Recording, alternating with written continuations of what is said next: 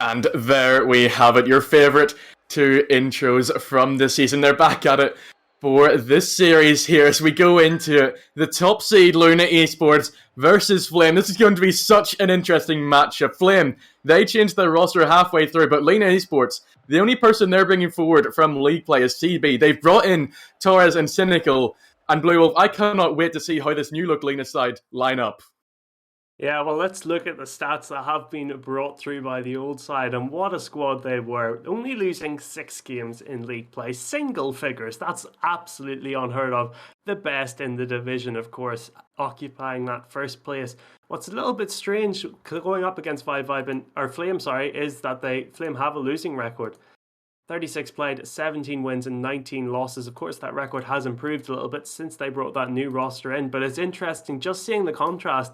And this is going to be one of the only times where the stats sheet is effectively meaningless because of that roster move. If we slide on over to the player stats, let's talk about who we'll be having on the server. And I think one thing will be immediately apparent if you look at the top at Luna Esports.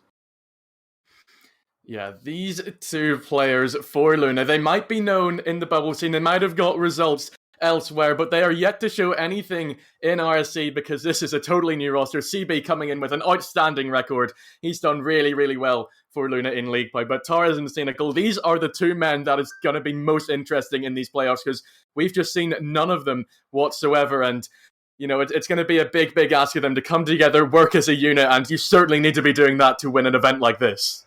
Well, hopefully they've been playing together outside of the RSC context, getting ready for this final, because this would be, considering how well they played in league play, it would be absolutely ridiculous to leave this massive prize pool sitting on the table when you are the favourites. Well, going from league play, they were the favourites anyway. Looking then down at their opposition, consistency is the name of the game. 18, 16 and 17 goals respectively for the Flame side. That's generally looking quite okay. I suppose that's the problem with the slightly reduced number of games, is that it doesn't really become clear when a player is a massive statistical outlier. Have you watched any of these players before? Is there anyone we should keep an eye out for Flame? Well, I think just all three of them are outstanding. I mean, they've come in as this Danish unit, and aside from that forfeit when they were just winning another tournament instead of showing up to their RSC match against Luna, so, you know, we haven't seen these two teams play against each other. Then they went unbeaten in the final 4 weeks, so they've got quality. They've played with each other an awful lot outside of RSC, probably especially compared to Luna coming together as a new roster, so I don't think you can count any of them out. We've seen them get Player of the Week as well. We saw Rexo get it, and we saw Creamy get it, so 2 out of 3 of them have once been the best player in Premier throughout a whole week. So, you know, all 3 are ones to look out for. Yeah, well, I think we're just waiting for one more player to join the server. Just to remind you guys, in an hour's time, we'll be starting a B stream as well, be forking in 2 so we can fit this jam-packed evening of Rocket League. For now, though, it's just me and Barman on the A stream with this Luna Esports versus Flame game. I'm very excited to get this one underway. We did predictions for the tournament. You didn't predict the result of this game. What do you think? Who do you think is going to be carried forward here? It's going to be hard, of course, with Luna Esports, with that chop and change. Yeah, I put Luna Esports through on this one in RS Cast, but, you know, just on the day I'm thinking about changing it, just remembering how good Rexo, Creamy and AB have been. So I am going to put Flame through, and I may as well put it to 5 again. I don't see this match going any other way. We've seen some surprising sweeps throughout, but I can't imagine this day being... I don't think it could be any closer, and I really think this will go to 5, but in Flame's favour. What about you? Yeah, my last time on RSC casting was the Elite Play-ins, and there was some surprising sweeps there, so maybe I'm in a surprising sweep mood, but I might also agree. I might not agree with you in terms of the scoreline, but agree in terms of the results. I think Flame will take this one, and you know what? 3-0, why not? Bold predictions. You gotta put it all out there. Who cares? You know, if I'm wrong, I'm wrong. I'm sure we're going to get treated to a feast of Rocket League anyway. Hopefully with Flame Esports coming on top, but I don't really care. I think Luna, they'll give us a good game. It really just comes down to whether Torres can show up. And who was the other player again? Oh, God. It is Cynical. Cynical, who's not in the server yet. Okay, so that's forgive myself a little bit for that one. As Barman they are in the server, do you want to set them live? Do you want to get this first game of the Premier playoffs underway? Well, I am on console here, so you're going to have to tell them to join, but I will yes. certainly introduce us into this first matchup. Remember, there's announcements later on. There's going to be so much action going on later in the day, but this is where it all starts off. The upper round one, Luna Esports versus Flame, 5 minutes on the clock, and into game one we go with Cynical and AB getting the first kickoff, and now Cynical will take control. He picks up the boost, leaves it off for CB, and he will get a good 50 with Rex. So this is going to be such an interesting first minute or so to see how these teams line up, to see how Cynical and Torres can apply their wonderful skills into an RSC situation. They're already under pressure, but Rexo can't get there first, and Flame looking for the opener. Who would have thought their skills in other parts of Rocket League would transfer to the RSC as they're coming out swinging here early. Luna on the back foot now at the moment as Flame looking to create a chance. It might be a shot coming through. It's off the sidewall. It's bouncing high. Creamy in the centre. Knocks it over the crossbar looking for the second touch, but Cynical gets up above it. Edgeby down towards Rexo. Good block by Rexo. Tries to get that good block, by Torres. Trying to get that ball going the opposite direction as at the moment Luna, they're getting a little bit hemmed in here. The Flame side looking to try and start strong. No real shots coming through as of yet. That one registered, but Torres was never going to let that one slip past him as Luna desperately scrambling to get a hold here. They're not getting the boost. They're getting starved at the moment. It looks like the Sharks of Flame look to be closing in. Certainly it does look that way. This is a matchup between two unbeaten teams. CB played all 9 matches for Luna and didn't lose a single one. And then you look at Flame as they came in halfway through and they didn't lose a single one either. That has to drop here somehow or another. They will have a loser. Someone will advance to that upper final, but we just have to wait and see who it'll be. This might be a first breakaway for Luna here. It is on target from Cynical, but Rexo jumps across and, you know, just avoids conceding under their first wave of pressure from Luna. They keep strong and we can go back on the offense, but Cynical shuts that down. Has another long-range clanger at net, but maybe will bring it away. Can Cynical make anything more of this one? No, Rexo saves it, and you know, it does seem that we're waiting for that moment of quality. No shot has really troubled either defense just yet. It's just been a matter of probing and waiting for the chance to strike.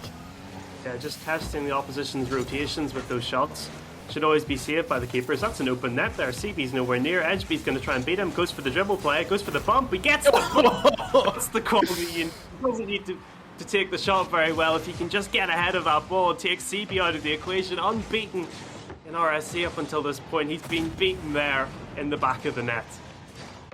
CB, such a difficult situation to be in, and AB makes full use of it. Gets the opener for Flame, gets the opener of these playoffs, and Flame, this is exactly the way they wanted to start. They maybe came into this not knowing what Luna were going to offer on the pitch and, you know, in their actual first RSC debut, but whatever it is, it's going to have to step it up because they've got 5 saves between them. They're having to do a lot of defending. Cynical again having to get this one away, but yet to really trouble Flame, and Flame will be very, very happy about this opening half of game number 1. So far, they could easily concede here. Torres looks to try and hit that one to the edge of his car. It almost ended up going, that one almost ended up going in as well. From the halfway line, a strange flick on, almost sees us find a strange second goal. Half the game is gone, as you said. Luna Esports now trying to get on that front foot. Torres has looked the most lively, could have a chance there. It's CB to shoot, it's Edgeby on the line, able to fling a fist at that and swing it away. That might be a crazy goal for Rex. What's happened there? He's somehow found their second one. Flame get their just desserts for being the better team throughout this game so far. Unbelievable carry out of defense from Rexo. Reads Luna like a book and none of them see that one coming, so they've left no one home and just cleanly allow Flame into this 2-goal lead with 2 minutes remaining. And you know what, they're looking very good. They're looking like they're here to play and they want to crack at that prize pool. They're coming forward again. Rexo's just beating defenders for free. They're not able to read what he's going to do, and Luna really have to change something up at the moment because AB comes again. Flame looks so dangerous. Rexo's confidence will be at an all-time high after that previous goal. Might get another chance here. Ends up flicking it wide. Looks for Edgeby. Hits it into that corner. Well, I don't know if the rest of the players are up. He looks to try and get a second touch. Not going to get one. Instead, it's Cynical going to be chasing this one for Luna, and they feel like they have to score. Oh, that was the chance. Torres up, hits it into the crossbar. Could there be a follow-up chance? Not likely, unless CB can create something. It's Rexo to take it away, where CB is eventually demoed. Ball picked up here as Luna Esports. They're not able to create those chances. They're able to get the ball into the corner. They're not able to get it across the net. They've just had a few shots that have just been pummeled into the crossbar. That one, another example of that, as Cynical's unable to hit that one underneath. CB now with the chance. Cynical's up for it. It's off the crossbar again. Barmanitan, if the net was maybe a metre higher, they would have scored about 5. Really seems that way. They've been improving ever since that opening minute where Flame just were locking them into their own half. Yes, I've conceded a couple, but they've also gone into look for more chances. This one might be their first of the day. It is CB getting there. This one will not hit the crossbar, and Luna pull one back. He gets such beautiful goals in the Premier. He comes sliding off that wall, gets underneath the ball, and just flips it over the defender and into the roof of the net, just nestling in the top instead of just over, as there might just be a chance here for Luna Esports to crawl their way back. A kickoff goal would be a subpar way for it to happen, but it is going to happen. And within about 3 seconds, they've drawn parity. Flame just completely switch off on the kickoff. Rexer thinks he can get there. He certainly can't. Torres is too quick. Beats the last man AB as well, and they have their equalizer. It looked like for a moment Luna were going to be ruining all of those crossbar smashing moments, but they have made up for that. They get themselves straight back into it, and 40 seconds left. It's anyone's game. CB on target. Rexo gets across. That would have been too much if they'd scored another one. The ball is hanging in the danger zone though. AB trying to get it away. Drops it down to Rexo, trying to get the counter-attack here. Luna needs to be reminded that they can concede at the other end. It's not all about them attacking now. Rexo will have a chance to hit. It goes up for the aerial dribble. There's 2 men up in the air with him. He might be flicking it downwards. Instead, it's CB to intercept. Dribbles it round 2. Excellently. Creamy, the third man, able to stop it. Might be a double commit from the defense, but Cynical gets a firm hit away. Could be AB to try and deal with this one. Takes it up in the air, 10 seconds on the clock, but at Premier, of course, it doesn't matter when that clock hits 0. They're also competent in the air. They'll be able to carry that ball for days. There might be a chance here at the death. That ball's dipping. No, Flicks it onto the ground. Creamy made us believe for a second there, but we get a well-deserved overtime from a Luna side that haven't stopped fighting since they went 2-0 down. Great fight back from them in this series. There's going to be no easy wins whatsoever on the day here. They're going to have to fight the whole way through, and Flame have not stayed alert enough in order for that to happen. So we go into our first overtime at the very first opportunity here, and already we're seeing some of the outrageous Premier skills that you can see at this level. At the moment, Flame in their own half, looking to bring it out, and AB will pick up this boost in order to continue that. Torres, it's a decent 50, but Creamy's positioning is too strong to let him out, and he gets it trapped back in. But Cynical this time is on the end of this one, has it up for CB. It's dropping down. Is anyone there? It's just AB. He gets it off to the right. Torres will pick it back up. It's looming at that far corner, but will only come off of that corner wall, and Rexo brings it forward. Torres and AB collide in the middle. It's dropping nicely for Creamy. CB has to get up. He does so, but Creamy has read this one, and what a winner that is for Flame. He's read it like a book. Just watches the flight of that ball, beats CB to it. He's craning his neck. He's desperately, reflexively bending that ball into the back of the net as the Luna comeback is denied. It is.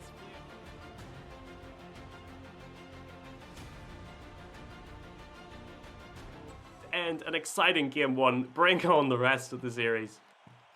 Unbelievable game 1 from these two teams. We were wondering what Luna were going to be able to give in a situation like this. Were they going to be able to keep their head strong, especially after going 2-0 down? They certainly do so, because they get those 2 goals back and bring us to OT, where Flame just proved to have that quality. But this series is so far from over, and Luna will have so many opportunities to go forward in this one. They just need to make sure that, you know, they keep themselves alive. Maybe going 2 down just shattered the confidence a little bit, and they didn't really believe in themselves going into overtime. But either way, it's going to be so amazing, and I cannot wait to see who's going to come out on top of this one. Will Luna be able to fight back, or will Flame keep on going the way they want to? Well, Luna Esports, they'll at least know that they have the ability to unpick the Flame defense, which came unstuck almost 3 times in a row. There was almost 2 back-to-back kickoff goals. So they'll know that they will be able to break them down. They just need to create more chances that look like they're going to score from. Because most of the shots throughout that series, there was a lot of shots in that game 1, but most of them were just tame at the keeper. There wasn't really anything super testing coming out, outside of some of the ones pulled off by Flame Esports, as well as that outrageous second goal that came through from Rexo. I'm hoping for more of that. Pass it over. It's game number 2. 1-0 lead to Flame. Here we go, straight back into it. Torres and Creamy open us, but Creamy will fake this one and get it to Rexo in the corner. Doesn't do too much with it, as Luna immediately applying the pressure, but eventually does come away with the ball. Dribbles it over 1, has the 50 on CB2, looking for the finisher off of the wall, but Torres has it out to the left now for Cynical. Will he get it in the middle? Creamy has read it. Rexo is waiting for it upfield, tries to find AB in the middle, but CB cuts it out. These teams just denying the passing plays at the moment. Torres picks this one up in the middle. Creamy denies him in the goal line. CB looking to knock it straight back in, but the defense is holding so strong at the moment now. Rexo has to dribble it out. Torres is just taking his time, sees Creamy coming for him, but still somehow gets around him and gets to 52.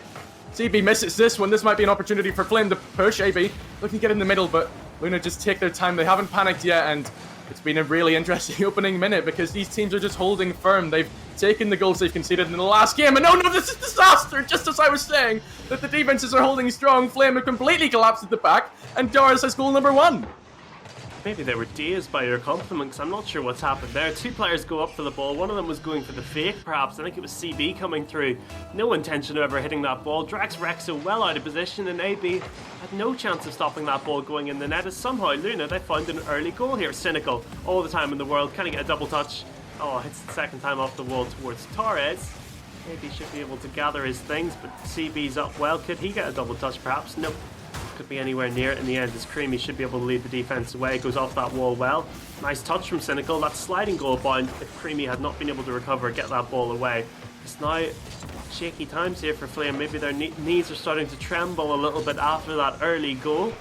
So up in the air looking to try and restore some law and order, not able to do so. Creamy's beaten out as well. Things could get ropey here for the defense. Cynical's flicked it forward. Torres will chase, but AB wins it off the well. Oh, no, not like this. Okay, I thought we were going to see a crazy pinch goal. But thankfully the ball, just not enough momentum on it as Rexo and co. Looks like at any second they could just break and score a goal. Just like in game 1, they could do something absolutely crazy with pinches and stuff. They have it in their locker, but at the moment, Luna Esports, they're riding high in terms of confidence. Yeah, absolutely, and that does come down to maybe we're going to see a little bit of that Flame inconsistency. We saw them get draws. Yes, they were unbeaten, but they went 2 wins and 2 draws, so they've certainly got mistakes in them. We've seen it here. You can never give up on this match because there's always going to be more players flying at you, but Flame deal with this chance much better. They somehow get it off the goal line and keep it a 1-0, but Luna, they're going to capitalize on every mistake they make, and if Flame do make any more, it's going to be a world of pain for them. So I'm so glad that they've managed to keep that one out because, you know, we could see a bit of a disaster come through from there. It's not going to be. They will keep this one tight and they will keep probing for that equaliser. I think both teams will know their leads are not safe considering the comeback that came through in game number 1. At the moment, it's still Luna holding on to the tenderest of margins, the slimmest of margins. Rexo up in the air, handing it away. To maybe go a little bit further, looking to see Rexo really come into play in this second game. He's not really had any good chances. None of Flame have, just the 1 shot registered for them. That's just not good enough going up against the Luna side. You look there for the taking in game 1. They've improved so much in the second half of that game as well as in the second game. Torres probably should have put that one in. Buries it into the wall of the post. They're chasing. The furthest man back is actually going to be Edgeby, but he's going for the corner boost, looking to starve them out, looking to make this defense hurt a little bit. They're able to scramble the ball away in the end, as it might be Edgeby and Rexo now chasing forward. Edgeby's going for the demo. He gets it. The shot comes through, but it comes wide. That was probably the chance to find the equaliser. Can they create another one, perhaps? That ball is going to be popped right back to the defence. They say thank you very much. They might have just stolen a second goal away. Rexo sees it all the way and able to flick it off the line. It's back to the goal line where once again Rexo's able to launch it long. As this Flame side, they've defended resolutely. They need to stop defending. They need to change gears and they need to get on the attack soon. Or they're going to end up being the losers of game number 2. Look like Rexo should have had a chance there, but misses the ball. And that means they have to keep looking. Rexo's over 1, but Torres has plenty of time to bring it forward. We've seen Luna threaten time and time again with the clear. Cynical just seems to get everything on target no matter what, and Flame have to be so ready to defend again here. Cynical's looking to just tap this one home, but Flame will get it clear. Torres will push it back forward, though. They're not allowing Flame any respite here. They have to just keep defending and hope that eventually this midfield rotation will break down from Luna. It's not looking like it's going to. Rexo tries to do something, but Cynical just demos him on the way back, and it's so tough for Flame at the moment. AB, is this the moment? No, Cynical is there, gets a good 50, just slows it down, allows Luna to recollect. Creamy tries to make sure that can't happen. Rexo's reaching for that one, but cannot make anything of it. Now Creamy's up on the midfield line. CB looks like he's going to be all over him. Not quite, but does get a decent enough touch. They only have to hold out for another 20 seconds here. They don't need anything outrageous. They just need to make sure that they're stuck in their own half. That one hits the crossbar. Cynical's there. 2-0 Luna, and Flame can do nothing about that one. Flame's minds, they're all looking up the pitch. They're looking at that blue goal. They forget to defend their own. It's Creamy with a bad miss on the line. The player who scored the crucial goal in game 1. Might have just conceded the one that sinks them in game number 2. They'd need a kickoff goal now. We've seen them so far in this series. CB taking no risks, sees that ball fired up in the air. Creamy's going to shoot. Never going to beat Cynical from that range. HB's going to go up. Rexo's going to look to flick it. It's going to be wide as the time's going to tick too low. Luna Esports, they've claimed it, fought right back. They've not been affected by letting that comeback slip through their fingers in game number 1. And they've set up this series exceptionally well for this third game. Maybe a goal to clean up with? Why not? Players scrambling about, just keeping that ball up for the sake of it. And Cynical's able to profiteer in the centre, slot that ball home, add another goal to his tally, his second of the game. Take us to game 3 with a 3-0. And while Luna were very impressive in this game, it really felt like Flame were their own worst enemies there. The 2 goals that really mattered, it was their mistakes. We saw them just collapse on that first one, and then Creamy misses that touch in the backboard. And yes, Luna, we're putting them under a lot of pressure. Yes, it's really, really tough to defend so consistently for that amount of time, but that's just the sort of level of Rocket League this is. You have to be able to defend every single one of those balls coming forward, because otherwise you're not going to be able to score them of your own up the other end. And even if you do, you're going to be too many behind already to do that. So Luna did really well to capitalize on Flame's mistakes, but if Flame can ease up on those, if Flame can get their heads back in the game and make sure that they aren't making mistakes like that, it feels like it's their series to win. I feel like the one statistic which isn't going in Flame's favour after that game too is if you look at the shots column, it's 12 going the way of Luna. Flame with just the 2, and one of those was a light tap into the keeper's hand. I can't remember what the other one was. The moment where Flame looked most like scoring was some bizarre pinch on the halfway line, which almost could have beaten the keeper, but they need to get that attack going. They need to get back to their heights of game number 1 where they look to be able to steal every ball away and slot home any chance that comes their way. They didn't have a sniff in that game number 2. Game 3 could bring a whole another set of storylines. Both teams have done exceptionally well so far. Which one of them can really keep going? Who's going to get fatigued? Who's going to be mentally strong and keep pushing on throughout the remainder of this series to grab that win and place themselves firmly in that upper bracket final? Make it easy for themselves. Avoid that lower bracket run at all costs. Here we go, time to find out. I'm saying it's Flame's series to lose, but it's sometimes really tough. Maybe even tougher to come back from mistakes like that in the defense when you know you shouldn't be doing things like that when Luna are waiting to pounce, but they're looking to get straight back into it. Reku carries this one all the way forward, will drop it down. Torres has to make sure he doesn't let Creamy have a sniff on that one, but he does so with flying colours and means that Luna can now counter. Creamy will be able to get this one away, and Torres now just takes his time, tries to clear it out. It's only to AB, although he has to reverse here, and CB just is allowed to come straight onto that one. Flame, the hesitations are coming through. Maybe they aren't quite so ready to deal with this one because, you know, I would have thought they'd be straight on those loose midfield balls, but Luna at the moment just picking them up and looking like the ones to try and push more. Maybe a bit of miscommunication there. AB's maybe leaving that ball for his teammate when maybe he should have just been strong, firm and slotted it away himself. It's Creamy on the line, gets that ball away, does hit CB but goes wide from his deflection. It's Torres again coming in from that corner, crosses the ball. Here's AB. Going to be launched away. Cynical going for it. He'll have time to try and fake out the defence here. He could flick them all out. He's flicked it well, but AB reads it like an absolute bug. Positions himself perfectly on the post. He's able to slide that slot away. Well read by Creamy as well, stopping that defence, the offence in their tracks. Allows Rexo and co to get back into position. Maybe a Creamy chance to take it here. Gets it over CB. Oh no, CB actually demos him while being above him. Not sure how that one works.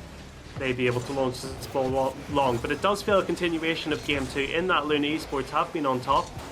Flame though, they look a little bit better going forward perhaps, but still no goals being scored as of yet, and at the moment it doesn't look like any goals are going to be scored anytime soon. Almost a massive caster curse as there's a big scramble on the line, but it looks like things have calmed down a little bit now.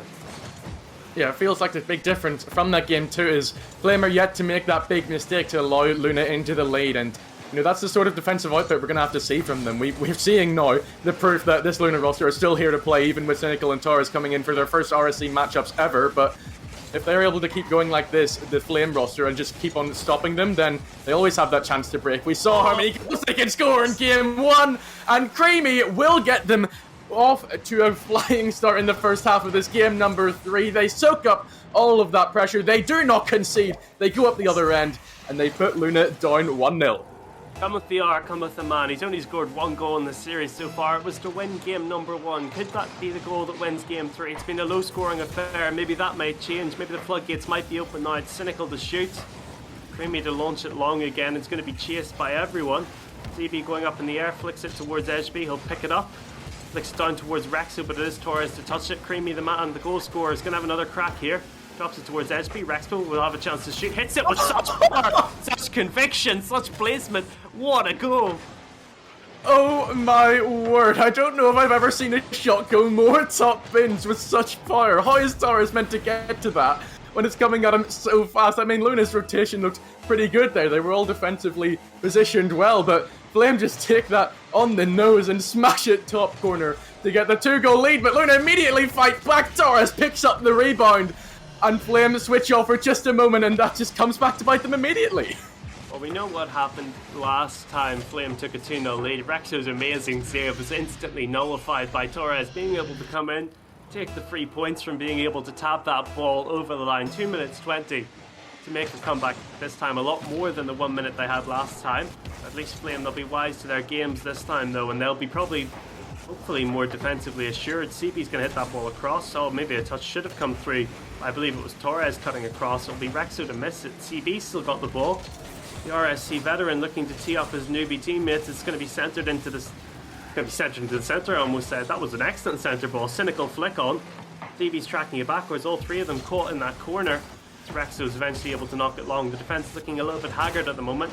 They need a momentary reprieve. That could be it. Rexo's now got the ball. CB's to intercept. Edgeby could shoot. He's hit it quite well here. That could be bouncing back down. It's flicked onto the line. What a passing play. That's the sort of stuff you see at Premier. They're absolute geniuses. The tactical positioning here from Rexo. He knows exactly what he wants to do. The 1-2 play, the 1-2 punch. Could it knock Luna Esports out? And this is just the sort of chemistry you get when you're bringing in a team with so much experience playing together. Yes, Luna are strong. Yes, they put together strong offensive output, but I don't think they've had a passing play like that just yet. And, you know, it's a lot tougher when you're coming together to play some of your first matches together. I mean, that might not be true, but I haven't seen them play together anywhere else, especially not in the same way Flame have. So that is just something that you have to expect from players like Rexo, from players like AB, because they're always going to be so on the same page, on the same wavelength. They get their 3rd goal there as a reward for it. They're looking for their 4th. Rexo as a swipe at the post, but Luna do deal with this one. They're going to have to deal with so much more. Can Flame finish this one off? Not quite. Luna will keep it at 2. Plenty of goal mouth action, but this time instead of Luna, it's Flame unable to take it over the line. Creamy might have a chance to get another attack going. He's missed the ball in the air. Torres to launch it long. AB to boom it back the opposite direction. Rexo with too much juice on that one. Hits it straight down into the corner of the pitch instead of the corner of the net this time. Here's Creamy again. Hits that with the underside of his car in an awkward way there. Gets all over the offense. Able to smother the shot, make it easy for AB to take it away. Could be Creamy's ball again. Creamy seeming to be everywhere at the moment. Just keeping that ball under control, controlling the tempo of this game, trying to stop any form of offense getting started here, and that's exactly what he's doing. Another chance smothered. CB might be able to take this one.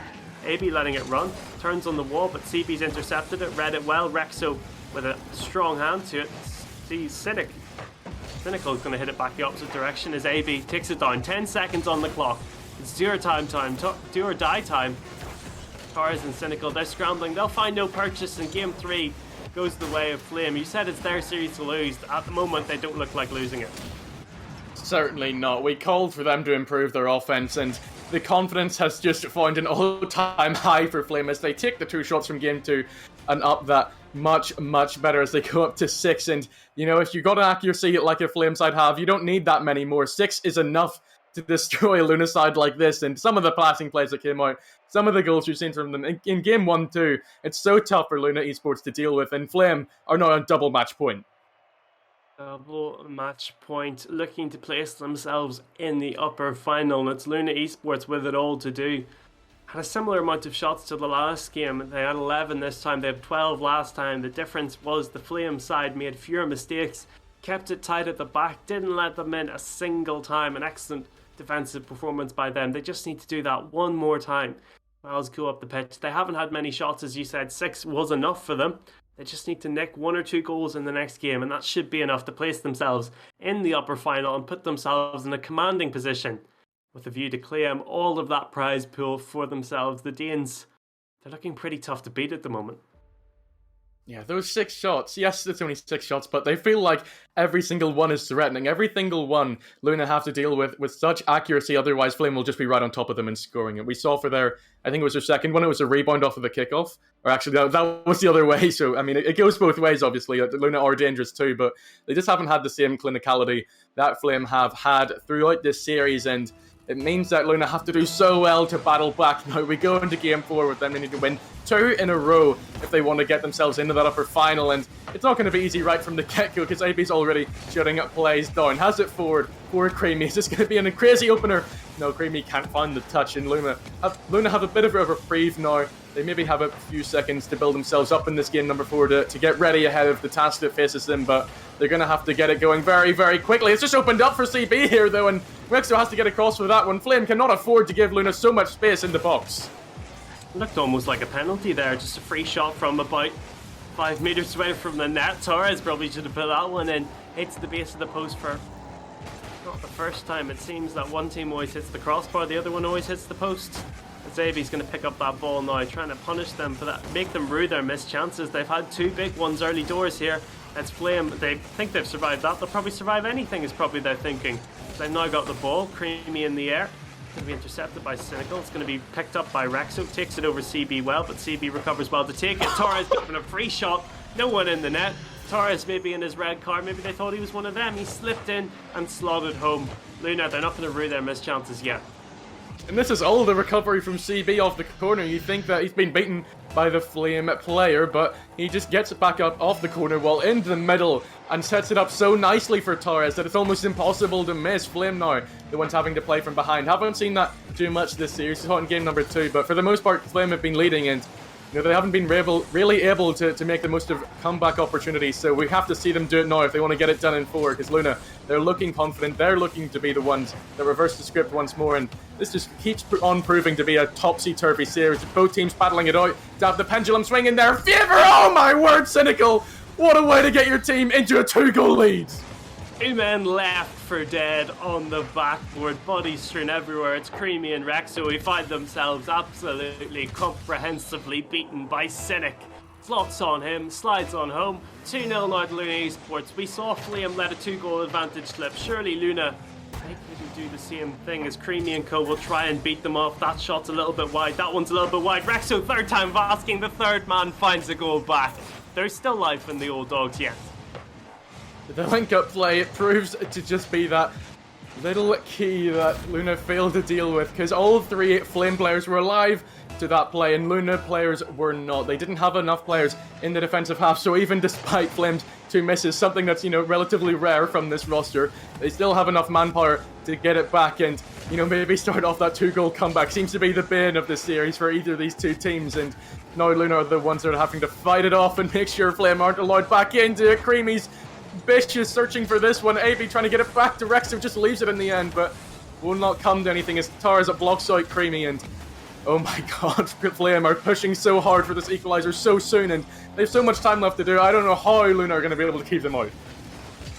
Should have maybe just passed to Ashby, and this might be the chance to keep them out. If that ball somehow slides over the line, thankfully Creamy well aware of it. Ashby flicks it down. The passing play, the chemistry, as you said, it's on point here. Rexo's going to look for his teammate Creamy in the centre, not able to get it. Does Creamy, looks to recycle. Might have well done here, Ashby. That's not the touch he would have wanted. Rexo still gets something on it. As once again they look to keep that ball going. Senegal's going to be able to take this one away. Creamy to intercept, CB to look at it maybe a little bit further away. Ashby looks for Rexo, finds Rexo. Good block by Senegal. Creamy is rotating back, plays it safe and opts not to try and just boom that ball long again. Probably the right decision, is not. He's back in time for the defense here, able to pick up that ball. Well read by Cynic. It's going to be knocked away towards Ashby, who takes it in the air. Maybe chasing it, in fact. He's not going to be able to get anything on it. Rexo, again, picks up that ball. They're looking insatiable here. The attacks have been incessant, but the defense has gone missing, and that ball has crept into the net. CB from his own net brooms that ball crossfield. Somehow they find a goal. Incredible awareness from CB. It takes so much to be under so much pressure and just spot that last man is lacking from Flame, and also to somehow get it on target all the way from your own box. So yes, it seems like it's Flame's fault for not having a third man back, and it absolutely is. They need to have a better defensive structure than that, even when they are putting on so much offensive prowess. But Luna are going to make the most of that all day long, and they go back into the 2-goal lead. And with 1:40 left, it might be too much to ask for from Flame to get back into this one, especially as Luna just keep on coming, looking for even their 4th goal. Might get a chance here. Rexo needs to palm that one over the bar. Here comes Torres in the centre, not going to be able to get that one. Creamy up for it, not going to get a chance either, as CB seems to be in cruise control now. He seems to be riding high on his own confidence after one amazing chance creation and one amazing goal. Who could blame him? So with 1:15 on the clock, this Flame side, they need to get that ball back under their control. It's not looking likely at the moment. Rexo will try and hit it into the corner towards AB. Instead, it's Cynic to try and shoot. Creamy with a boom long. Thankfully, there's more players left from the defense this time than there was last time. Double commit. Could see a chance be created. Creamy tries to get another touch on the ball. He reads it exceptionally well. How's he got another touch on that one? The passing play comes through. Great block by Torres. Creamy gets a touch on the last possible second to prevent the shot. It's Rexo to try and recycle the ball. Not happening at the moment here for Flame. Very frustrating for them. They're just getting beaten to every 50, it feels, by a Luna Esports side who are just trying to see out the next 10-15 seconds, and then they'll be home dry. Yeah, it certainly seems like CB is just playing up to that really, really high potential. He goes 30-6 in league play, and he just created so much for his team. He is the one man that did that, the only unbeaten man in every single match. So he's the one trying to carry Luna forward, and with 20 seconds to go, it feels like he's done enough for it. Torres and Cynical in reserve to just see it out. They got a goal each too. It's certainly not been a complete one-man effort, but Flynn failed to deal with him, and that proved to be the deal breakers. With 5 seconds left, it's all but over. They'll look for their 2nd goal anyway to try and make it interesting, but Luna just played all the way back down the other end, and Blue Wolf, we go to game 5.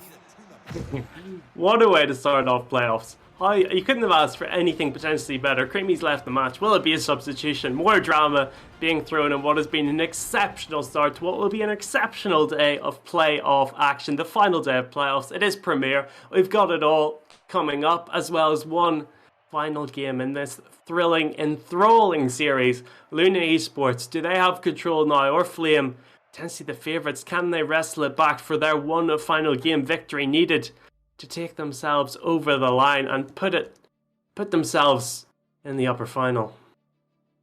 Creamy has indeed rejoined the match. Would have been concerning if he didn't, considering Flame do not have a registered substitute, so I am glad to see him back and indeed see out the remaining game in this series. But now we really are testing these two teams to their absolute limits. You go 2-2 in this series, and you've done so well to get to this point, but it all comes to nothing if you aren't able to see it out and make sure you get that all-important 3rd game win. This isn't league play anymore. This is not a series of 4 games. You have to win the 3 that you need to advance. It doesn't matter about each individual game anymore. You just have to get the job done, and into game 5 we go. This is where mentalities are tested, where they're pushed to their absolute metal, and we really see them shine. CB and Rexo get us started. This is going to be unbelievable. This is the Premier Playoffs. This is the tippity top of RSC. Let's see what the Luna Esports and what the Flame players can all do to give us the best show possible. And up in round 1, already Flame having to be alert on that near post.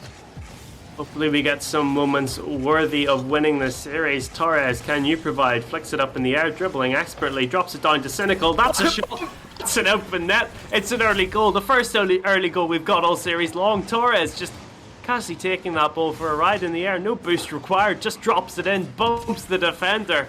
Sets up a nice pot shot there. Luna 1-0 up. They've started this series they started this game as they mean to go on after ending so strong in game number 4. CB could get another chance here. He's looking to flick that ball on. What a start Luna Esports have made. What a start! Absolutely, oh my word! 30 seconds in and they're already 2 goals up. Haven't seen much physicality, so maybe Creamy was right not to expect this one, but what a recovery from Torres off of the sidewall in order to make Creamy panic, just knock it straight into Cynical, into the back of the net. No one's home, and Luna Esports want to get into the upper final. Just desperate for it there. This is just taking the matters into your own hands. Torres seems to have decided he's had enough. He seems to have gotten to grips with this RSC thing, and now he wants to win. It's now AB and co. They're on the backlines here. They're on the ropes. They look to be knocked out, perhaps.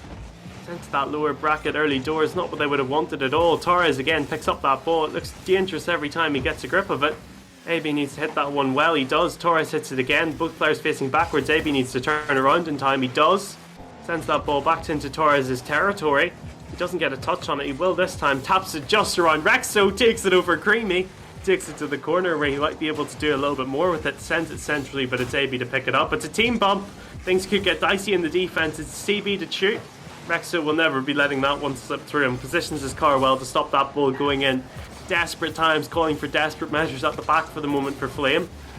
They need to try and find a way out here. Try and start having chances down the other end. They're still looking for their first shot of this game 5.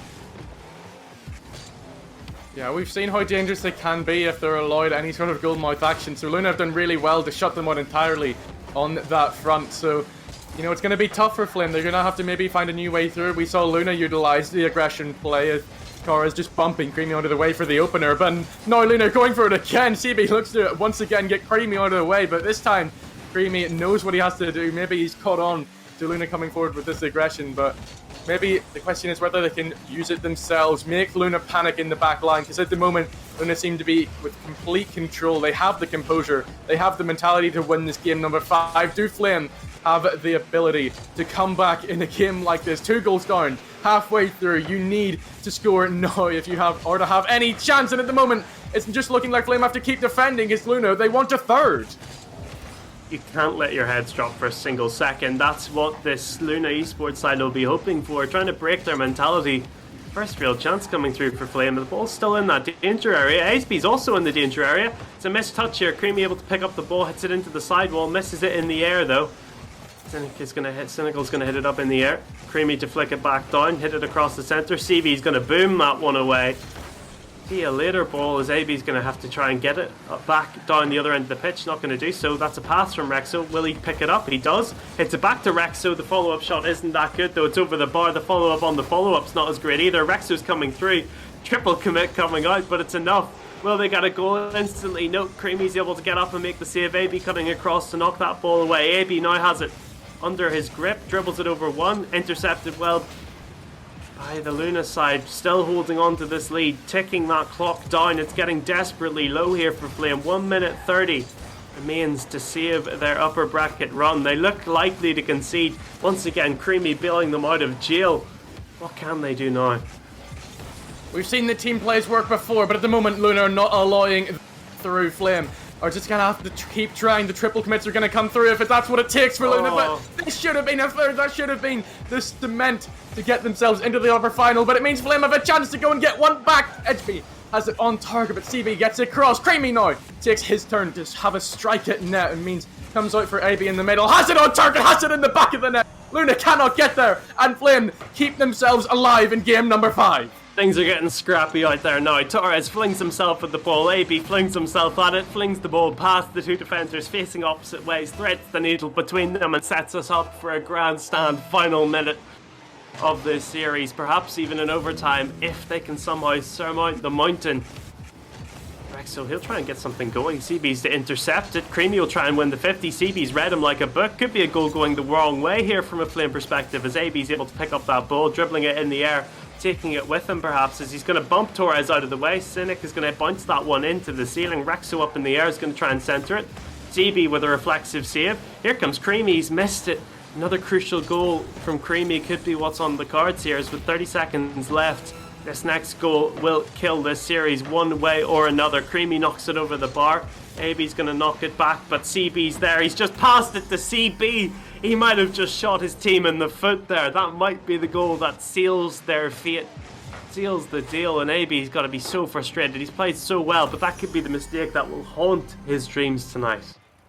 Especially after we've seen Flame be so consistent with their passing play, with their link-up, with their chemistry, and there it just collapses. They were not ready, Creamy and Rexo, for what AB was about to do, and it just means that Luna are into this 2-goal lead, and it's all but over for Flame now. They just have to play it out. If they somehow get one back, which they're in the complete wrong half to do so, then maybe there's something in this, but Luna are well worth this Game 5 victory. They have tested Flame to their limits. They have pushed past those limits of their own. They ground the ball. Luna Esports are your Series 1 victors. They start off their day to the best ability that they can and get themselves into the upper final. Well, they certainly didn't do it the easy way. Behind in Game 1, they make the comeback to have it wrenchingly ripped off them, win game 2, lose game 3, and then bounce back with 2 back-to-back victories, put themselves in the upper final, which will be coming up a little bit later in the evening. At this very moment, they're all... Welcome to the Premier Playoffs, the time we've all been waiting for. And what a matchup we have to start us off. Vibing versus Warlocks. And I'm joined here by Ohio. Yeah, indeed you are. These two teams have been dominant forces within this Premier team, already at the peak of Rocket League as players, but now as teams entering this top 6 of the RSC. And Boopy, I mean, second versus third in this one tier, one conference. Which team do you think will come out on top? And, what have you got to tell us about these two sides before we, get straight into the action? Well, I'm a big fan of Vibing. I want them to go all the way. So I'm going to be rooting for them. But I know you, kind of being the GM of Warlocks, might go for kind of a different approach. Yeah, it kind of seems that way. Obviously, I'm going to try and be as unbiased as possible. But Warlocks, they took down Vibing 3-1 in league play, and that's something I'm going to hang on to for my entire life until I die. But Vibing, they've been the favourites since the start of the season, and Warlocks, if they're able to pull off a win here, it's definitely going to be one of the biggest upsets of the season. It definitely will. Vibing going out first round would not be very expected, but I do believe we have a few player stats to look at. We will have a quick look at kind of the players playing and their statistics, hopefully, when it pops up on the screen. There we go. And yeah, I mean, if you look at Vibing, all the goals that they have, 26 goals, 28 goals, 38 goals, they've been kind of scoring machines, and the saves as well. But then again, yeah, looking over at Warlocks, still pretty decent number of goals. So it's going to be a very close match. Yeah, 100%. And we knew that going into it as well. All these teams in Premier are so tightly knit and close together in skill. It's going to be coin tosses and 50-50s to see who comes out on top. But, best of fives now in playoffs, moving away from that best of 4 kind of format, which we've all got to know and love. But these high-level players, knowing this best of 5 scenario quite well, maybe getting back into what they know the best. But, looking into the lobby, Vibing, it seems they are going to be using Labyrinth, who is their substitute player. And, what are your thoughts on this, Crispy, as well, with I Will Not Lose confidence flowing through that man's veins as we get into this game? Boopy, you're muted, by the way. Oh, I am muted. Vibing using a sub, it's not really the best form they kind of want to go into these playoffs, but, we'll have to see how much it really will affect them as we are already underway. And Spectre kind of challenging for the first goal. Labyrinth off the backboard to Crispy. On target, and what a save from Zeph, and already Vibing come out fiery. It might be a counter-attack just up to the ceiling. It does get cleared away, but Ohio already some early game action coming in. Yeah, we see this fast-paced level of play from Premier, which we've all got to know from the countless number of streams which we've all loved throughout the course of the season. But dropping that one down straight to Spectre, who gets a shot on goal, pass to Labyrinth, it's in the back of the net. 30 seconds in, it's Vibing to take the lead. Yeah, what a play from Vibing. The backboard just slightly undefended there, and using it to kind of volley a pass off to his teammate. And the first one on the board for Vibing. And a little bit of a mistouch came out from Alexi there, but not too much he could have done with it. He's going to go for the 50. Finds its way up the wall. Labyrinth can't find the touch. And Zeph bring this one over to Spectre. Spectre trying to take it past Alexi. Alexi with a 50. Kiri with the follow-up. Crispy is there, knocking that one into the corner. And a little bit of a kind of slower mid-game so far, but these teams are definitely trying to start some plays going. A passing play down to Alexi, but nothing's going to be found. And yeah, the defense of Vibing is really holding up. Indeed it is. Crispy tries to start an attack here. Spectre off the wall. Double touch pass into Labyrinth. Same again for Vibing. 2 goals to the good now. What a goal. We were saying Labyrinth coming in as the sub. But, I mean, 2 goals already on the board, and amazing passing plays already coming out from 5-5ing, just dancing around the defense. And the second one on the board so early on. 5-5ing is going to win the kickoff as well. Maybe push for that third and open themselves up for business. But Kiri is going to get the clear away, flicking this one high. No boost to work with. Going for the shot. Crispy with the save. And Lexi down to Zeph. Labyrinth trying to get this clear away. Going for the flip reset. Finds it over Alexi. But Kiri is there to kind of secure that one away. And Spectre just kind of playing the possession game. Taking this one back. Trying to take it over Zeph, and almost does, but Zeph kind of denies that chance. And Ohio, something I'm noticing already is 5-5ing really want to keep kind of possession of the ball and make sure it's in their hands at all times. Yeah, 100%. It seems like it's going well in their favour as well. They've got the aerial control, they've got the control of the boost as well, it seems. Warlock's not really able to push out of their own defensive zone by keeping them penned in very well. And Warlocks, they need to kind of try and capitalise on this. Get the ball out. It's a mistouch from Alexi. Labyrinth is going to get the shot on. It's into that top corner again. Labyrinth with their hat trick. And we're not even halfway through the game yet. And game 1 already seems like it's going to head to 5-5. It definitely does. I mean, Warlocks really have not shown up at all in this first game. Nothing kind of offensive-wise looking challenging for the defense of 5-5ing. And 3 goals on the board now, all from Labyrinth and all assisted by Spectre. So, you know, these teams definitely trying to kind of do some passing plays around the defense, but Spectre with the whiff, and you can't help but think that that should have been a goal from that mistake, but Zeph was just not in the position to capitalize from that. No, he was not. He was just kind of caught under the ball, couldn't get the shot away, but Labyrinth keeping pressure for 5-5 fakes out Zeph, gets the pass over, and it's not to be Spectre double touching it down.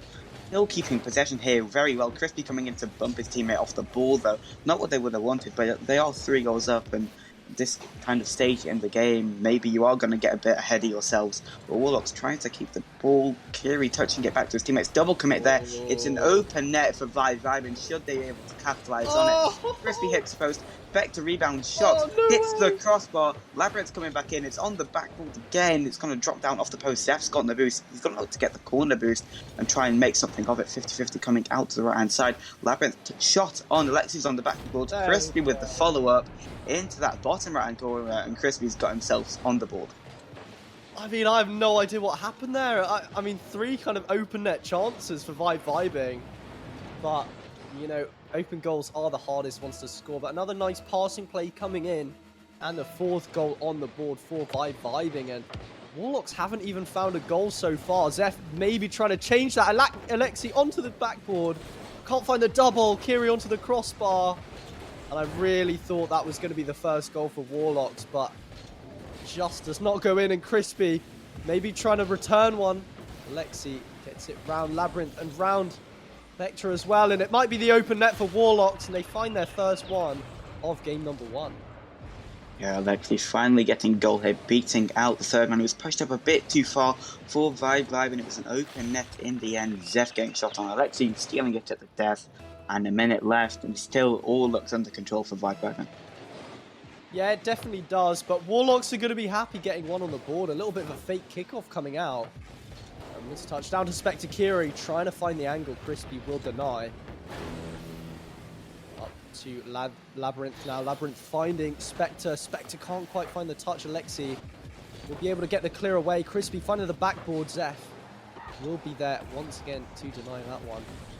And Alexi just trying to go for the 50, get out of his half. Kiri with a pass down to Alexi. Alexi trying to find anyone, but Crispy up earlier. A pass down to Labyrinth, but all of the vibing players are up here. And nothing much can be found from this. And Alexi, again, will clear it away. So Warlock's kind of defense, it is looking strong, but they just have moments where, I mean, the offense of vibing just dances around the defense. Another close chance almost coming in, but not quite. Labyrinth finding the backboard into Crispy. What a shot, but what a save. Yeah, indeed. I mean, able to keep those shots out is definitely a credit to our defense. However, you know, when it matters most, it seems like the opening minute and a half, we weren't really able to hold together and keep out the shots, which mattered the most. But I mean, 4-1 to Vibing in this first game, and it is best of 5. These players know the best how they can bounce back from that and how they can adapt into situations. But Boopy, I mean, Warlocks, what do you think they need to get back into this game? I mean, it's quite clear if you kind of look at it. It's just their offense really isn't up to scratch. And I mean, if you look at the saves, Zeph had to make 5 saves that game. And if you look at Vibing, on their whole team, they only had 4. They didn't really feel the pressure. And Vibing were kind of putting so much pressure on that Warlock's defense. And, you know, although kind of the tier of these players is so high, if you have that much pressure on the defense, eventually it's going to crack.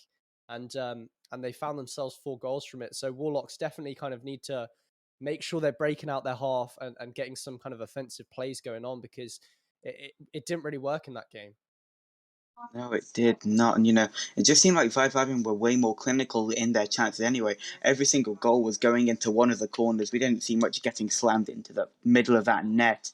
I mean, Kiri, we've seen him all season being able to step up for Warlocks and to be able to get the goals which matter most and help them through series. But he was at the bottom of the leaderboard, and obviously somebody has to be. But he just didn't seem like he was around that much in that game.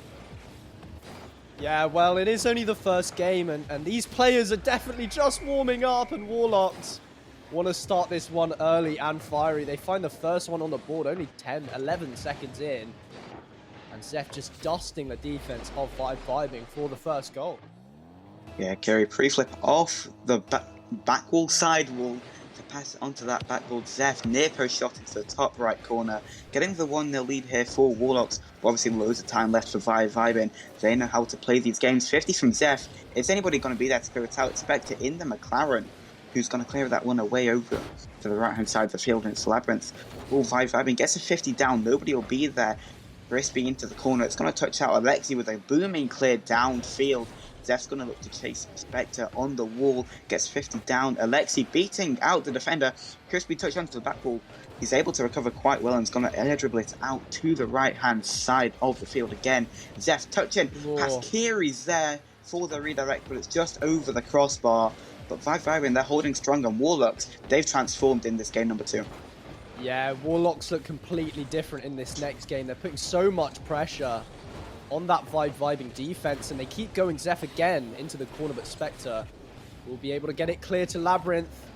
Up to Spectre. Crispy is up, gets the shot. Zeph with a crucial save.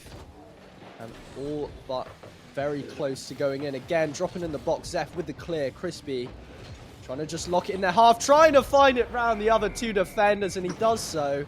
And what a shot coming out from Crispy, and Vibing are on the board. Yeah, Zeph just kind of booming it out straight to Crispy. Took it under control, recovers well, gets a shot, baits out 2 defenders on Warlocks. They're going to have to be more composed than that instead of just rushing out constantly to try and close down balls. But I mean, Vibing, their offense has been immaculate and the shots are still coming in for them. Yeah, it definitely is. Labyrinth again with the clear. Kiri finding it to the corner. It goes to Spectre. He just gets there in time. And Zeph getting this clear away. Kiri not able to find that touch. And now a free ball for Vibing. Look like they're going for a team pinch. Labyrinth still up there. He gets the flip reset over Kiri. Crispy finding it round Alexi into the midfield. And it's gone in. And how did that go from kind of their box into the back of the net? I mean, they just found it around all 3 players. Yeah, they took each one out individually. The Labyrinth's foot reset over the first, Crispy touch and get past the second, and the last defender for Warlocks not being able to get the touch, which would have seen that will get past the goal. But I mean, Warlocks, they had a blazing start, but now they see themselves behind it. Yeah, I mean, I've never really seen kind of a goal like that. I mean, all 3 players dusted one by one, and straight into the back of the net. Spectre with not the best touch, dropping it down, and going to find the backboard. Crispy is there. Not much boost, but does get it to Labyrinth. And Labyrinth up once again, trying to drop this down for Spectre. Spectre finding the sidewall. Zeph trying to challenge that one, but a good read from Spectre. Getting the challenge up nice and early. Alexi finding it over Crispy. Spectre is there. Putting a little bit of pressure on. Crucial from Crispy there. Gets possession, gets the boost. And Spectre with the shot, and in the top left, 3-1 to Vibing. Indeed, it is. Pass off the sidewall. Zeph tried to fake out Labyrinth, got dunked on Spectre into that top left-hand corner, and it seems like we just can't get the ball out of our defense. We keep passing it to Vibe, and they keep pressuring us, and we're just stuck in our own defensive zone, and we can't break out, and this is why Vibe are scoring all these goals which they can, which is a credit to their team. Yeah, you can see the experience on Vibing. They just have a perfect read of the play. They know where the clears come in. And there's always a player there to receive it and just keep possession. But Zeph beating out Labyrinth. No one there to follow up a free clear for Crispy. Finds the backboard, dropping down, might get the angle, drop down to Spectre. But a little bit of fumbling in the box, couldn't find it in. And Kiri will be able to clear it straight to Zeph, but Crispy with the interception, pinching it mid. Spectre's there, and another amazing goal from Vibing. And in a game where Warlocks take the lead early, Vibing are now 4-1 up. Yeah, they are. I mean, their offense, again, like we've been saying, has just been pitch perfect. And then the Warlocks' defense just seems like they've just been straying off a boost, or they're just not in position where they need to be. They're rushing out for stuff. It seems like they're trying to be too fast and Vibing. They're playing the patient game, and they're capitalizing really well. Yeah, they definitely are. What another interception from Spectre, just stopping all of these plays coming out from Warlocks. Crispy off the ceiling, gets the dunk on both of them. Spectre's there, and another goal on the board. What an insane dunk from Crispy. Off the ceiling dunks 2 players. And just a little bit of a freebie for Spectre just to tap in. And I mean, Vibing are looking hot today. Yeah, I mean, there's no other way really to phrase it.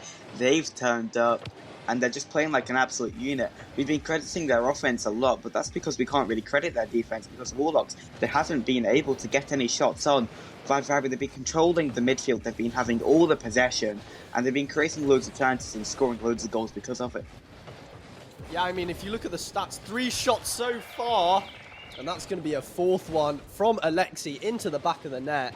And finally, Warlocks have an answer, because the start of this game, Vibe really have turned up, but 1 on the board again for the Warlocks, and it's all down to them to bring it back. There's only a minute left, and it is doable.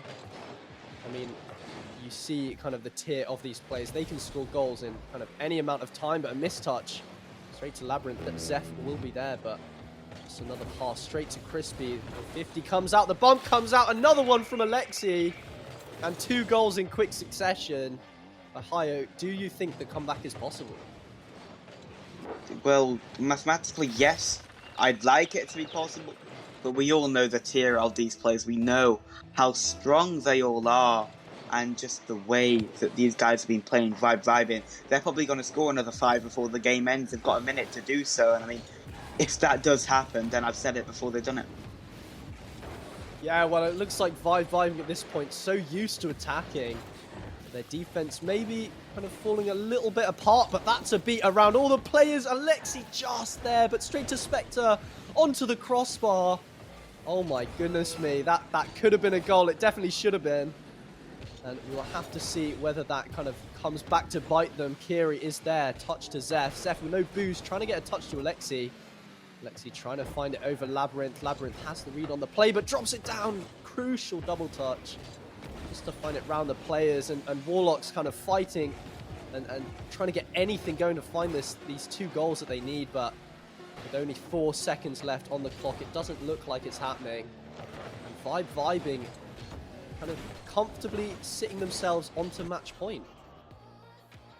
Yeah, 100%.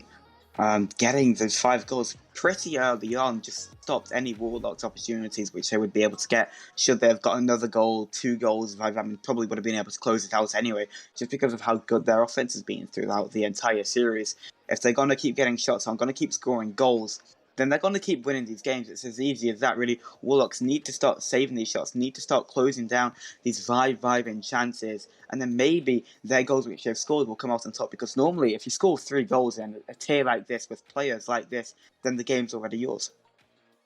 Well, looks like Vibing is still keeping it lighthearted. They've requested for a Christmas map, a snowy map for the next game. So, you know, they're in the spirits, and yeah, I mean they've sat themselves on match point here, and I mean, halfway through that game, I was looking at the kind of the scoreboard, and Warlocks had 3 shots, but Vibing only needed to make 1 save. So I think it's just really kind of the placement of the Warlocks kind of attacks. Like, they are coming out with the attacks now. They're just not kind of getting it on target all of the time. And it's making it quite easy for this Vibing defense. Yeah, exactly that. But I mean, knowing these kind of games, we've had a 4-1 win for Vibe and a 5-3 win for Vibe, and now maybe, hopefully, the pedestal flips the other way and maybe we get like a close 1-0 win or something. But with our defense the way that it's been, maybe not. Vibe looking strong, hopefully, maybe trying to close out in a sweep. But Warlocks, they're not going to let this go easily as they look to start off this reverse sweep. Oh, I thought we were going to see an insane goal to start off this game number 3, but it does get cleared away. Spectre with a touch over to Kiri, the boost robbed from in front of his hands. And luckily for Vibing, it does get cleared away, but Alexi is there. What a dunk from Labyrinth, though, straight to Kiri. Kiri maybe trying to dribble his way into the offense, but pass off the corner straight to Kiri, finds the post, straight back into Zeph, and the first goal on the board for Warlocks. Yeah, we see it again, exactly what happened in game 2. We take the lead early, pass off from Alexi, Zeph into the centre of the goal, flicks it past Crispy and Labyrinth, and with 40 seconds in, Warlocks are 1-0 up. Are they going to be able to hold it out though? Well, we saw this last game. We saw the early goal coming in from Warlocks, and Vibing just turned it up from there. So they can't get too overconfident, but it is a good start, Zeph. I think he tried to find that mid, but couldn't get the right touch on it. But that's to Kiri, Spectre denying it. Straight to Labyrinth. Labyrinth can't find the touch he wants. A dunk coming in. Labyrinth is up. A crucial save once again from Alexi. And another close chance from Vibing, and the shot coming in. What a save from Crispy. Alexi up and denied by Labyrinth.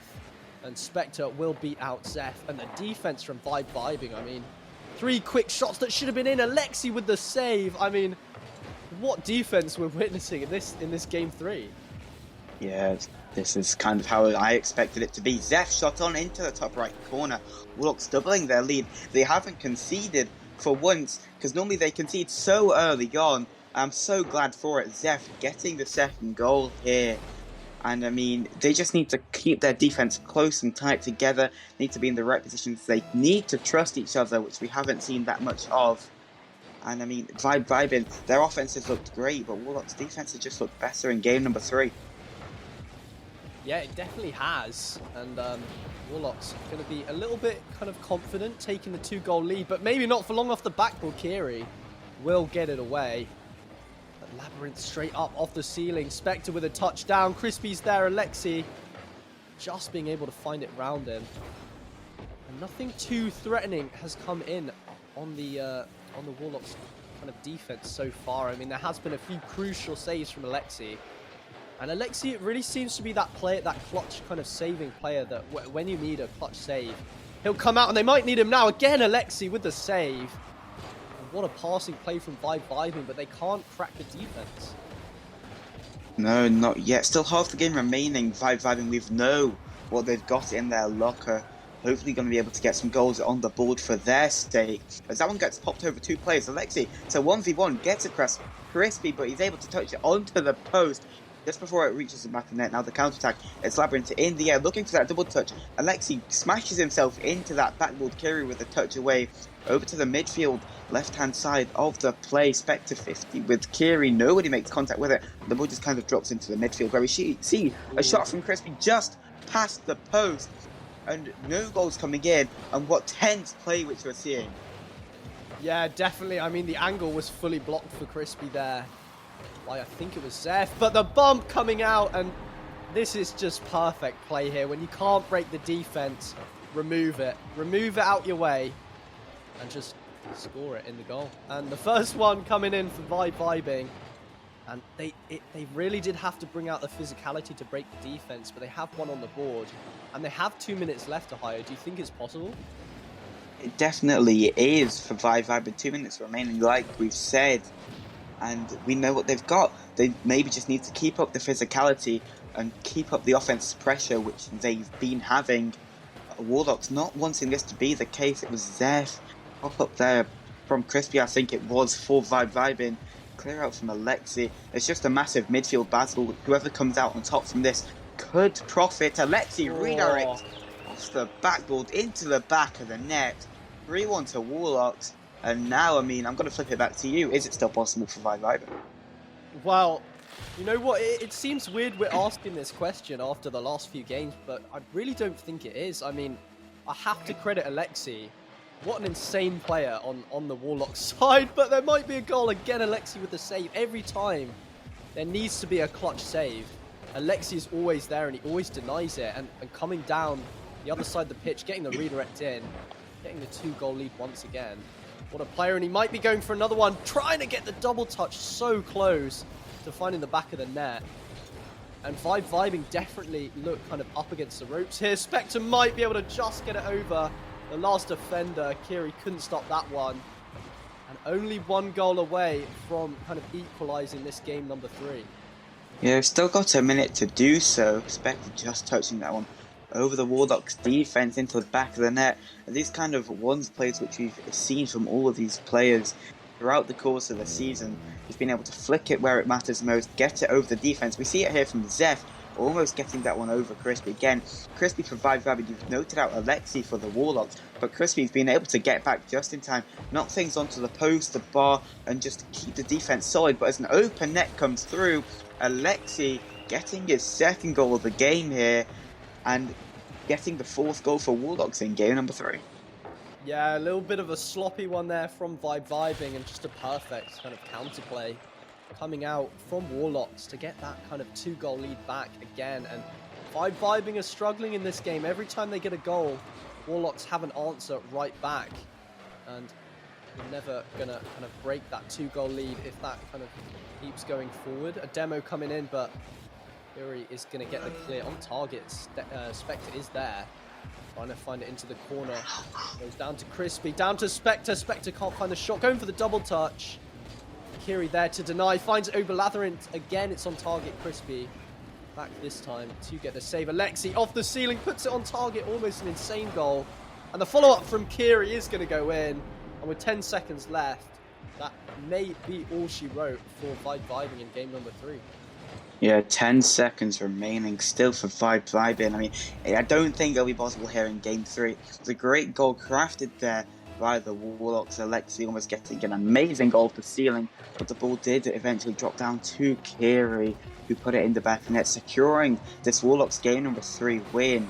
And now we're set back at 2-1. Boopy, the possibilities are there, but I'm going to lay it onto your shoulders. Is it going to be possible for the Warlocks? I mean, it definitely is. I mean, they've proved it in this game. Their defense really stood up. And they were shutting down a lot of the attacks coming in from Vibing. And you have to credit Alexi. I mean, it only says he has 3 saves on the scoreboard, but never believe the scoreboard. He definitely had more. And he had so many crucial ones. And Warlock taking that game is going to be kind of very important for them. They know they can take games against Vibing. They just need to do it 2 more times. And they're sorted, but Vibing are not going to be too stressed about that game. They have match point, and they have it for another 2 games. So they're not going to be too stressed out. But Warlock's definitely able to take this series. They've just got to kind of play like that every game, because Vibing just couldn't find a way through their defense. Yeah, they just need to hold solid. Hopefully they get some confidence, but not too much confidence, as I still need them to remain level-headed and to close out game number 4 and hopefully game number 5. But me, being a very superstitious person, obviously not wanting any curses or any jinxes to happen, Vibing, they're going to win this game 3-1, Boopy. Are they? Is that your prediction? That's Yes. Is it? Nice. Well, we're back to another Christmassy map. I do rate this Christmassy map more than the last one. Last one's just a bit of snow on the ground. This one, we've got lights and everything, but nothing coming out so far from either side, but might be a shot coming in. Crispy will be able to deny it. And Labyrinth finding the backdoor. Zeph just patiently waiting there. Going to find it down into the corner. Spectre trying to find it round the defenders, but Kiri was there. Kiri trying to dribble this one away. Goes to the 50. Alexi is there. Goes to the 50 again. Spectre with a quick follow-up.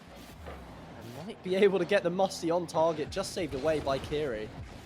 And already the defense from Warlocks looks as strong as last game. It looks like they kind of up their form. And I think Vibing are going to be a little bit worried about the form of Warlocks coming out.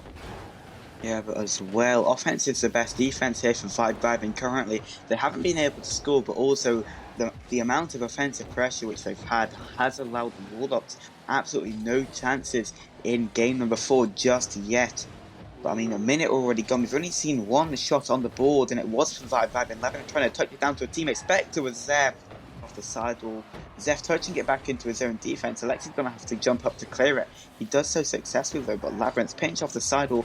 It's going to just die out to Zeph. Hopefully he can get it out of the defense before Vibing come off. It's Crispy looking for a ceiling shot. Flip reset, double touch, something. These Premier players can pull off absolutely anything when and wherever they need to, want to, or have to. Spectre trying to get a shot on off the backboard. Crispy follow-up is in the back of the net. And 1 minute 40 has gone in game number 4, and it is Vibing who take the lead. Vibing with the first goal in game 4. And it looked like it was coming for a while, a lot of pressure on that Warlock's defense, and eventually it has to crack, and it did so. And they take the first goal, and you know, Vibing being on match point here, it's all or nothing for Warlocks. They're going to be a bit kind of panicked, a bit worried about this. And having said that, there is a lot of time for the comeback, obviously, but you know how good Vibing is, but Warlocks may be better. Zeph finding a shot on target, does get saved away. Spectre finding the corner, Zeph again. Just trying to keep the pressure alive. Labyrinth will be able to get the clear. Lexi is there to receive it though, but straight to Spectre. Spectre down to Crispy. The shot might come in just wide. And Zeph was there regardless. But the demo coming out, and Alexi almost getting bumped. He does get the clear away. Very close call for Warlocks. Alexi trying to go on the attack. Crispy there to receive it. Gets the double touchdown. Spectre wasn't expecting it, but pass over to Labyrinth. Labyrinth couldn't find the touch. Down to Spectre. Labyrinth is there. No boost to work with. Zeph is going to beat him out. Kiri will be able to get the clear away. Crispy will send it right back at them. Tries to go for the dunk, but Zeph going low. No boost to kind of do much with, but trying to get the 50s out. Alexi trying to find it into the box. The bump comes out. Kiri needs to find it over Crispy, but Vibing's defense just holding up so strong, and I really don't see a way that Warlocks can break it. Oh, cast a curse? Never mind. Oh. That would have been the nicest cast of curse that's ever happened, Droopy. But Crispy again keeping that one out. Minute 40 left. Warlocks, they've got themselves some kind of offensive pressure, got some shots registered on the board, 2 in fact. But Vibing, I mean, they've just looked like the stronger team in game number 4 here. But Warlocks, it's not all over just yet. They need to get a goal. They need to create something. It's Kiri. It's off the crossbar. Crispy's not going to make contact with it. Zeph into the centre. Alexi's there for it. Tries to get a shot on it. It's off the crossbar again. And only, it's just centimetres, this unreal unit closer to a goal here for Warlocks. But it's just not meant to be. It definitely is not, and the way things are going, we might have a 1-goal game and a 1-goal win for Vibing. They can't break the Warlocks defense anymore, and Warlocks haven't been able to find anything. The demo coming out, Labyrinth being bumped, the shot just wide. Labyrinth breaks free, trying to find it round Zeph. Zeph gains possession.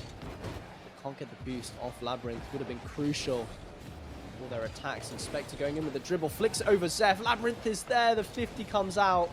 Zeph trying to get the touch, he does so, gets it clear. And Crispy getting it across now. Kiri trying to find a shot.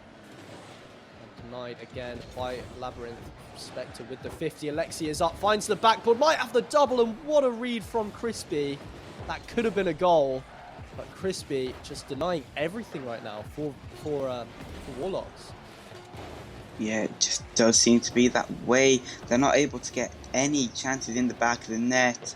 And it just seems like they're constantly trying to create things rather than just get it in the back of the net. But Zeph, it's the last chance for Warlocks. It's going to hit the ground.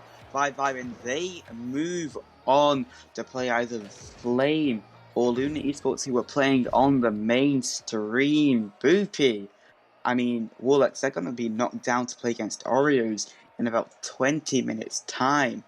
Vibe, they do move ahead and put themselves in prime position to get their hands on their share of that £1,000 prize pool. Yeah, absolutely. They look strong in that series. I mean, they did drop the game number 3, but regardless of that, they look so strong in the other 3. And coming into that upper final, you have to be a little bit scared.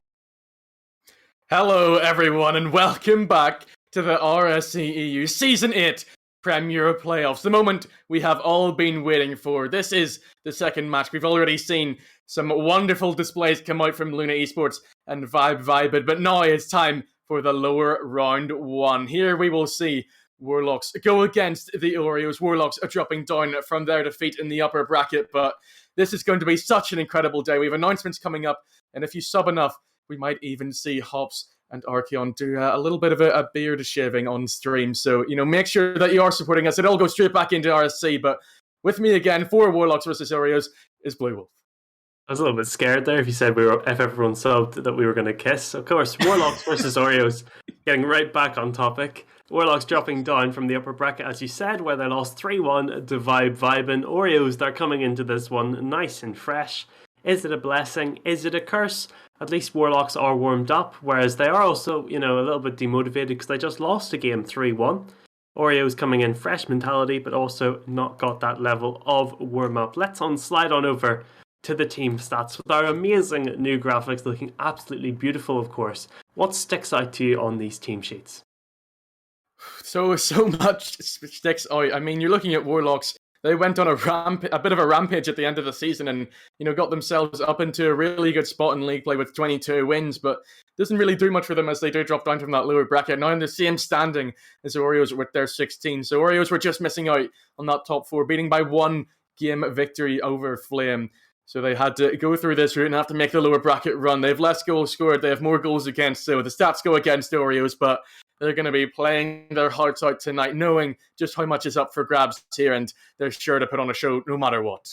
Lots up for grabs, lots up for stake, as well as the loser of this one will be going home. We are in the lower bracket. This is the second chance saloon, the last chance saloon. Whoever loses will be eliminated. Let's look at the players for the server today. Slide on over to the player stats. It's nice to have 4 players instead of 3 like the last game. Good to see subs coming out, of course. But looking at them, it's pretty obvious who the main men will be. George, I doubt, will be playing. So I think it's obvious across the stats who we're going to be seeing in the server. Any players that immediately stick out to you? I know one that definitely does to me over on the Oreo side. Yeah, Yotam is the top scorer from these two teams, coming in with 31, and he's been player of the week as well. Back in week 3, he got that title, so he certainly proved himself. Haven was the winner of Elite last season. Of course, that's a completely different ballgame compared to something like Premier, but we know he's got RSC experience. Not many in Premier do, but he is one man that does. So Oreos maybe still have their hopes around this one. Some of the stats heading their way, but I mean, still, the consistency from Warlocks is something else to see. Yeah, it's going to be incredibly difficult to have RSC experience when Premier is brand new. It's a new thing, and maybe you might be seeing some more new things. An announcement at the end of the stream, of course. You've got to stick around. You've got to watch the final. Of course, everyone was going to anyway, but you've got to stick around after the final for that massive announcement. It might shake up a few things. Who knows what it will be?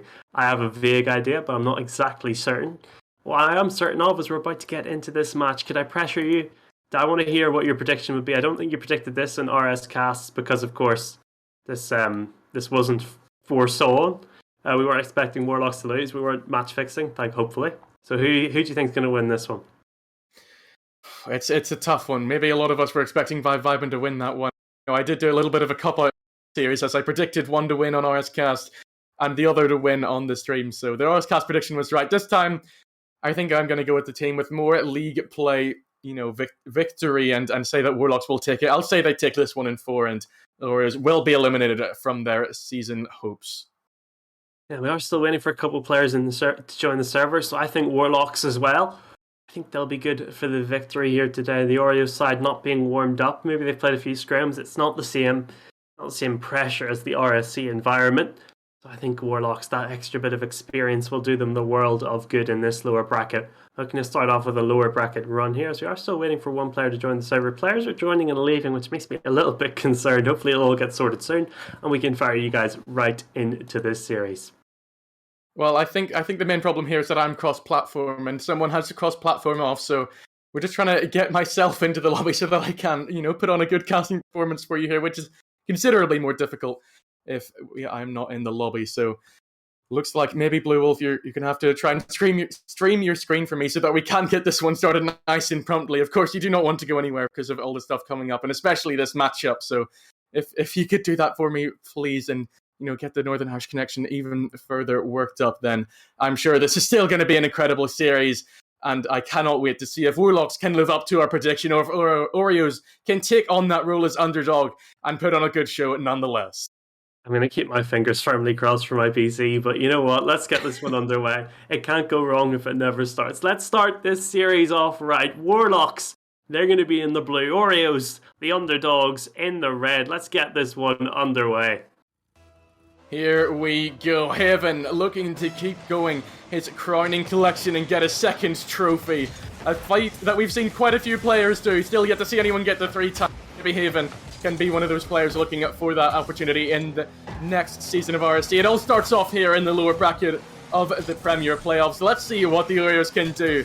And it's already Warlocks off to a great start. Alexi hitting it off post.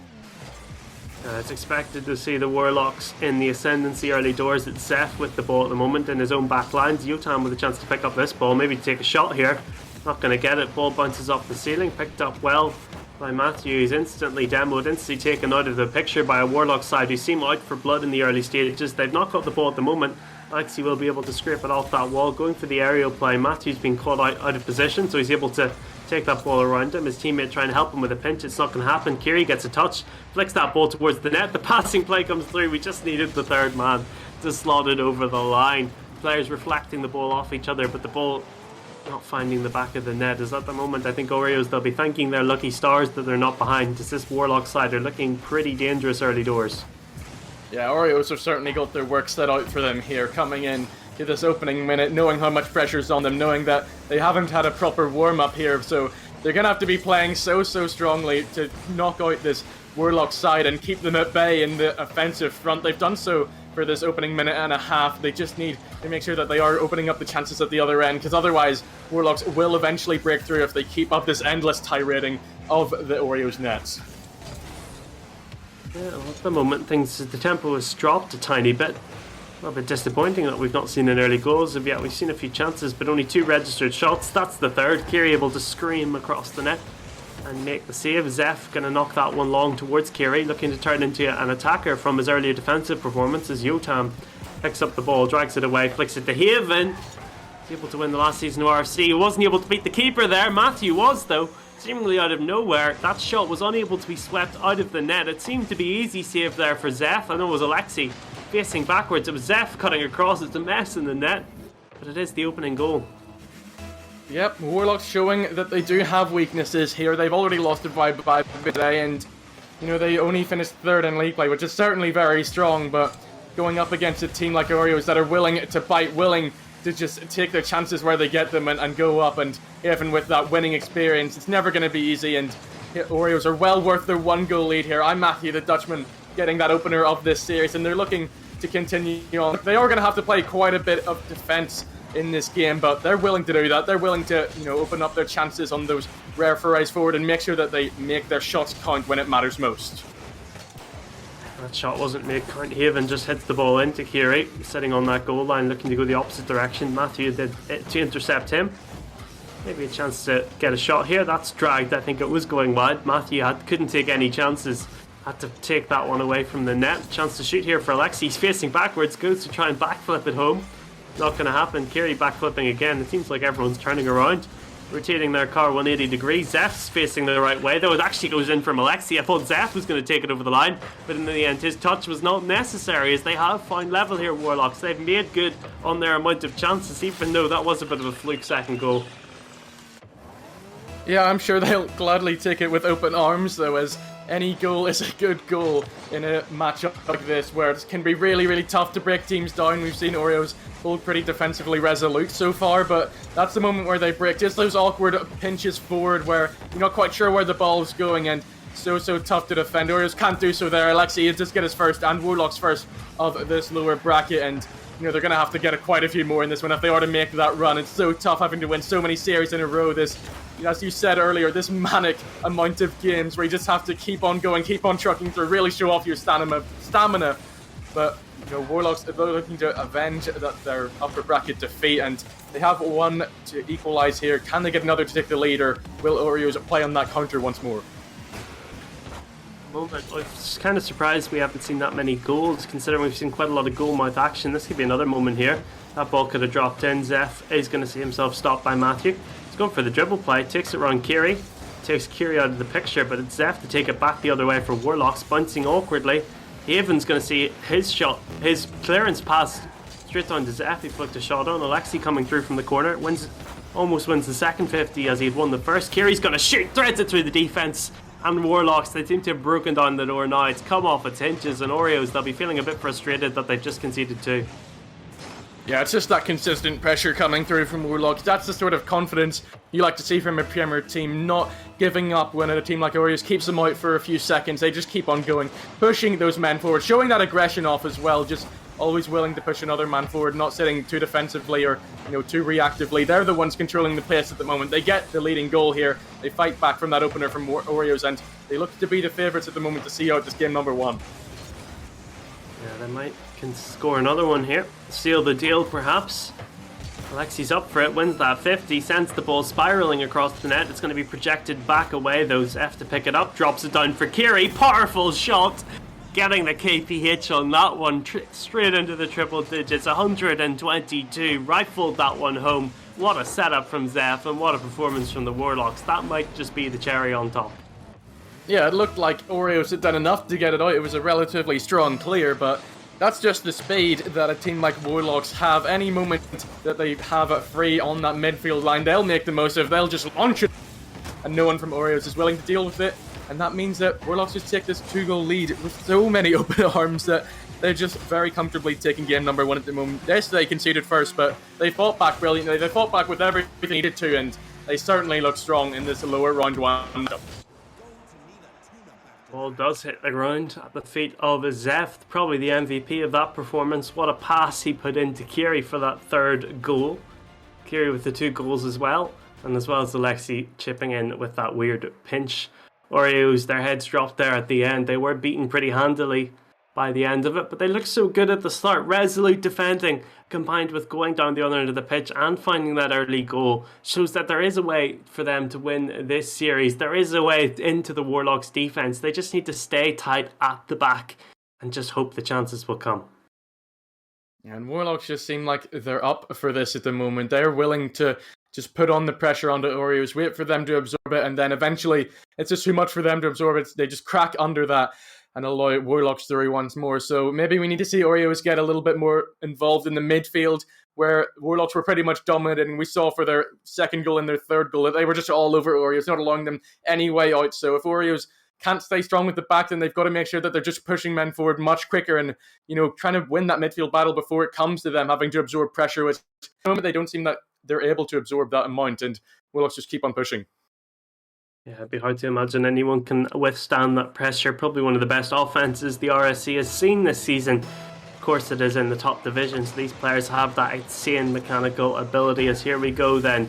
Game number 3, Alexi winning the 50 from the centre. Matthew, though, has a chance, dribbles it over 2.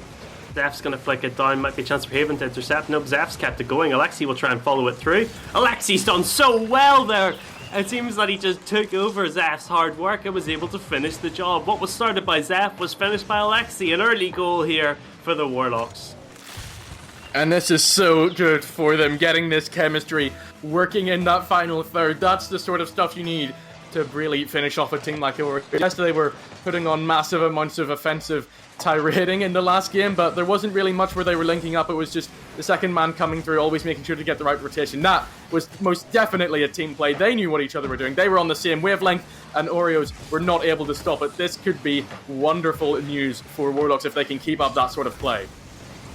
Oh, that should have been a goal there. Haven and Matthew getting in each other's way, treading on each other's toes, and the Warlocks are being incredibly thankful for that as their defence looked to be scrambling. Should have been a free shot.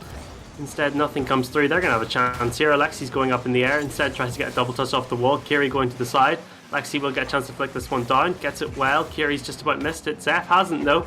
Kiri in the centre. Alexi's facing the wrong way. Was going away from net there. Trying to get back in time so that he could knock this ball away. Matthew and Haven up for it. A double commit coming through.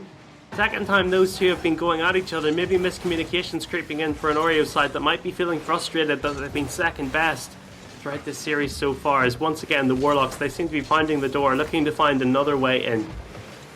And you just cannot afford to do this as an Oreos team that is under so much pressure. You cannot afford to just make defensive mistakes like that. The double commits coming through will never work for you, but somehow they survive their mistakes. They go down the other end and they will get their equalizer, which maybe Warlocks are feeling that isn't deserved. Yes, they've been putting on all of the offensive shots. Yes, they've been the one dominating this minute and a half, but Oreos, they have just about proved up to that task and gone down the other end, pulled one back. They are still in the series despite being that second best team. They almost became the team in the ascendancy there with that second goal potentially coming through from Yotam. Ball's still up though. Alexi's launched it long. Matthew will gladly take that one on the bonnet. Zeph looked to intercept. He was not going to be able to. Kiri might. That's done. Bounced that one away. Alexi going for that corner. Hits it in towards Kiri. That's going to bounce above the net. Yotam with a good clearance. Still 3 minutes on the clock. It's been action-packed so far. This game has gone by incredibly quickly. Alexi and co maybe ruining some of their missed chances at the moment. Yotam working in the defence. That could have been awkward. That ball could have gone anywhere. Thankfully it didn't go into the back of the net. Zeph and go on the retreat this time. Might be won by Zeph or Matthew. It's hard to say. It's in an awkward angle. It is won by Zeph in the end. Kiri to take it back long. Alexi and Kiri looking to combine. It'll be a shot from Kiri. It needed saving from Yotam. Double commit in the net. Could make things awkward. Players scrambling about. There's still 2 of them in it. Haven, can he get a touch on? No shot going to be coming through. Half the game is gone. And it seems to have devolved into more of a back and forth affair compared to the domination of Warlocks we saw early doors.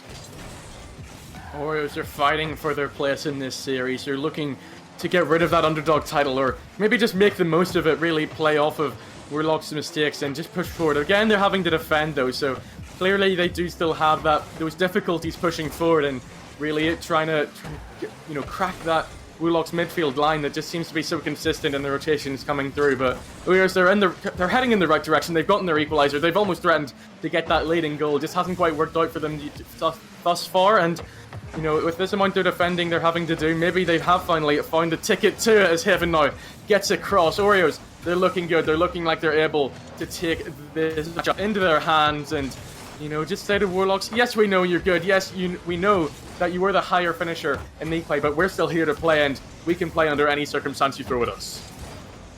They are playing pretty well indeed as Matthew and co looking to find another one. Ball was centred. Zeph able to get it away. Alexi dribbling with it exceptionally well. Zeph will launch this. Instead, he just takes it well around the Oreos player. Ends up just giving it apologetically back to Haven. Takes it up in the air, bounces it off the ceiling into his own corner where Matthew will shoot. Alexi with a fairly easy clearance can chase this ball as well. Wins it well off the wall. It's travelling forward with quite some velocity here. Yotam's clearance isn't good. Zeph could have a chance to shoot. Instead, it's just about blocked. Matthew launches it long, but Kiri will once again collect. Alexi to shoot. Saved by Haven, but that knockdown is so dangerous. Where will that ball be going? It's stuck in the corner at the moment. It's stuck to Alexi like glue, looking to dribble this one inside. He almost does so. Matthew able to stop that one being squeezed in. Matthew being the rock of defence at the moment, keeping the Oreos in this series, and they might get their just rewards now with 35 seconds on the clock. The ball is hanging. Oh, defensive mistake. They're not going to intercept. You cannot expect those to come out from a team with the Warlocks quality. With 30 seconds left. Seems to be goal the winner out there now. Really does, and you're saying you can't expect that from a team. Maybe you can't, but you should still have the positioning where it's able to react to that and really make the most of it. Oreos failed to do so there, and this is now such a dangerous overtime for them if they do get to it, but they have to play under defense here. They're into that overtime, knowing that if they lose it, Warlocks will be on triple match point. They will have to complete the reverse sweep. We've only seen it a few times in this playoff season, but not to be here in regular time. We will go to overtime, and Oreos, they have to score now, otherwise it could be their season over as the Warlocks look to eliminate them. Lives on the line.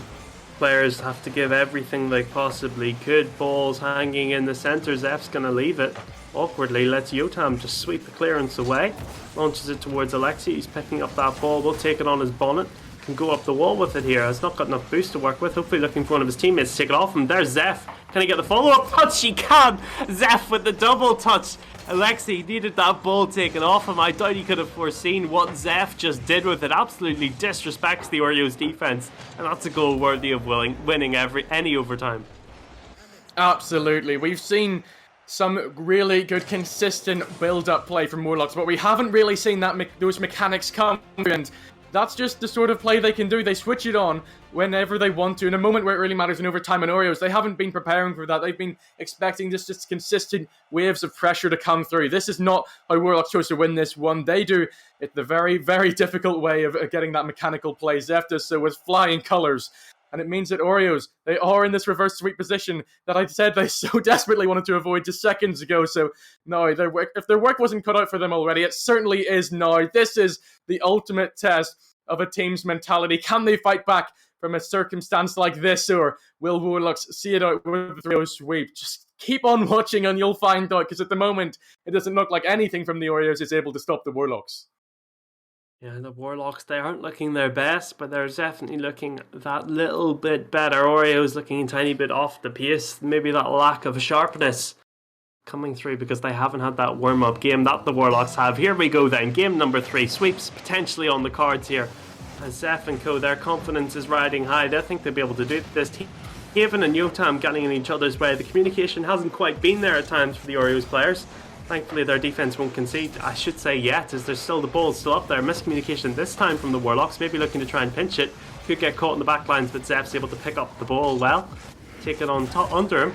Take it on his wing. Flick it over a next player. Might be a chance to shoot here. Kiri's going to pick up the ball in his own net. As things are looking a tiny bit ropey for both teams. Communication maybe breaking down a little bit because this game is so crucial. It might be going to their heads a tiny bit.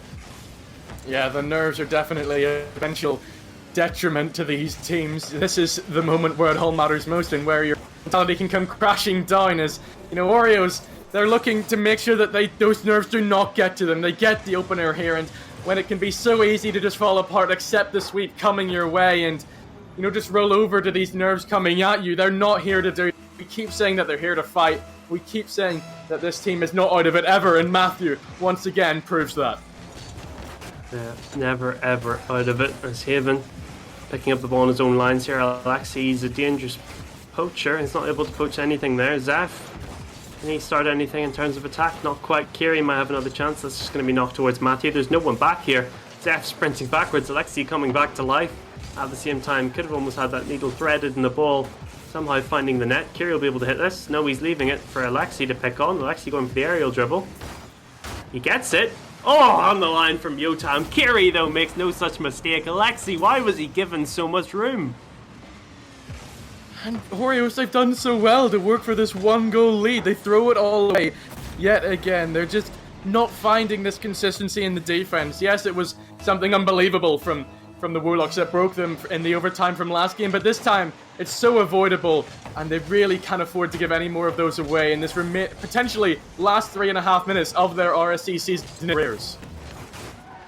Yeah, at least for this season, this could be curtains for them if they don't stop the slip in terms of their defense, stop those balls going in.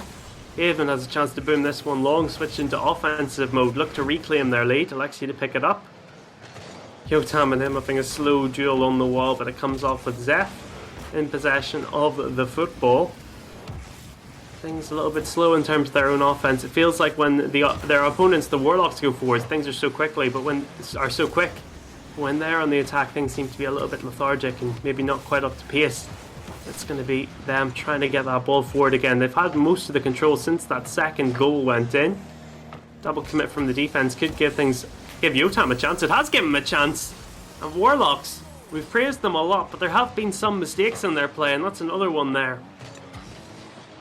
Yeah, it wasn't really as if Oreos did step up the tempo there, which you were talking about. They've struggled to do so. It really is, again, Warlocks bringing out that mistake. We're seeing that even in this Premier Tier, these teams are susceptible to moments like these where they just aren't ready for what's coming at them, and it's cost both these teams dearly.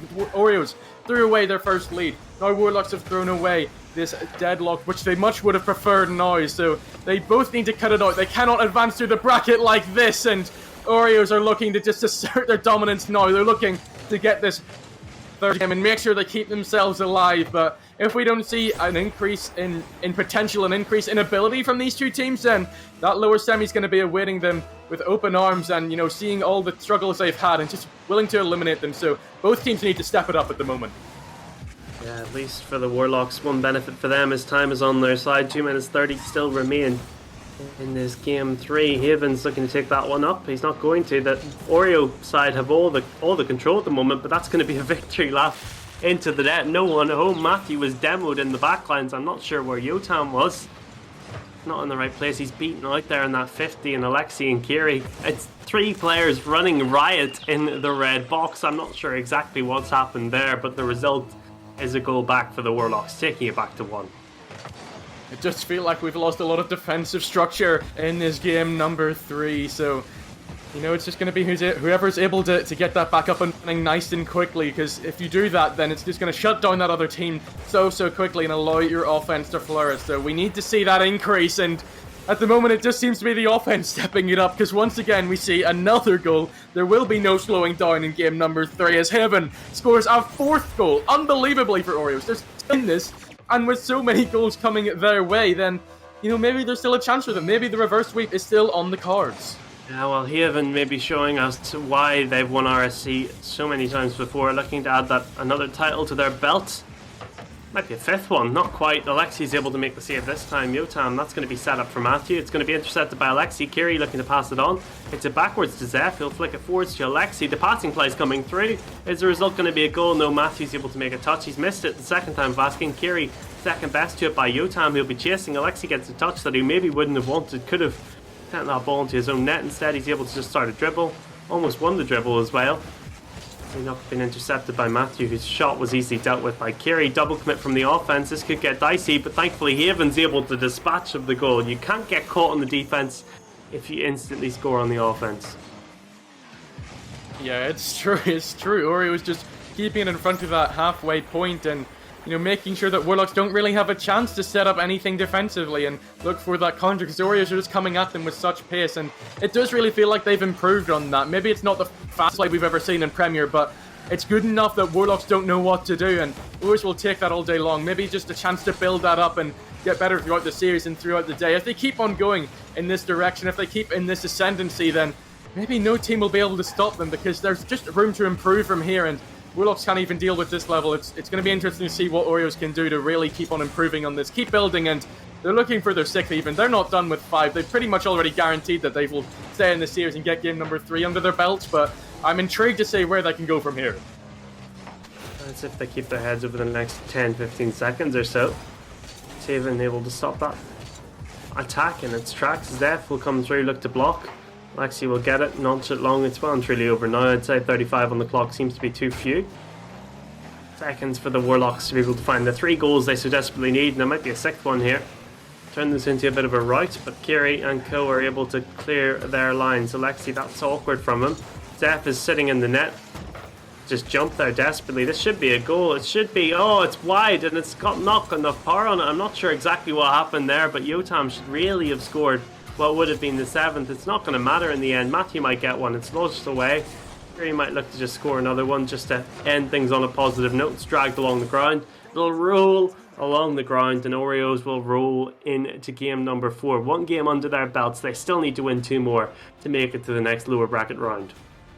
What's reassuring about that, though, is they did not take their foot off of the accelerator. They kept on pushing, no matter how many goals they were to the good, no matter how likely it seemed that they'd already gotten game 3. They just want to keep pushing Warlocks to the limits, really show them that they're here to play, and it shows great ambition from Oreos. They know how difficult their situation is now, how many games are with them, even past this first round if they're able to make it out, but they're here to play. They're here to really make Warlocks pay for any mistakes coming their way. And it really feels like Oreos could make a meal out of this series, and Warlocks could be brewing that they didn't finish it off in 3, because Oreos now had the momentum on their side and could go on to really make Warlocks struggle. Yeah, the hardest step in any comeback is always the first one. Game number 3 under your belt, you might start to believe a little bit, for better or for worse, but the Warlocks, they might come back with a vengeance, come out swinging in game number 4, because they did have some good moments, especially those passing plays coming through between Alexi and Zeph. Scary prospect, and one that you can never, ever, ever count out. And the Oreos, they can't assume that they're going to make it to game 5. They need to contend with this one first. Game number 4, is it going to be the end of the road for Oreos, or are they going to take another step towards comeback time? Maybe we will see consecutive game number 5s. I wouldn't put it past these Premier players, because they are so close in ability, so close in skills, and 5 seconds into this one, we're already seeing how close it'll be. Can Oreos fight for that right to keep their playoff run alive, or will Warlocks shut it down? Will they come back with that vengeance like you mentioned? I'm not so sure based on that last game's showing, because they were showing so many weaknesses that Oreos took full advantage of. They're looking to get the opener here as well, because they've had the majority of the early 30-second pressure, but no goals forthcoming from that. Warlocks keep themselves at 0-0. Do not allow the momentum to transition from game 3 just yet, and who knows what we will see coming up in the rest of the series and in the rest of this night. Zappa's got the ball firmly under his control. He's got absolutely no boost. Why is everyone stepping off him so much? Gary's got the ball now.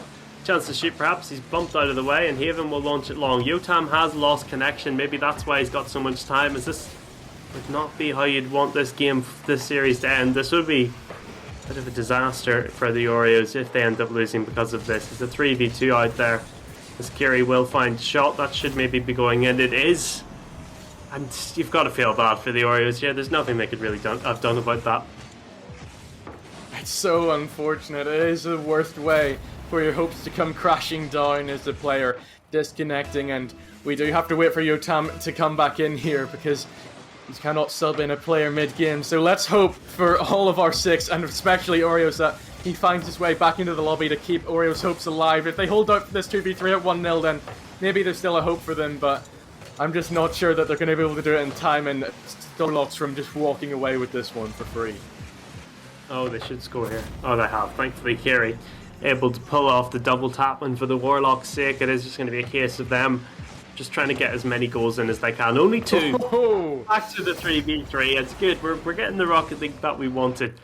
But Yotam, when he left, they were 0-0. When he comes back, they're 3-2 down, and there's always the risk that they're 2-0 down, sorry. And there's always the risk there might be more disconnects in the future. Can he and the Oreos side? They're looking to make a 2-0 from 2-0 down come back in the series. Can they make the 2-0 down come back in the game?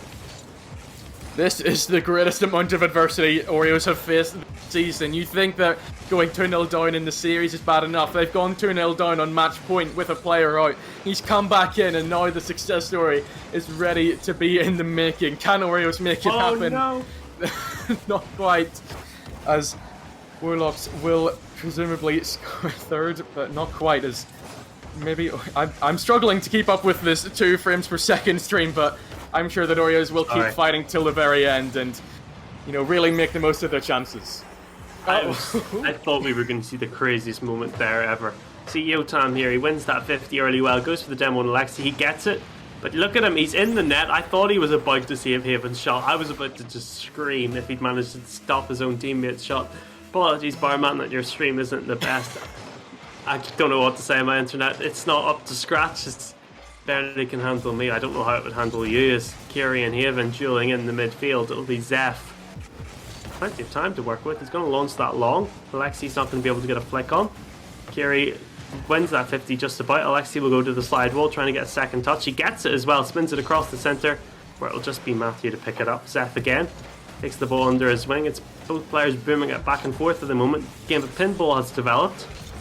Players launching it long. It's just Warlocks. They're benefiting off this. Killing the time at the moment is so good for them, because they are still in the lead. They have only let one half of their lead slip away. It's still 2-1. They could always score another one, as they might do here. Alexi on the reflex is only able to hit it into the corner. Kiri sees himself almost beaten out, as Zeph will win this on the far side. Flicks it back towards Kiri. It's almost going in. Haven was desperately getting harassed by Zeph, trying to stop him getting that save, but he did manage to make it in the end. Overcomes that adversity. But Oreos, there's still plenty more adversity to be overcome. Yeah, absolutely. It doesn't really feel like they're creating much at the moment. They're just hoping for Stick to come through from Warlocks that they can make the most of with these long clears forward anytime they do break that midfield line. So Warlocks can just hold strong in this position, keep their one goal lead. As you say, only half of it gone, so they still remain in that polar position where Oreos need to be the ones to react. And if they keep on playing like this in a way that is so distant from that game 3 for them, then Warlocks will be very happy to see this one out with just the one goal to their name in the lead.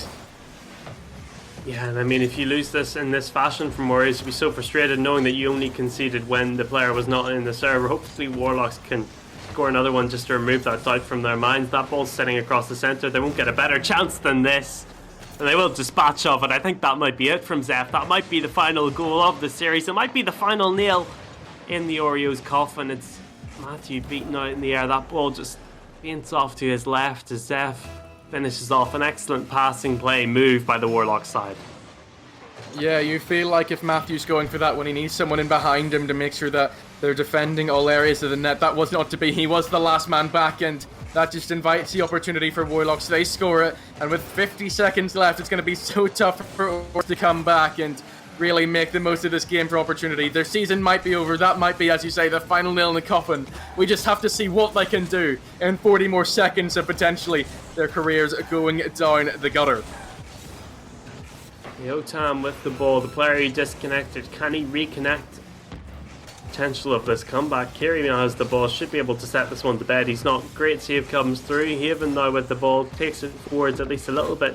Zeph able to pick it up, hold that ball in the corner. The time is ticking so low. Zeph stops almost. He knows he doesn't even need to go forwards. Alexi almost killed it there with an almost amazing goal. As Matthew trying to hit this one forward. It's just intercepted by Alexi. Excellent save by Yotam, but the time is ticking out. The Oreos cookie has crumbled. They will fall out of the Premier Playoffs. Warlocks, the spellbinding performance, take their place in the next round of the lower bracket. The confectionery will come out of this season with no tier victory. The Oreos were their last chance and they have been eliminated. That was it for their RSC season performance. They fall at the first hurdle in the playoffs, and Warlocks, they bounce back from their upper bracket to defeat to advance to that lower semi where maybe they can keep this run alive and just keep on pushing forwards. But on the evidence of this series, they certainly have a lot to work on because Oreos really made them work for this victory. Welcome back to RSC and welcome back to the Premier Playoffs. What a matchup we have on our hands once again, as all of these will be. Lunar Esports versus Vulcan. And I'm joined once again by Ohio. How are you doing today? Man, I'm having an absolutely great day. We had a great series just before this. Vibing against Warlocks. I've been taking it in 4 and advancing to the upper finals, but I would like to just correct you really quickly. It is Flame against Vulcan, who did lose to Lunar Esports in game number 5. It's Lunar Esports against Vibing in that upper final on the A stream in an hour's time. Right. But now Flame against Vulcan. 2 great teams. Flame, obviously, like we've just said, dropping down in 5 against Lunar Esports, and Vulcan starting off fresh in the lower bracket. I mean, have you got anything to tell us about these 2 teams and what we've got to see and what we might see in this game? Well, I got a little bit confused. The lobby says Flame, and on the stream it says Lunar Esports. So I do believe the graphic is wrong, but it is going to be Flame versus Vulcan. And Flame, being the kind of must-do Fluck team, very high kind of rated team, facing off against Vulcan. Vulcan actually did a really kind of solid kind of performance against Vibing earlier on in the season. I think they did either kind of 2-2 or they won. So yeah, I expect this to be a really, really good game between these 2 teams. Yeah, I mean, it's obviously going to be a great game. It's Premier Groupie. That's the general consensus going around. Exactly. It's always a great game in Premier. But I mean, I'm ready to get started in this lower bracket. Game number 1. Win, and you go through to play either Warlocks or Oreos. If you lose, then your season is finished and you have no chance of getting your hands on the share of the £1,000, which awaits you. But 5 minutes on the clock and we're hitting game number 1 of this best of 5 series. Well, yeah, as you were saying, both teams playing for all the marbles, their last chance. And if they drop the series, then they will be going home. And Rexo trying to start it off early, but Shane finding it into the box. Rexo will find it into the corner. But Futura up, trying to get the dunk, but did not manage to find it. And Edgeby going to try and dunk it over the last defender, can't quite get the touch. Goldie will be able to clear it away, and already it's been a very fast-paced game from both teams. And they are playing kind of heavy pace, just clearing it away. But that might find its way into the box. Creamy will be able to get it over to Edgeby. Edgeby trying to get a touch, can't quite get the musty. And Futura will be able to get the ball for free. Rexo with a quick challenge. Creamy gets the 50. Edgeby is there, but it does get cleared away to Rexo. Rexo finding it back into the mid and trying to keep the attack alive. Shane getting the 50 into Rexo. Rexo up into Edgeby. Edgeby trying to get the shot into the box. A whiff from Shane, but Futura covering them up. And neither defense really looks like it's going to crack apart from the defense of Vulcan. And what a shot coming out for Creamy to score the first goal. Yeah, calculated leads. Bounces it off to the ceiling. I'm not sure if calculatedly is that word. Calculated. It ended up in the back of the net, and he knew exactly what he was doing, I'm sure. But Goldie gonna equalize the game and tie it straight back up with a classic pick-off goal. Well, well, well. Kind of an interesting turn of events. An instant answer to that goal from Flame. And we end it off 1-1. And 3 minutes 42 left. A lot of time to be played. And we've seen how fast-paced this game is already. Goldie trying to block that attempt coming out. A shot might come in. Creamy is going to be there. Can't quite get the touch. Definitely could have and should have been a goal. But Edgeby trying to creep it into the back of the net. Just round the post. And the second one already on the board. I thought Creamy was going to be able to get there. But Edgeby doing a madness. Taking it around two defenders. Slotting it home. And they once again take the 1-goal lead. And what an angle from Edgeby to slot it into that top left-hand corner, getting the lead.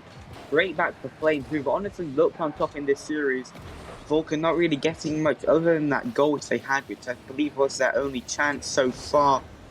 But Flame, they've looked so good and they're taking the lead and they're winning so far. Yeah, they definitely are, and they're trying to keep some more pressure going. Edgeby can't find the touch, and it might be an open net. Futura just a little bit high, and that should have been a goal. It should have been the equalizer.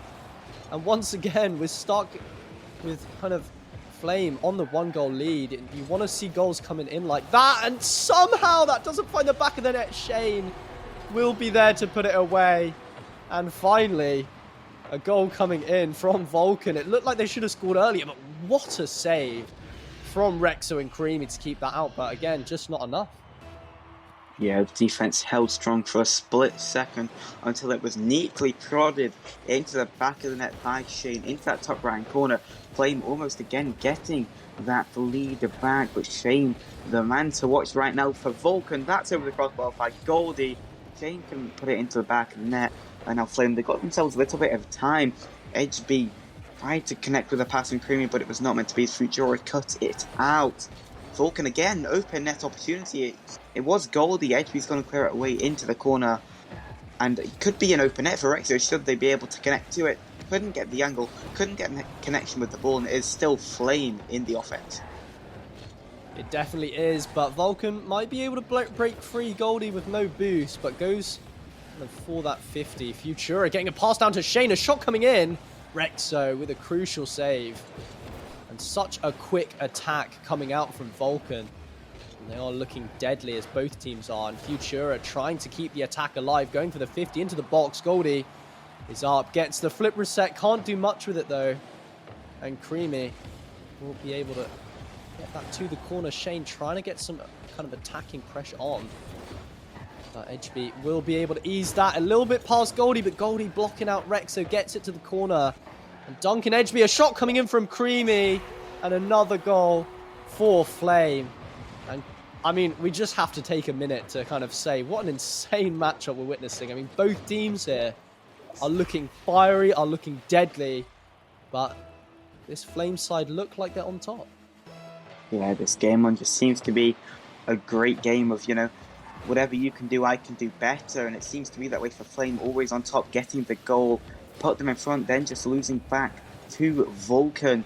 But Vulcan, they need to start getting in front. They need another goal. Then they need to take the lead, which we have not seen them do. HB all into that left-hand side of the goal, but it's creaming off the ceiling. Trying to get the shot. It's a ceiling shot. Goldie off the line. And the Vulcan defense, for the most part, has been able to stay strong. It definitely has, but I mean, that was almost an insane passing play goal coming out from Flame, just a little bit wide. And Vulcan able to kind of wipe some sweat off their brow after that one. But again, into the box, Screamy with a 50.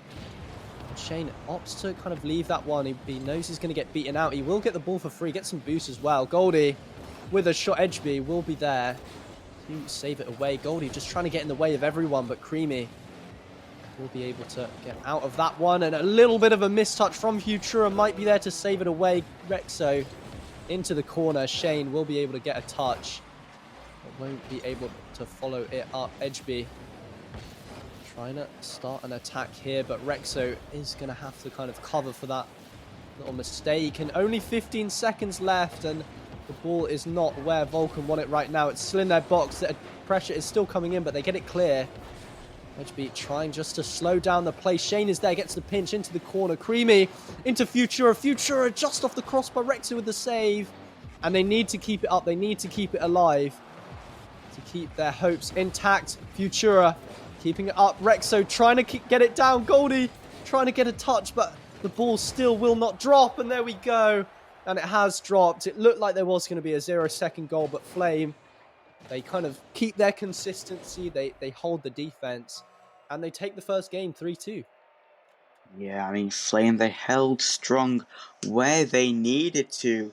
Vulcan not being able to get a goal at the end. But honestly, it's kind of unlucky there for Vulcan. They played really well. Flame just being able to be that 2% better in the end of an Edgeby shot angle, which just got in the back of the net. They can't connect. It's mere margins which put Flame in front, and Vulcan, they've still got everything to play for. Yeah, definitely. I think Vulcan, I mean, they scored a lot of good goals there, but I think they were looking a little bit sloppy there. I mean, there was a kind of a long shot open net. They weren't able to score, and a few other chances that they just weren't able to capitalize from. But I think they definitely will be picking up the pieces now. And they did look kind of very strong in some of those attacks they had. But we have to speak about the defense of Flame. I mean, Creamy and Rexo got some insane saves in that game. And yeah, I mean, it was situations where I thought it was in the back of the net for Vulcan.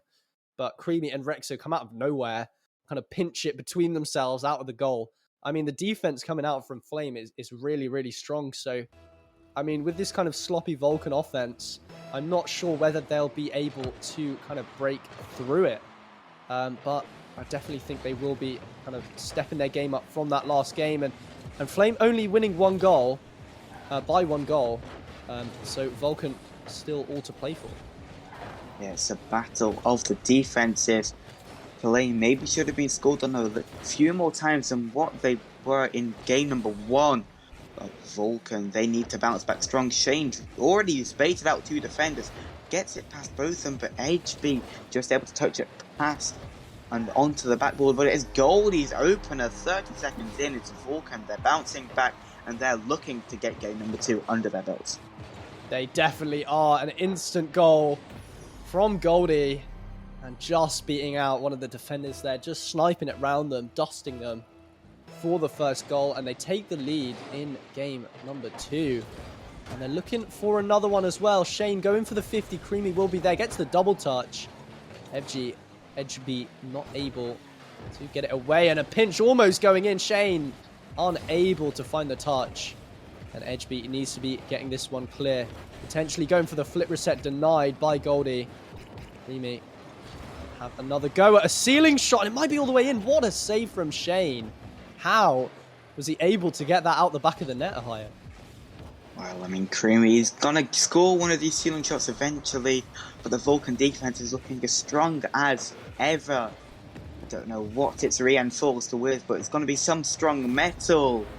Futura doubling the lead, getting a little tap in. Nobody home for Flame. Double commit between Rexo and Edgeby leaves the net open for Futura, who slots it in the back of the net. And Vulcan, they're 2 goals up. Yeah, I mean, what an absolute god-tier dunk from Goldie there. Completely dusting 2 players, getting the dunk away from them. But yeah, double commit coming out from Flame, so not looking as strong as they did in the first game. And there might be no one home. Rexo just able to kind of scurry back and clear it out. And Goldie gonna send that one right back into the Flame half. Creamy gonna pass over to Edgeby. Futura beating him out, maybe trying to go for a pinch off the corner. Can't quite find the touch needed. Edgeby is up, might get the redirect, and what a goal from Flame. I mean, they took the first game, they looked strong. We haven't seen much in this game, and they pull this out. What a goal coming in from Flame. Oh my goodness, Edgeby! The angles, the precise shot to put it in the back of the net, beat out the Vulcan defense, and maybe the aerial game is what Flame need to keep the lead in this series and to hopefully claw back and put themselves 2 games to the good. But so far, I mean, Vulcan's defenses look strong. If they're able to capitalize and keep the high aerial shots out, then Vulcan should be okay and happily will take game number 2. Their offense is looking good, but Flame, they're bouncing back. Yeah, they definitely are. They want to get this game under their belts. I mean, if they take this one, they put themselves on match point. And that is crucial for this best of 5. Creamy trying to go for the fake. Goldie knows. And he gets the clear, but Edgeby will be there. Straight to Futura. The 50 coming out from Rexo up to Edgeby. Edgeby trying to take possession of this one. Maybe slow play it a little, but the patience coming in from Goldie. Just waiting for the ball to come to him. Goes for the fake. Gets a 50. Again, straight to Edgeby. Edgeby trying to take it round Shane. Rexo there to dive it round. And Futura left by himself on the backboard, but somehow it doesn't come into the goal. A shot coming in from Creamy. What's happening? Rexo with a finish. I have no idea what just happened, but Flame scored another goal. It's just a calculated mess, is it, Booby? Rexo getting the second goal here for Flame. 2 goals unanswered for Vulcan. They're going to need to find a third, or maybe we'll be seeing the exact same scoreline as we did in game number 1. Flame looking strong now in this second half of the game. I mean, Vulcan, their offenses look good, but Flame, their defense, it's looking strong right now. Yeah, I was getting a bit worried there for Flame. The demo came out, but just not able to capitalize from it. And a pass to the mid, Futura with a touch, taking it round Shane. Shane could have had a better shot on that. Cream with a pass to Rexo. Rexo finding it round someone. Shane with a touch. Gonna play this slow, going for the 50. Almost gets it in just off the post. And Creamy passing down to Edgeby. Goldie can't find the touch. The 50 coming out. Edgeby trying to find this mid. Shane is there to clear it away. And a little bit of chaos coming in from this Vulcan side. A few double commits. Goldie taking it around Edgeby for the bump. Denying the goal from coming out, and Rexo is going to be able to get the clear away. Goldie is there, but just a straight pass to Rexo, the 50 coming in. Edgeby tapping that one down to the box, and what has happened? What an absolute disaster. What an absolute disaster for Vulcan. Vulcan, we've been saying their defenses look strong. Shane, I don't know what he was trying there, but the ball was slipped past him. And the Vulcan, they need to find an answer more than ever for their own mental state, for their own sanity, for their lives in this competition. Flame, it's all in their favour now. They need to hang on for a minute. Is it deserved? Is it undeserved? It doesn't matter. The goal will still count the same. Oh, no. That could also end up in the back of the net, but it is not close enough. Shane doing maybe what he wanted to do for that third goal. Goldie was looking for a demo. Futura with the shot at the bottom left corner. And Vulcan, I mean, I'm not sure what they attempted here, but the goal came eventually. Missed bump on Edgeby, left him really, really awkward. Futura blocking it away, being the talisman here for Vulcan. I mean, I saw that from Edgeby's perspective there, and personally, I was absolutely terrified. The bump's coming out, he has to jump over it, gets a clear, the pass off to the defender and straight back in. That was a terrifying situation. Not much he could really do about that one, but either way, Vulcan have made up for their previous mistake. The demo coming in, down to Rexo. Futura will be able to deny it. And that might just be in. And the bump on the defender. What a bump. The shot equally as good, but the bump just securing that goal. Otherwise, that was going to be saved. And what a way to go from 1 goal down to going 1 goal up with 20 seconds left. Yeah, Shaney's redeemed himself for that almost game-leading mistake. I mean, Goldie, I thought he was just going to slot that one in the back of the net straight off a kickoff, but it was a fake from Flame. Shane taking it under control. It's a low 50s open net. Goldie can't get there. The angle is against him. Edgeby taking a touch. They've got 5 seconds to get it onto the hood of the car and get a goal. Passing place almost into the top right corner.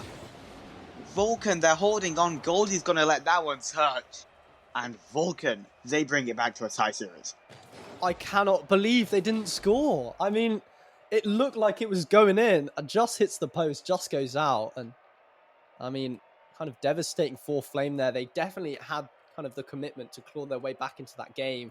And it looked quite promising, but either way, Vulcan taking game number 2, and they'll kind of be happy about that. They want to be taking that game number 2, especially going down in the first one. They don't want to let Flame kind of run away with it, and they looked in such better form in that game. And I have to credit Goldie. I mean, the demos he's getting and the kind of dribbles, he's switched up the playstyle for Vulcan. That they've kind of stopped kind of going for that fast play style. They've gone for just waiting for Flame to do what they want to do, and then the ball just kind of be handed to them, and then they can make a play of their own, which worked really well in that game. Flame didn't really know what to do against it.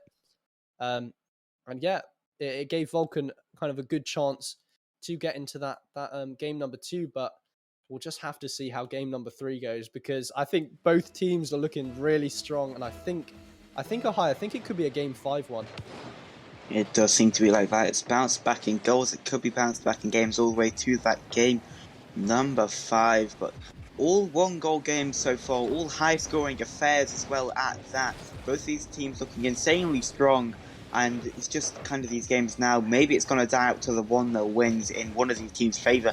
Which team it will be, who knows? Because both of them have got a chance of winning it.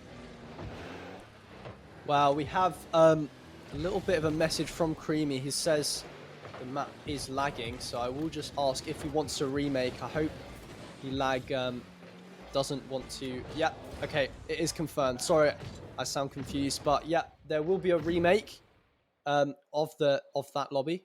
But yeah, I mean, both teams looking really strong. I could definitely see this going to game 5, and yeah, I think Flame kind of definitely need to kind of step up after that last game. I think our broadcaster has walked off on us, Ohio, and it's just us, the empty lobby, and an overlap. Yeah.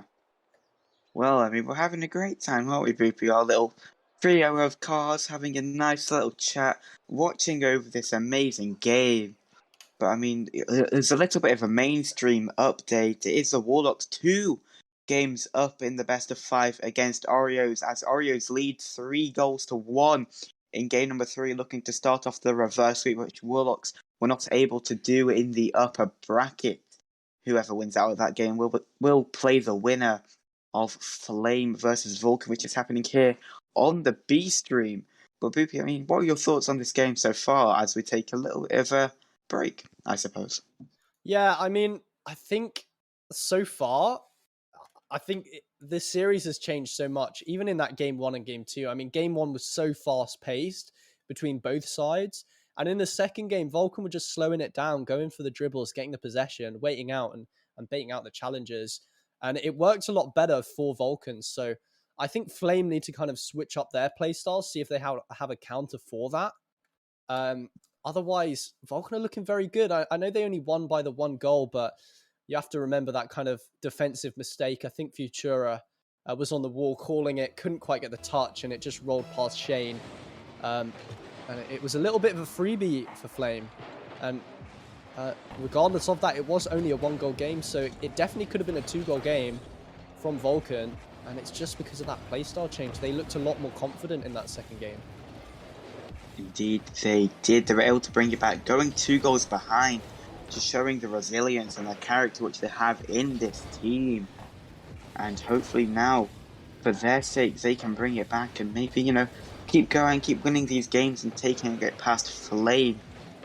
But still, both these teams looking strong. There's not much kind of to say in terms of, okay, this team's doing better, what can this team do? Because they both look incredibly strong, not making that many mistakes, because all the goals which have been scored have mainly been just outplays from the other team. Yeah, definitely has, and a little bit of early pressure coming in from this Flame side, but Futura will be able to break free, gets it around Rexo. And Edgeby finding it round 2, there may be a potential chance. Rexo down to Creamy, Creamy with a shot, Shane with an insane save, had to be quick on his feet to get that one. And Flame definitely kind of living up to the name, because they're looking fiery to start off this game 3. Yeah, Flame is getting ignited currently. Offense is still staying up for them. But it's not meant to be. It's Vulcan's defense, the metal, which their defense is all reinforced with, is staying strong so far. The Craftsmen are still trying to get the lead here. They're still stuck in a stalemate. We've played for a minute and 30 seconds gone. This is not what we're used to seeing in this kind of series yet. Not at all. Futura with a little bit of a doink off the corner. Straight to the box, Rexo. Luckily able to deny it in the 50 coming through. Almost to Futura, but Creamy will get there. Might be able to 50 him out. It does go past him. Rexo just hitting it too hard around Edgeby. And Edgeby playing that possession game. No boost to work with. Just grabs the 100. And the pass over to Creamy. Creamy down to Edgeby. Will he be able to beat out Futura? He will only just. You saw the orange trail on it. It did go off Futura, but Edgeby able to beat him out. And what a goal from Flame. Yeah, great passing plays again. Creamy down to Edgeby. Edgeby, as we've got so used to seeing it in this past 2 games, just being able to slot it down from high aerial positions into the back of the net with loads of power. But Futura, the ones play, getting past, I believe it was again Edgeby in net, 15 it off the post, back into the centre for Goldie, and Futura just working that one and playing it straight past the Flame defense. Well, that is complete disarray. If I haven't seen it before, I'm not really sure what happened there. I mean, 2 players just kind of ditching the ball after the kickoff. Edgeby didn't really have much he could really do in that situation, and the 50 comes through straight to the mid, and no one's there to kind of help him out in that situation. But Flame are going to be kind of wanting to look for their second goal, and so will Vulcan. Rexo, they're trying to find it across to Creamy. Creamy onto the backboard chain, trying to get a touch, can't find it. And what a recovery from Creamy there. He was perfectly kind of positioned for Shane's touch there. And instantly goes down, tries to get the pass across to Rexo. I mean, you can tell that this kind of Flame team is just tiers above kind of a lot of Rocket League we've seen kind of today. Yeah, it just does seem to be that way. Flame, they're ready, prepared, they're ready to bounce back. They took Luna Esports to 5 and they're looking to win this in 4 as little games as possible at this time. The passing plays are coming through for them. Their constructs of offense are just works of art. But Vulcan, their defense has looked good, their offense has looked good as well, and they've still got loads of time to get back into this game and just make it the classic series which we've been watching this entire time. Yeah, absolutely, and they're just trying to get it round the last player, but can't quite. Rexo might get a freebie. Creamy going for the bump, but again, just onto the crossbar. Edgeby not going to commit. And just opt to kind of keep the attack alive. Play it down the line, hitting it down into potentially Rexo. Goldie will be able to find it. Futura can't find the touch. A team bump is not ideal for this Flame side. They will be able to clear it out regardless. Goldie with a with a mistouch. Futura trying to just still keep the pressure alive, but it looks like it will die down. Rexo with the 50 into the box. Creamy is up, and he's going to beat out the last defender. Another goal coming in from Flame, and it's 3-1. Indeed it is. I mean, just the aerial plays from Flame coming out, able to beat all the Vulcan players to the ball, smashing it into the back of the net, getting the goals which they need. And they're 3-1 up in this game. They're looking to go 2-1 up in this series. Yeah, they definitely are, and it might find its way into the box. Goldie had his hands on it, but just the touch Rexo had couldn't kind of allow him to put it on. But the whiff, Rexo able to recover it for it. A team bump, a little bit of chaos, another team bump, but it works out in the Flame favor. Creamy trying to find it mid. Edgeby is up, trying to drop it down, and followed up by Rexo. Rexo trying to get the shot, but Shane will be able to deny it. Creamy trying to get the flip reset into the midfield, but it's going to get cleared away. Goldie finding the backboard. Rexo is up. Can't find the touch. Goldie just a whisker away of finding the touch and put that in the back of the net. And what a save coming in from Rexo again. I mean, somehow, I'm not sure from watching, but somehow this Flame defense just is not cracking. No, it is not. Nothing is going past them. The last man is staying in touch with the play. I believe that was just a massive ghost hit there, but Shane not being able to clear it out. HB getting the fourth hit for Flame, and it just seems all set, contracted and written. The Flame are going 2-1 in this game. Yeah, they definitely are. They look so confident right now, and they get the fourth one. I mean, it never really looked like a challenge for them. They knew the clear was coming out. They knew exactly where it was going. And they go the fake kickoff. The triple passing play from Flame. What a goal have we just witnessed? I mean, what even is that? This is absolute team chemistry at its finest. Flame, they know what they're doing. They know how much power to put on the ball. They know where their teammates are at all times, getting the goal which they need. And just the plays now, they're freestyling on this Vulcan side. There's nothing Vulcan can do about it because they're already 4 goals down. They're not going to just write a message to Creamy and say, hey, please leave us alone. But it's too much. We can't take it. But Vulcan, they're being beaten here. And Flame, how strong have they been in game number 3? I mean, they've just been too strong. They look too comfortable for this kind of tier of Premier. I mean, this game 3, it just didn't really look like a challenge for them. I mean, a lot of these goals, they just kind of knew exactly what to do. And that last one, just to put it in the back of the net, I mean, what a play coming out from Flame. They look so strong. And I wouldn't be surprised if they just take it all the way now. They look like they've stepped up. And Vulcan, frankly, they just don't look like they can handle it. No, they do not. Vulcan, they need to get their defense in check. They need to make sure that the comms are flowing through their veins, making sure everybody knows where each other are and what they're doing at all times so that they can capitalize, get the passing plays off, get the communication going, the bumps, the demos, killing off this Flame side. But currently the Flame is being ignited at Ignite Esports. Flame, they look to go to the lower semi-finals. They definitely do. They want to take it all the way. And in some cases, being in the lower kind of bracket is a little bit of an advantage for you. Obviously, in the grand final, you do have to go through a bracket reset. And I'm not really sure what happened here. I think we have a disconnect player. Oh, no. Ohio? I have no idea. They just let one in, I guess. Flame, they're doing what they want. That's just a simple way to put it. Creamy's chasing his teammates for that mid boost. Whoever knows why. I don't know what's happening in Flame. They're having a great time. They're winning games. And they're just making a mockery of this Vulcan side, to be honest with you. Absolutely. You know, I think they're so confident that they're going to win this series that they're just trying to kind of show that they know they're going to win. They're messing around. They can still win. And they're just trying to get in the heads of Vulcan a little bit. Let the first one in for free. Almost tried to let the second one in. All 3 players going for the kickoff.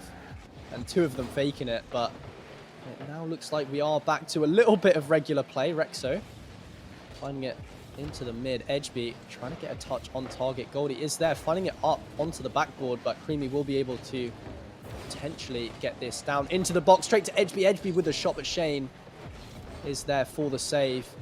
And might be able to start an attack of his own. Rexo trying to find it over Futura, but can't. And Edgebeat finding it over to Creamy. Shane is there. Pass over to Goldie. And into the back of the net. And I mean, I wouldn't really count out this Vulcan side. Flame look way, way too confident. And they have dropped a game to Vulcan before. Vulcan is still a solid side. Yeah, it's overconfidence at its finest. Flame showing it here. But I mean, Vulcan, they're looking calm and collected now. Creamy trying to get a goal back. This is what they've been doing an awful lot. He's just faking the kickoff, getting an early shot off, and just forcing this Vulcan defense into absolute awkwardness and disarray, really. As Creamy pops it up. He's got boost to work with. He's looking for a flipping set, carrying it down. However, it's not to be. Vulcan still 2 goals to the good. Flame, it's Creamy pre-jump.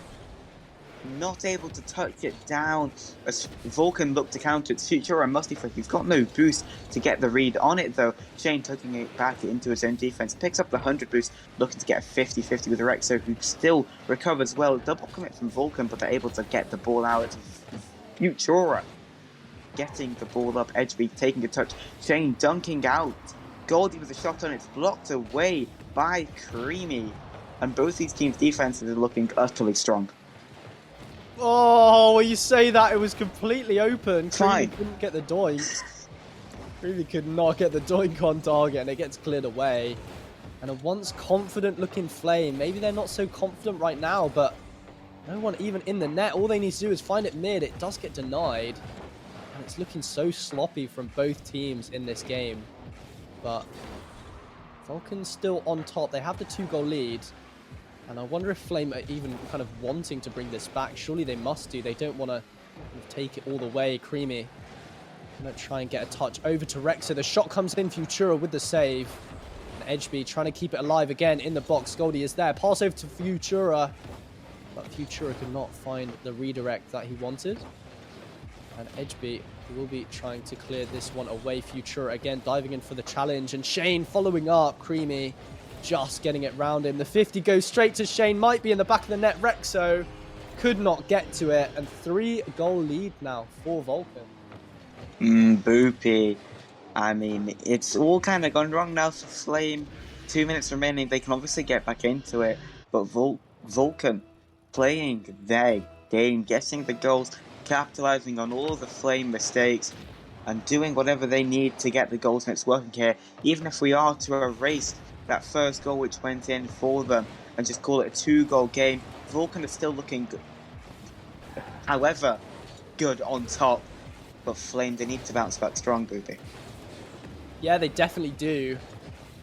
Because I know they kind of might have gone into the start of this game a little bit lighthearted, but it's not really worked out for them.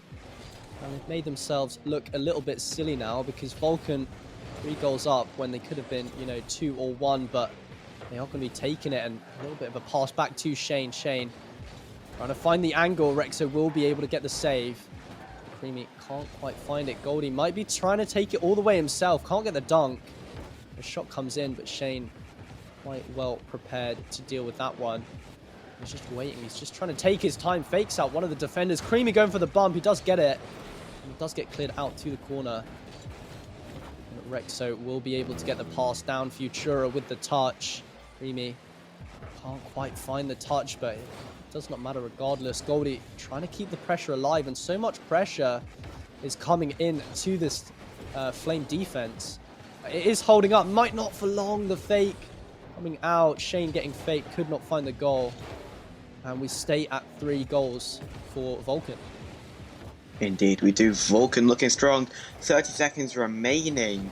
Looks like we are going to be seeing the 5 on the mark. It seems like we're going to be resetting Champions Field for another run as Edgeby gets the first goal for Flame here in game number 4.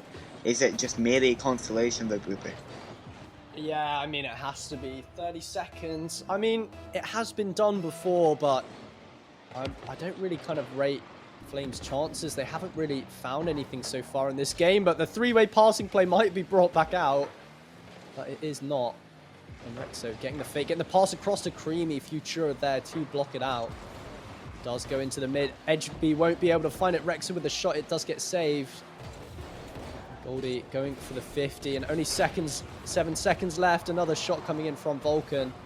And it looks like they will be taking this game and making it a 2-2 series. Wow.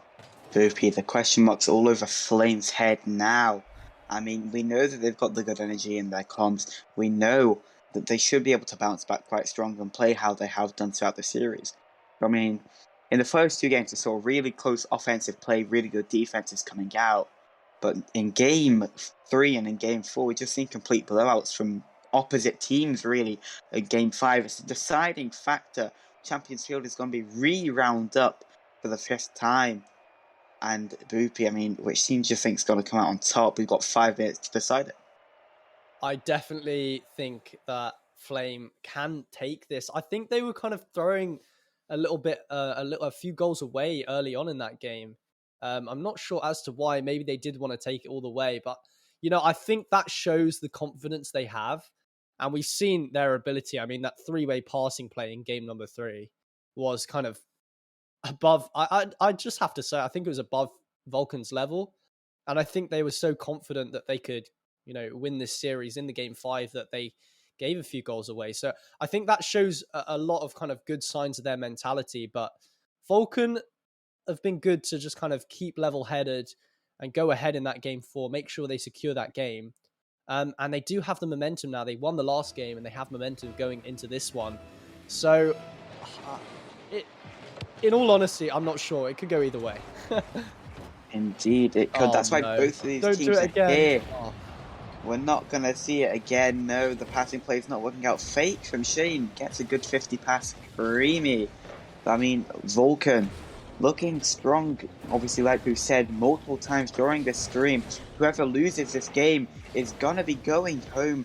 Their season is finished, and Flame to go out in 2 game 5s would be absolutely devastating. I'm sure they don't want that to be the case. Not at all. They definitely don't. And a pass over to Creamy. Creamy not quite able to find the touch. Rexo will be there to cover up, but straight to Shane. Shane trying to find it to Futura, but Edgeby will be able to beat him out to that one. And Creamy able to find it onto the sidewall. Futura getting the clear away, but Edgeby instantly there. Trying to fake out Shane, does so, and just needs to drop it down to Rexo. Rexo is there, and the save comes in from Goldie. Goldie might be able to get the clear as well. He does so. Creamy up. He is reading that kind of clear and where it's going. And Edgeby trying to get a touch up to Rexo. Rexo will be able to find it down, but 2 defenders in the way of Creamy. He opts to kind of hit it to that sidewall. And Rexo with a pass down to Edgeby. Edgeby with the shot. And this is the offense I was talking about with Flame. The passing plays just come out of nowhere. And I mean, what are you meant to do here if you're Shane? You can't do much about it, really. The passing plays are just more calculated than what Shane can calculate and try and do in counter defense, really. But the passing plays has just been so good throughout the entire series for Flame. But the ones played for Vulcan have looked even better. It's Shane flicking it over that last defender of Flame. Shane beating Flame, tied at 1-1. Absolutely. I mean, he just took it over everyone and found the back of the net. And a little bit of a confidence booster for this Vulcan side. We know Flame are very confident, but Vulcan must be as well, as the shot almost comes in. It's bouncing down to Futura, and somehow it gets cleared away. Shane just keeping that pressure alive. Futura with a touch. Shane trying to follow it up. It does 50 away. Edgeby is there, gets the 50 over Rexo. Rexo might just be able to get back. He does so. Shane not able to find that touch.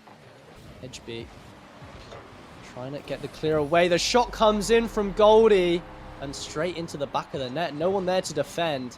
And 2-1 now to Vulcan. Yeah, Goldie jumping off the sidewall, transferring his momentum into the ball, power shotting that near post, past all the Flame defense. 3 minutes remaining. And Boopy, Vulcan, throughout Flame's cockiness in game number 4, they're coming out on top so far.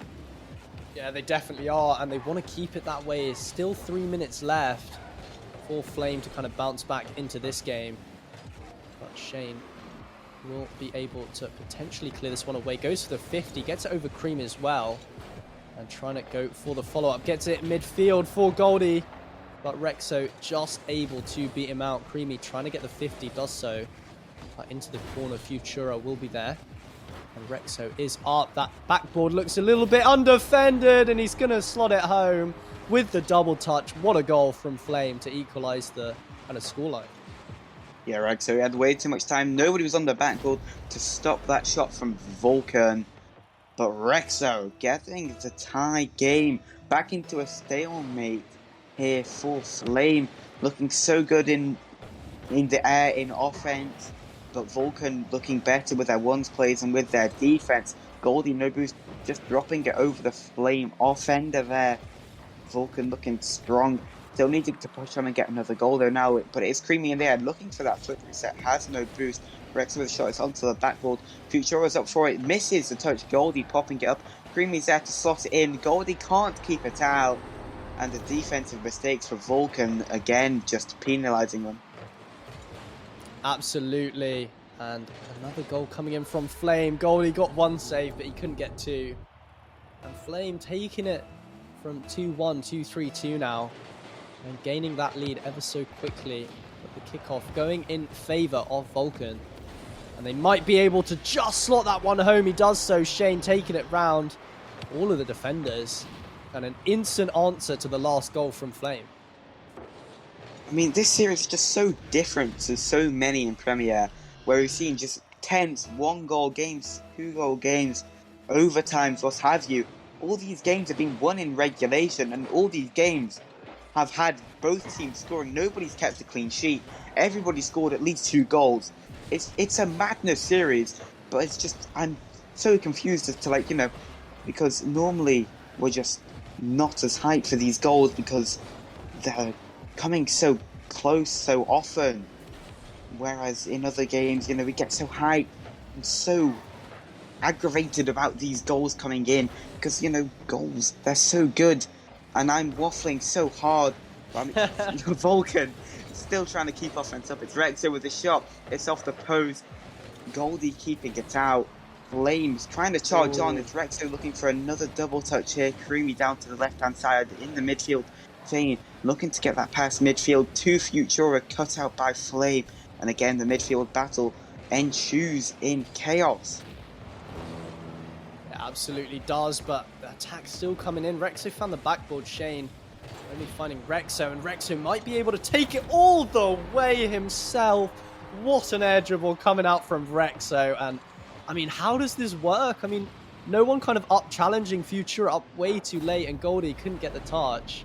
I mean, what a goal from Rexo, and again, they take the 1-goal lead. Indeed, they do. Still a minute left. We know this Vulcan side can come back. Maybe we'll see both teams at 5. Goldie taking a touch into his own defense. HB trying to get that ball past Shane, who looked to try and get the fake off Futura over to the left-hand side. Getting that ball out. It's pinched over Edgery. He's going to have to chase it back to get the ball. Creamy now. He's got some time. He's going to go into the air, which we all know that he can do. Gets a flip reset over the defender of Vulcan, but Futura back in time to keep it out. Yeah, he definitely is, but the attack's still coming in, and this is not where you want the ball if you're Vulcan. The shot coming in just wide. Shane will be able to break free, and it might be the last chance. He gets demoed out, and Edgeby and Creamy just trying to keep the ball in their possession, just trying to keep kind of hands and control of it, and it might be another one in the back of the net. I mean, a good shot from Rexo, but definitely the final nail in the coffin, because Ohio, I'm not sure about you, but I don't see 2 goals being scored in 3 seconds. No, with the way that Flame have been playing as well, they're definitely going to try some kind of wacky kickoff strategy. Somebody's going to get bumped. Yeah, there we go. We see a double fake kickoff, bumps going all across the field.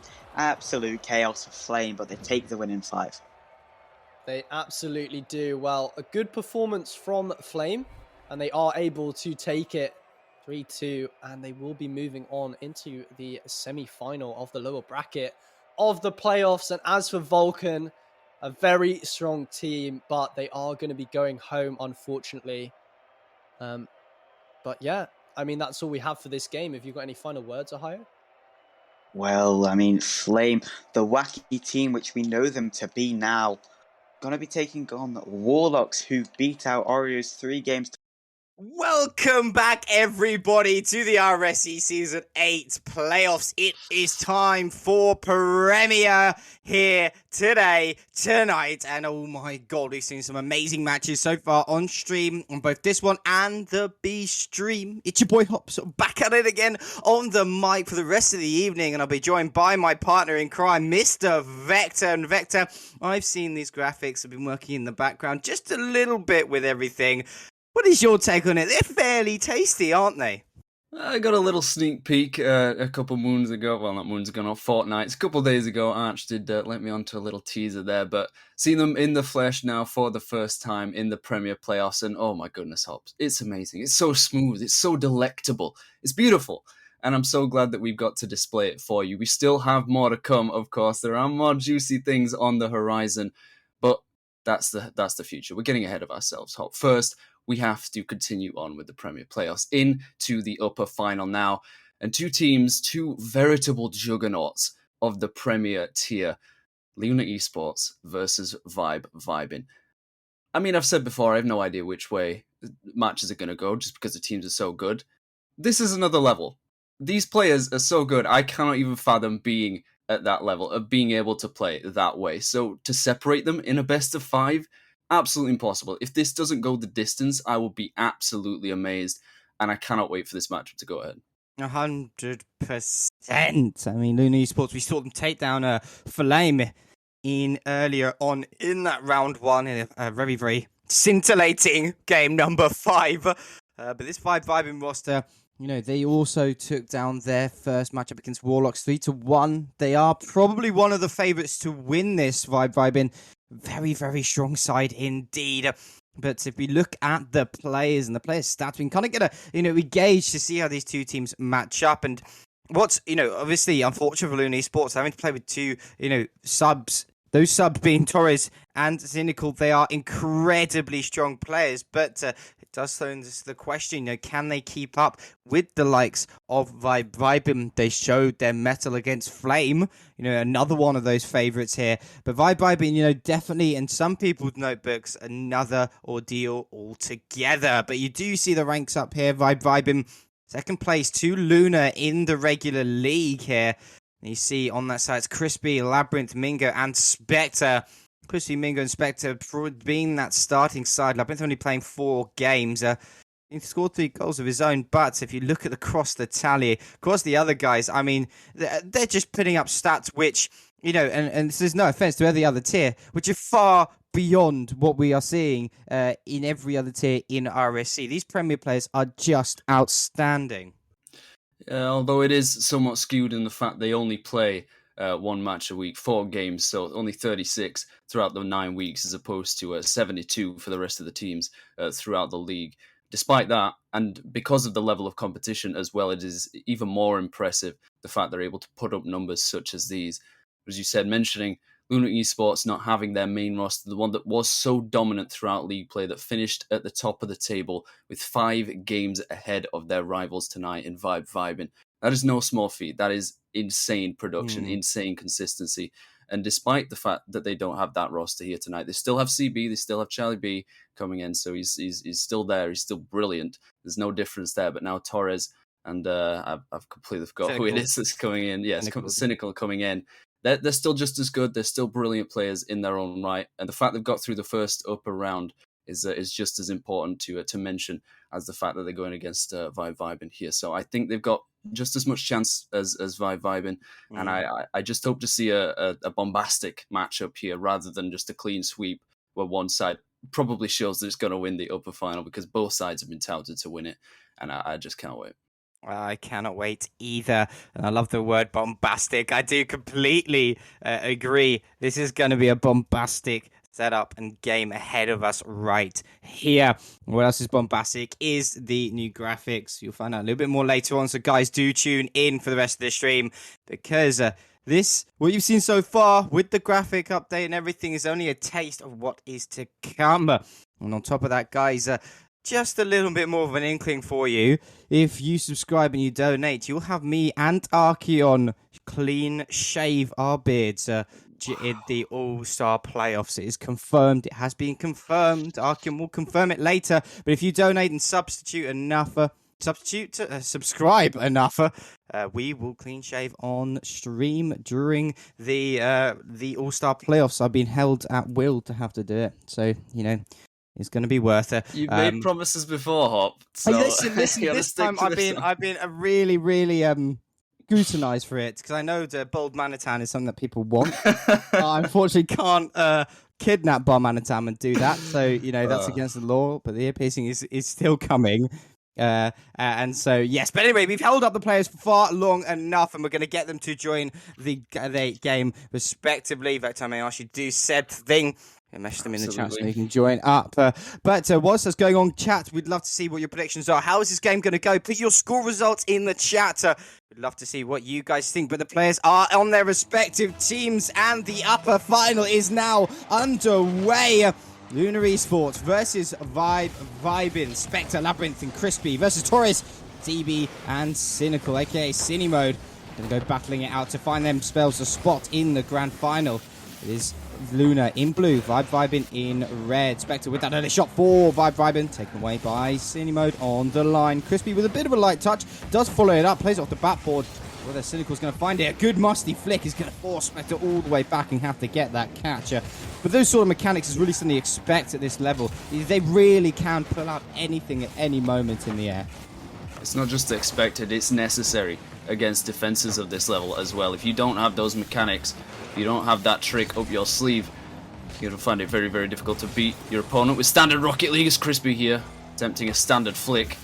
It's it over one, but not two, and CB comes in to rotate, goes for the early shot. Easy to deal with by that Vibe in defense. This one's staying in the corner though, as Spectre attempts to clear again. Labyrinth gonna miss the ball, expecting a quick transition from Torres, but there's a transition instead from Spectre, putting it across the field on target. Torres there to stop it.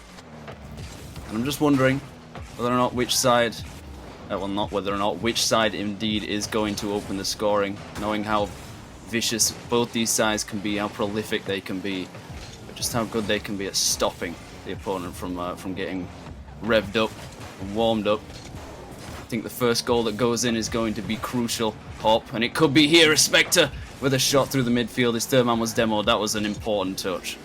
100%, it really was. Now to be kept away. Prime opportunity. The ball now bouncing precariously, but not too dangerous Spectre to deal with. What is dangerous is lack of boost. Forces Crispy to have to take an aerial, but gets bumped for his efforts. Nice 50 win by CB. He's actually going to take it around one. Torres is in the midfield, going to go for the shot. He does get the touch, but it's just taken wide. Good defensive pressure coming out from this Vibe and roster, but they are caught on the back foot here.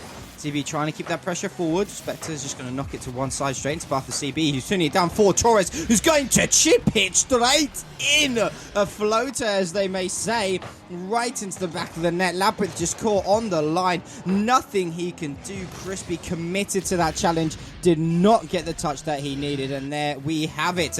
We are going to see this Lunar side go 1-0 up. Vibin, and a great play it has been so far. Let's see if Vibin can come back from that deficit as we are approaching the halfway marker here. It is all still to play for. Remember, this is a best of 5, so a lot of gameplay, a lot of Rocket League still left to play here. And still a chance for Vibin to bring it back, but it's a great start for this Lunar Esports squad.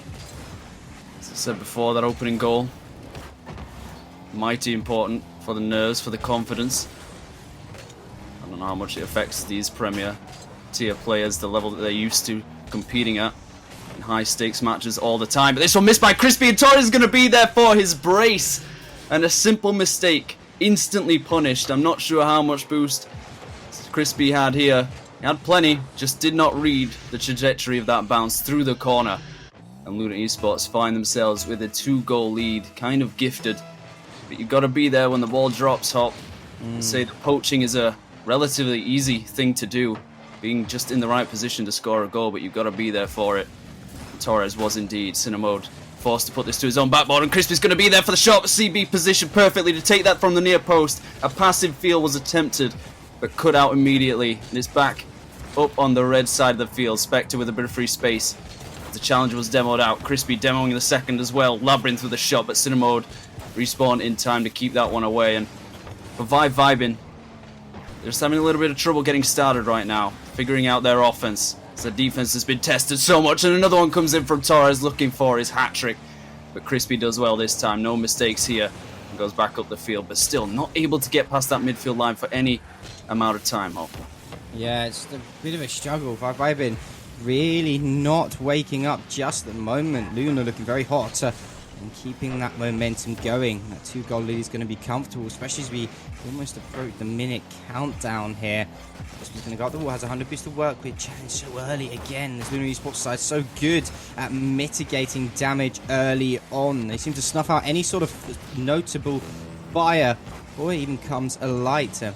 Leaving this side in ashes right now. Vibin looking for some sort of beats to get back Great on control. track here. But that great control is going to lead to another goal. Luna Esports, regardless of the substitutions that they've had to make, they are running away with this game. Number one, it comes with the back of Torres. You said the recovery from him and the awareness to put the ball to Cynical, to have that shot. You know, this really is a standout performance so far.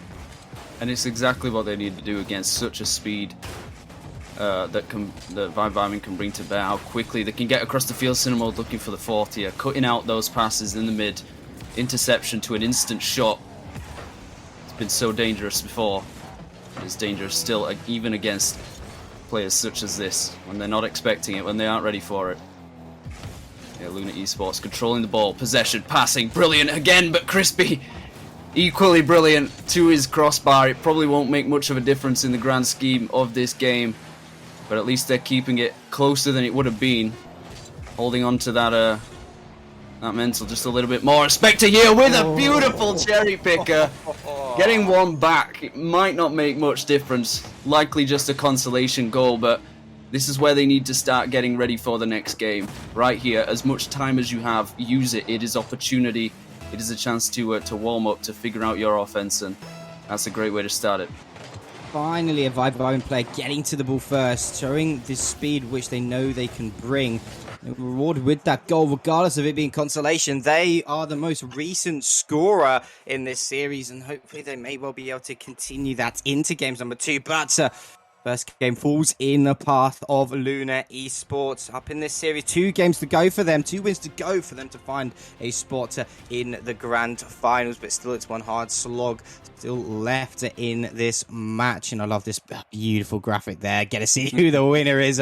Very tasty indeed. And Senji with 2 gifted subs. 3 subs, actually.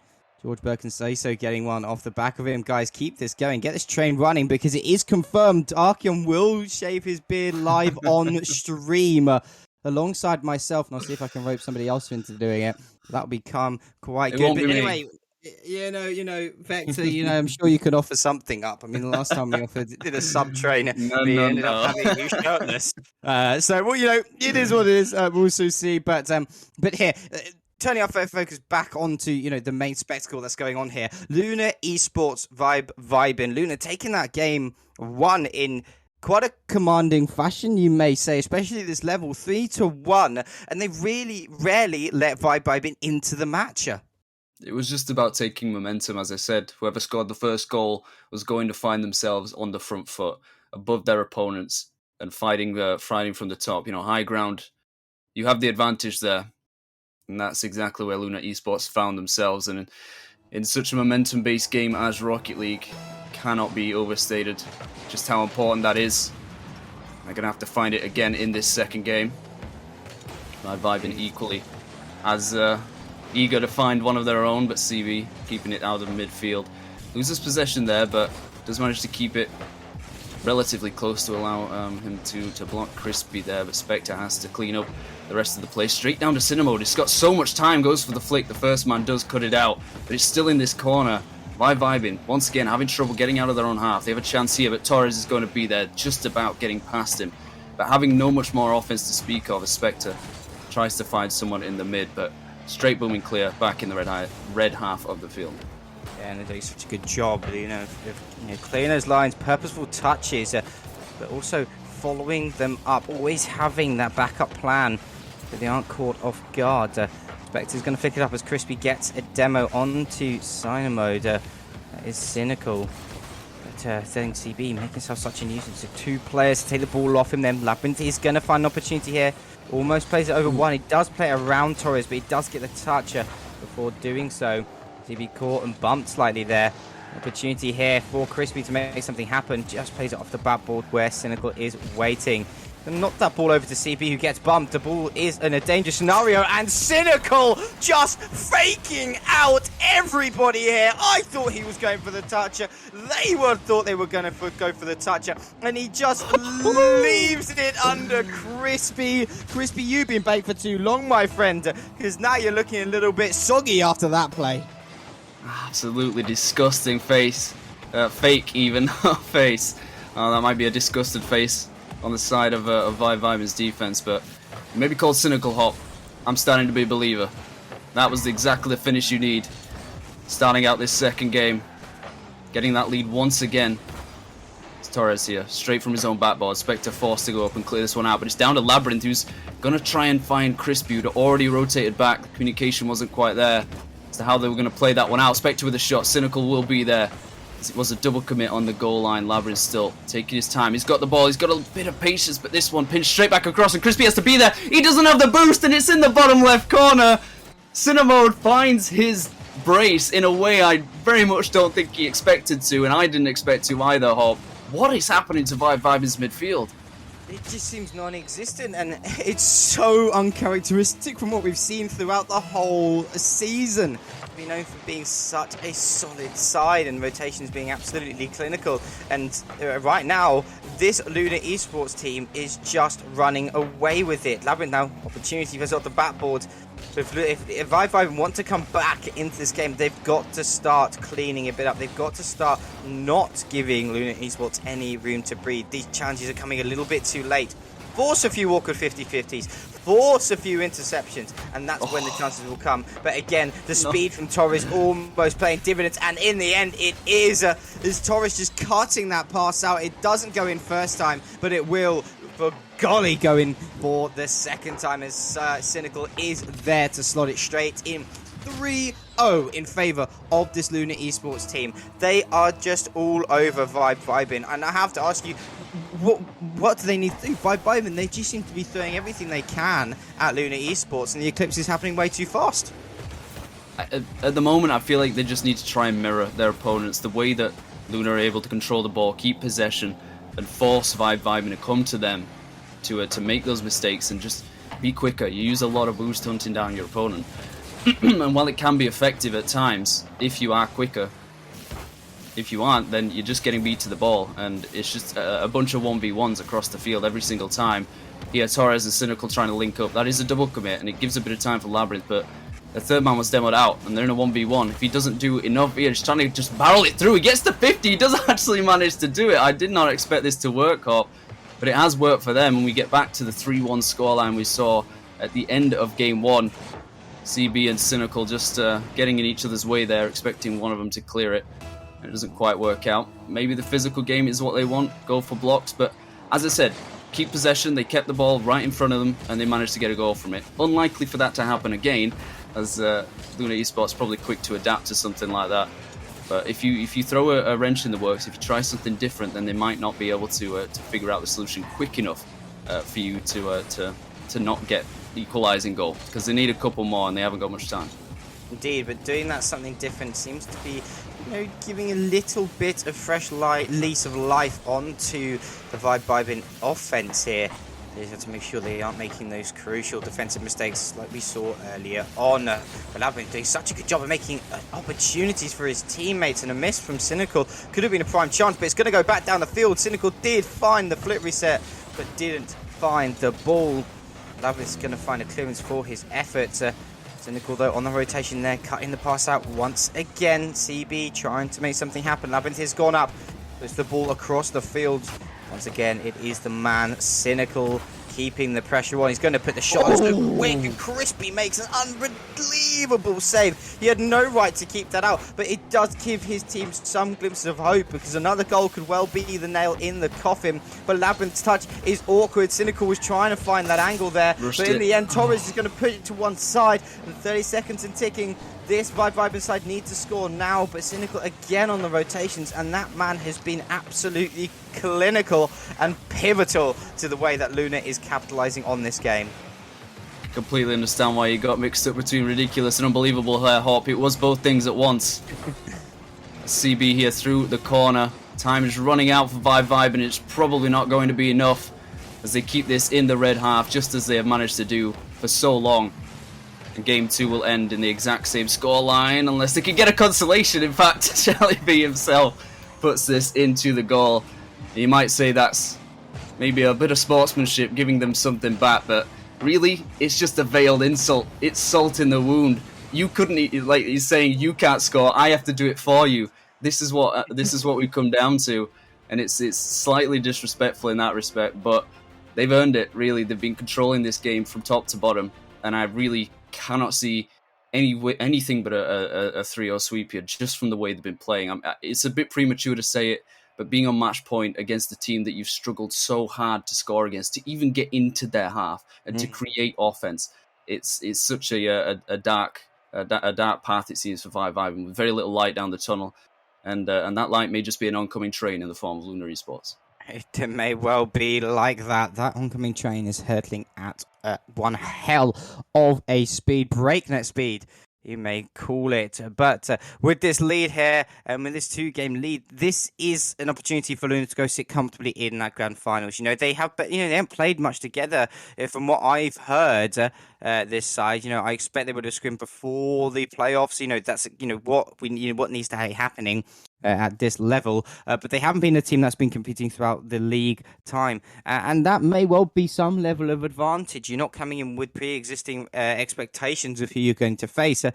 Maybe exactly, or you may recognize the faces and the names because you're matching them within your own rank, etc., etc. But this isn't something that they're overtly familiar with, and having that may be playing into this Luna Esports advantage.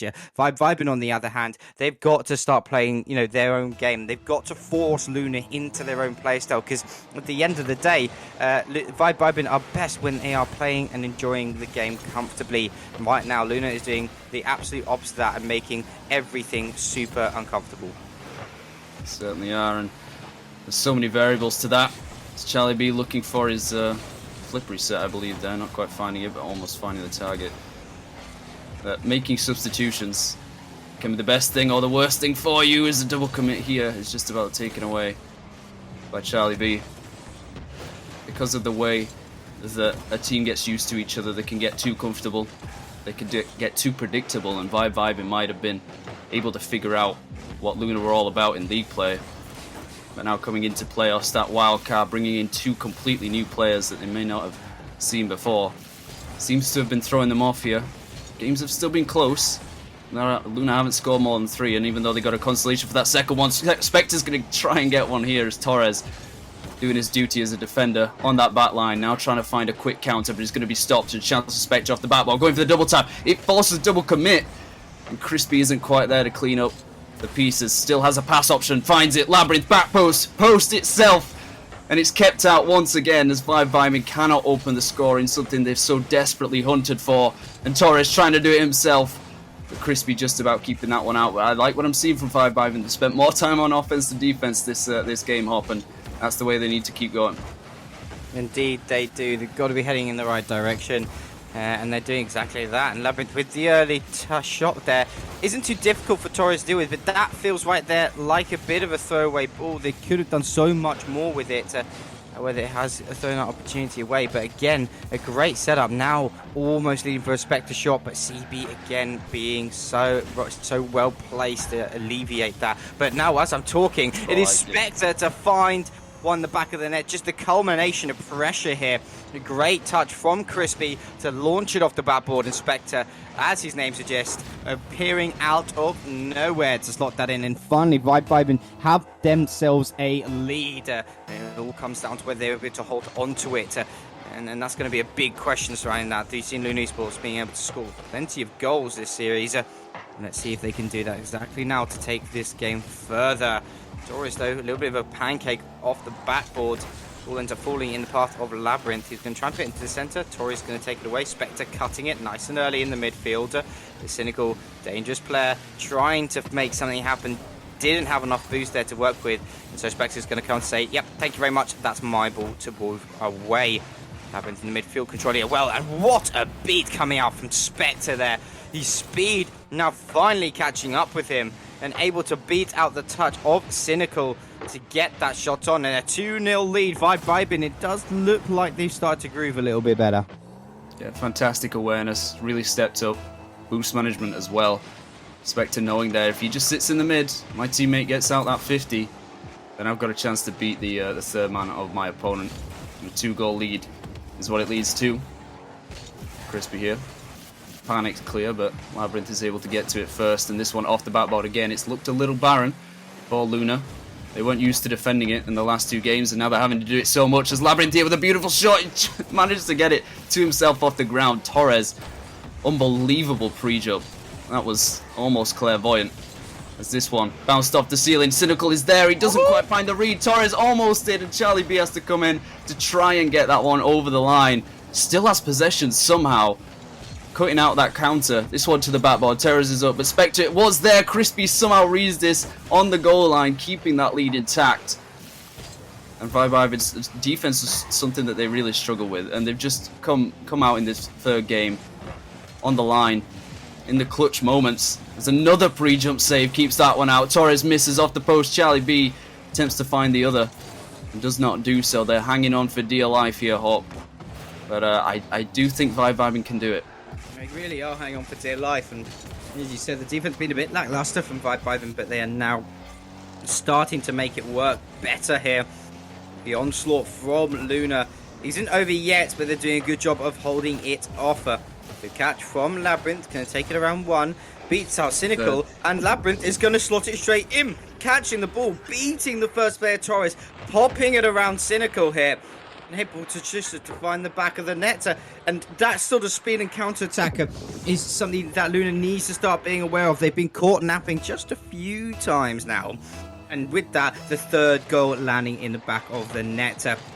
They have to start being a bit more aware. They have to start shutting down Vibing, because this is looking like a momentum shift here, and Vibing on momentum is a scary, scary thing. It's somewhat deja vu, because it's exactly what Luna was doing to Vibing in the first 2 games. The 3rd goal that they scored in the first was just a crossfield. I mean, it was a pinch, to be fair, but it just went straight through 2 players who weren't ready for it. And now Luna suffering the same fate, tasted their own medicine as Vibing figured out the formula. As this one's flying towards the net, probably won't be the 4th, as Charlie B with an easy clear to the corner. But he's forced to throw the ball away, somehow gets it back over Labyrinth. The 3rd man's demo, so Torres has to get a touch. Crispy into the mid, and now trying to pass for this one. Labyrinth tries to finish it off, but Cynical just about gets back in time. Will not make a difference for the 3rd time in a row, even if Luna get a consolation goal. The result of the game is in no doubt. Sealed their fate, still on match point, but this one off the crossbar and into the back of the net from Charlie B. A great passive field from Torres, but it will make no difference. And you go to the exact same scoreline as game 1 in just the opposite way. I think this proves how close these 2 teams are, how similar they are in skill level. And I just wonder if Vibing will allow Luna Esports a 2nd consolation goal here. No, they will not. No, they said absolutely not. You score far enough so far in games 1 and 2.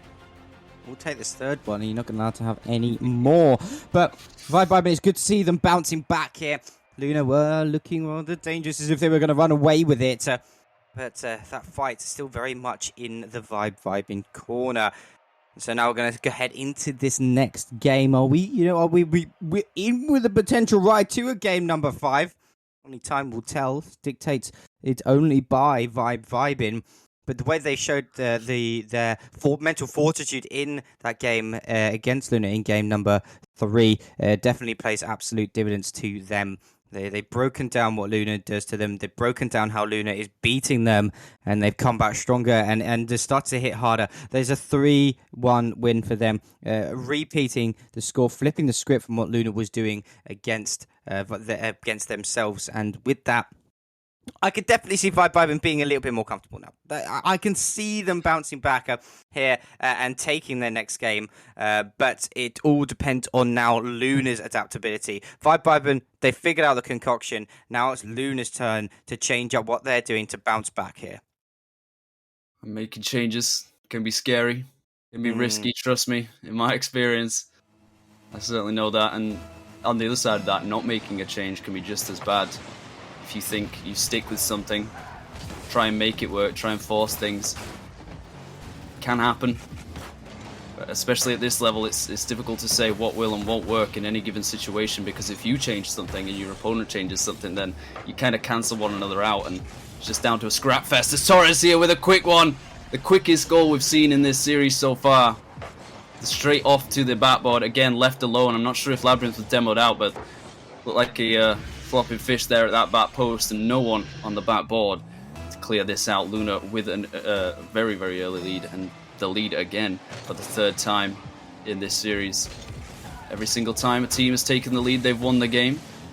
She'll have to see if Vibin can change their fortunes once again. It's this one, off the backboard. Crispy trying to look for the double tap, but instead gets the pass and forces a double commit on defense. Not much is punished. Labyrinth to the backboard again. Cynical's not going to be there. Crispy with a free shot, puts it left and puts it past defenders to get that equalizer. Absolutely crucial. Absolutely pivotal indeed. Crispy coming in here, slotting that goal in to tie up the series. You have to really find this a much more even battle from what we've seen in the previous 3 matchups between these two sides. Now neither team running away with it. Torres had to get that touch away. There was an early shot attempt there from the kickoff. Torres doing such a good job actually, forcing the play all the way down the opposite end of the field. However, a bit of a runaway ball here. Best is going to find control, and a little bit of a defensive error there coming out from, I believe it was Torres. I think he was expecting, he overflipped it just minutiae, and Spectre rewarded with the goal. And as I was talking about an even playing field here, I have to eat my words. Spectre finding a breakaway shot here to take it to 2-1 with 4 minutes left on the clock. So plenty of time and plenty of Rocket League left to play. We know what Luna Esports can do. But Vibin definitely stepping up the mark ever since they lost those first 2 pivotal games. I feel I have to vindicate Torres ever so slightly there, watching his perspective as that was going back. He pre-flipped and then just so happened to get the boost as it spawned, and when he landed he didn't know quite what to do. As you said, he overflipped the ball. So just one of those moments. You don't really have a choice in the matter. It just ended up in a goal this time for Vibin, and that lead once again. It's Crispy defending his own corner. Charlie B reads it instantaneously. Tries to dunk out Labyrinth, and Cynical takes in on his hood, beats him in the 50, tries to get back to it, but Crispy's quick enough to keep that thread away. Still in this red corner, however. Something that Vibin had so much trouble with in the first 2 games. Seemed to have changed things up a little bit. Spectre through the midfield. No one wants to commit to that, and it's a free one for Torres as Cynical demos out the first man. Charlie B is going to be there through the corner. Labyrinth is awkward. He does manage to get it away from the prying eyes of Torres, still trying to get something through that corner. Luna Esports desperate to find that equalizer. Could be here as Charlie B puts it past down to the right of Spectre. Perfect infield passing, and we are once again equal. Something I definitely expected to see from these 2 teams, and I'm expecting a Game 5. I want a Game 5. These 2 teams deserve it, and I think we deserve to see it. I think we deserve indeed. I mean, the action right here is absolutely beautiful, and this is exactly what we expect from this Premier Tier. Luna Esports doing such a good job of fighting out of those corners offensively here. I think Vibin needs to start figuring out how to defend it, because as soon as these clearances, and it's such a habit, you know, when you're defending to put it into the corners, it is a safer space when you're kind of caught on your back fielder. However, the way that Luna's adapting here to put those infield passes to kind of whittle down the defense to allow those free shots to come in is really effective.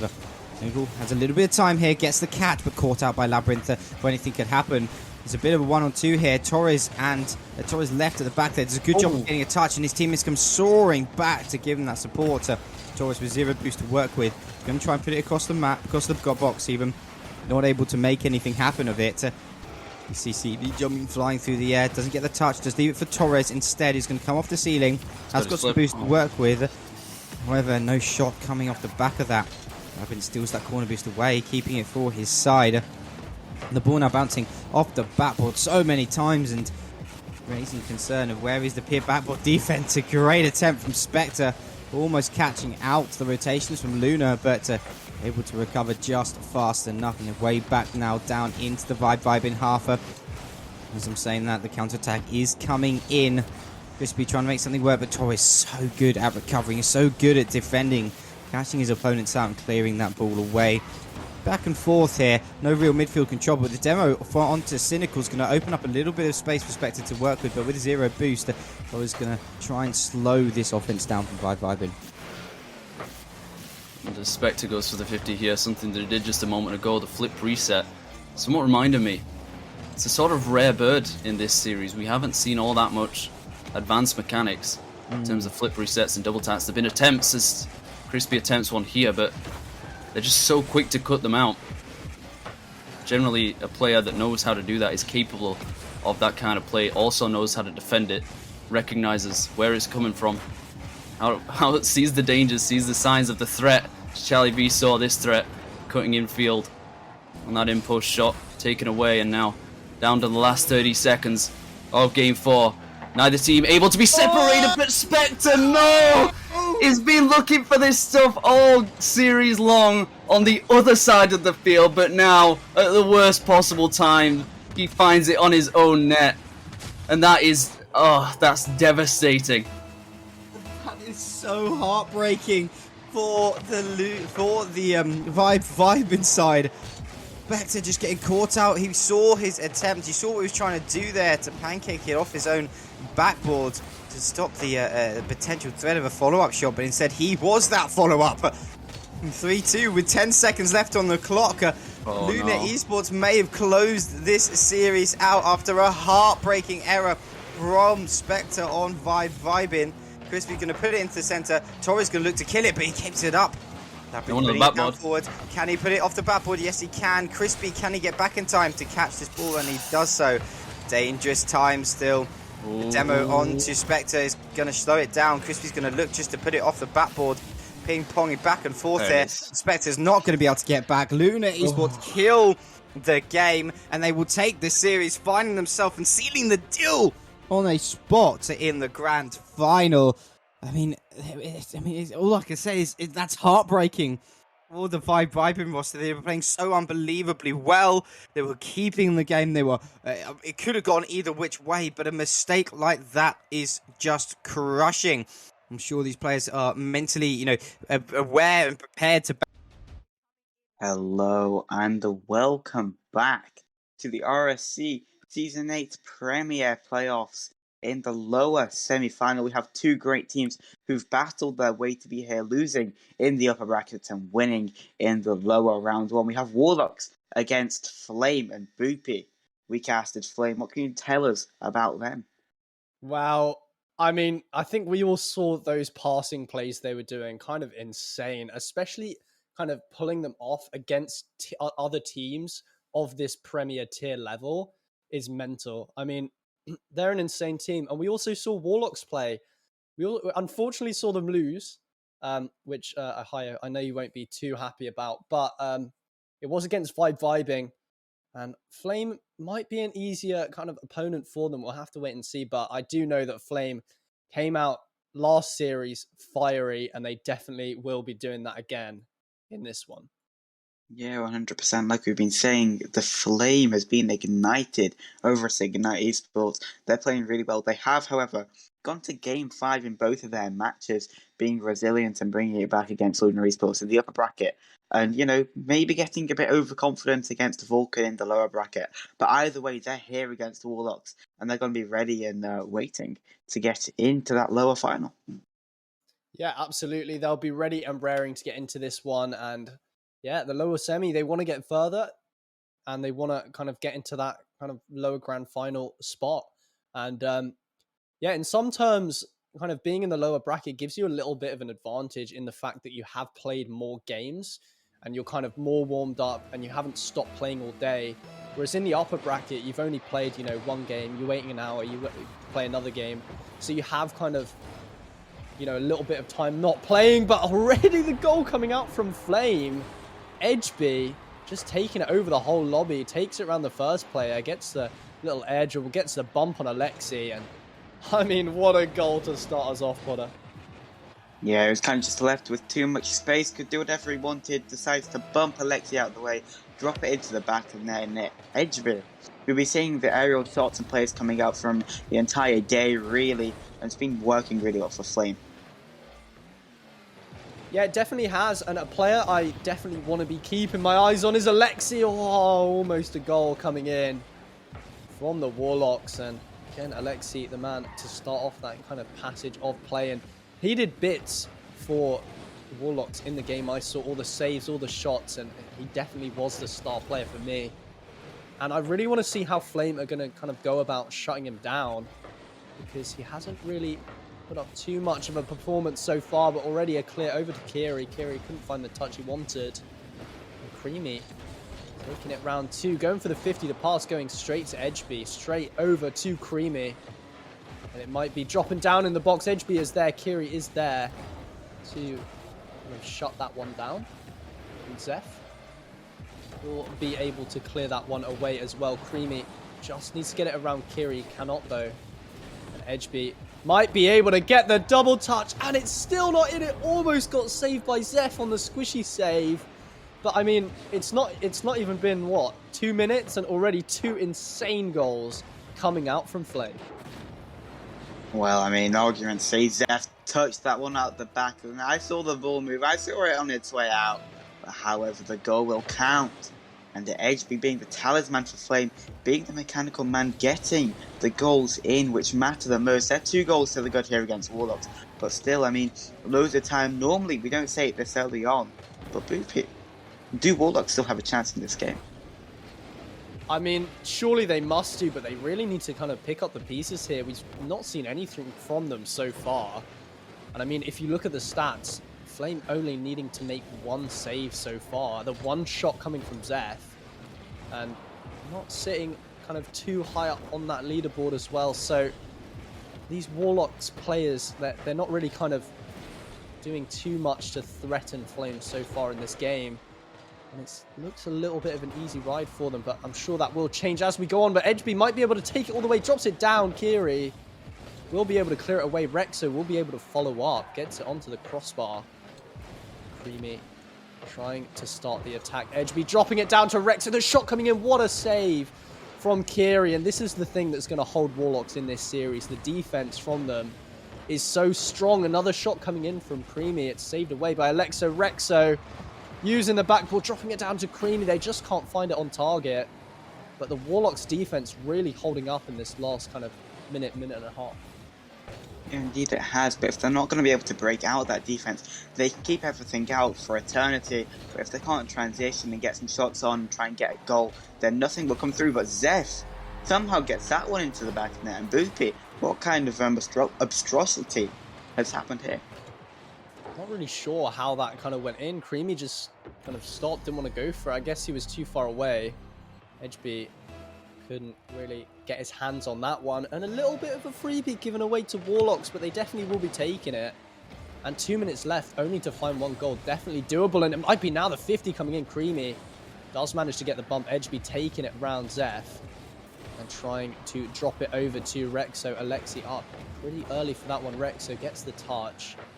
Trying to 50 out Kiri. Kiri with the pass to Alexi. Trying to find it across, but again, Creamy will be able to clear that one away. The touch across to Alexi. Edgeby will just be able to beat him out to that one. Zeph just trying to battle it away, and it always seems like kind of this Flame side starting the attack and Warlocks having to just clear everything away. They're under kind of immense pressure, and they might be under another shot here. Zeph with the save. It's still rolling in. Creamy will be able to finish it off, and another goal on the board for Flame. Yeah, a great pass downfield by Rexo. Edgeby with a shot on. Zeph was caught awkward, couldn't keep it out. Creamy coming in to just follow it and bulldoze it through the last couple of defenders of Warlocks. 1 minute 30 remaining. Flame looking on top. Warlocks needing to bounce back strong now. It's Kiri with a flip set, almost getting it past Edgeby as it gets dumped out. Creamy's kind of awkward. 50's going to come through by Kiri and Edgeby. And I mean, again, just Warlocks trying to get some offensive pressure, but Flame's defense holding strong. It absolutely is, and Kiri trying to find the backboard, trying to start an attack. Edgeby will be able to get it round Alexi. Zeph again finding that box. Rexo can't find the touch, but no one there to kind of pressure. It goes into the midfield. And again, no challenge coming in. Creamy is going to be able to out 50 Kiri. And Edgeby up, trying to get the bump. Alexi just so patient with that challenge. Kiri with a shot again. Creamy, my apologies. But yeah, so much pressure coming in from Flame. And Warlocks have been handling it pretty well, but as we saw in the first series, when you're under that much pressure, your defense will crack at some point. And again, Kiri with a save. And everyone up for Flame, but I guess they're feeling so confident right now. It just seems to be that way. That's kind of how this Flame team has got to known to be. However, I mean, Warlocks, it seems like nobody's going for like the second balls. Nobody's being first that ball, trying to beat out the Flame offender, defender, whoever it is, pass down from Alexi, gets shot on into that bottom right corner. 6 seconds left, Boothby. Yeah, absolutely. And this is just proof that Warlocks can break this defense. They can, get the plays around the defenders, but they just haven't really done it too much in this game 1. They will be looking, obviously, to do it more in game number 2. But another goal might come in, and suddenly we go from 3-1, an unwinnable game, to potentially overtime. Yeah, I mean, kickoff goal coming clutch for Kiri and the Warlocks side. They looked dead and buried heading into that final minute, but they've came back. The resilience has shown through, and hey, a kickoff goal can come through again. They could take it. Flame could take it here. Gonna bounce down. Zeph's gonna make it hit the ball, and we have our first overtime of the B stream today. Yeah, absolutely, and goes in the hands of Flame, but not for too long. 2 players diving on that one, trying to keep an attack going. Alexi getting bumped out. Rexo with a touch. Kiri dropping it down. Creamy finding the backboard. Might be able to get the double touch. Alexi just getting his kind of fingertips on it, pinching it away. Kiri trying to dribble this one clear, but Creamy will be there. Pass over to Edgeby. But again, just wide. Creamy trying to keep it alive. Edgeby trying to drop it down to Rexo, and Alexi just there to kind of block that attempt from kind of coming through. Creamy trying to go for the edge, or might go for the fake. And it is red. Rexo with the shot. Kiri needs to get an unbelievable save and won't be able to. And Rexo with a goal, kind of securing a game 1 for Flame. Yeah, double commit coming through between Kiri and Zeph. Not getting that ball out far enough. Flame capitalize, they get the goal in overtime, and game 1 is heading to Ignite Esports.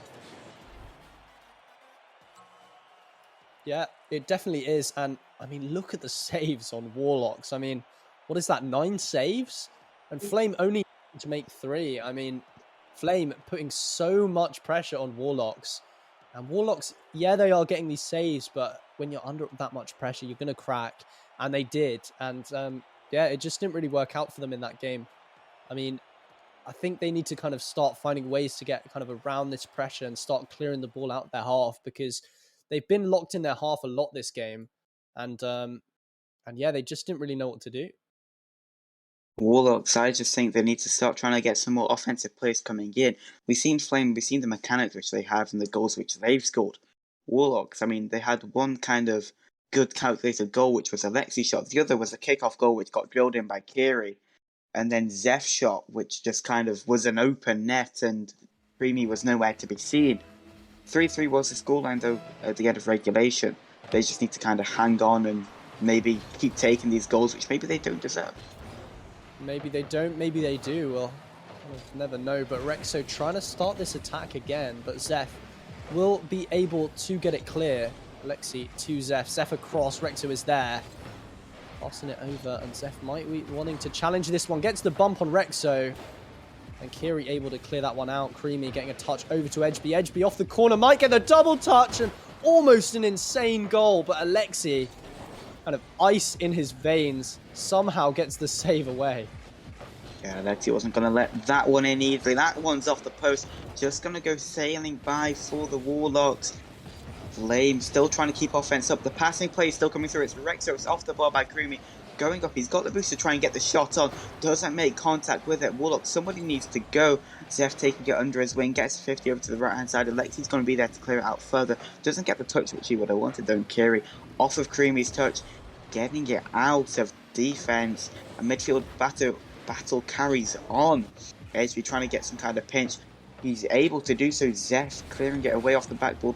Doesn't get the final hit which he would have wanted. And Warlocks, it still seems that they can't get out of this defense. But as they are, it's Alexi trying to get it forward. Kiri bumps out the Flame defender, allows his teammates some time on the ball. Kiri looking for the redirect, gets it off the backboard, looking for that top right hand corner. And Flame, they're going to recuperate and go again. Yeah, they definitely are. Pass down to Creamy. The shot coming in. Zeph will be able to clear it. Gets around Edgeby as well, only just. And maybe start an attack of their own, but Creamy trying to get it clear. Alexi not able to find that touch. And the dunk coming in from Rexo. Creamy trying to get the shot again, blocked away.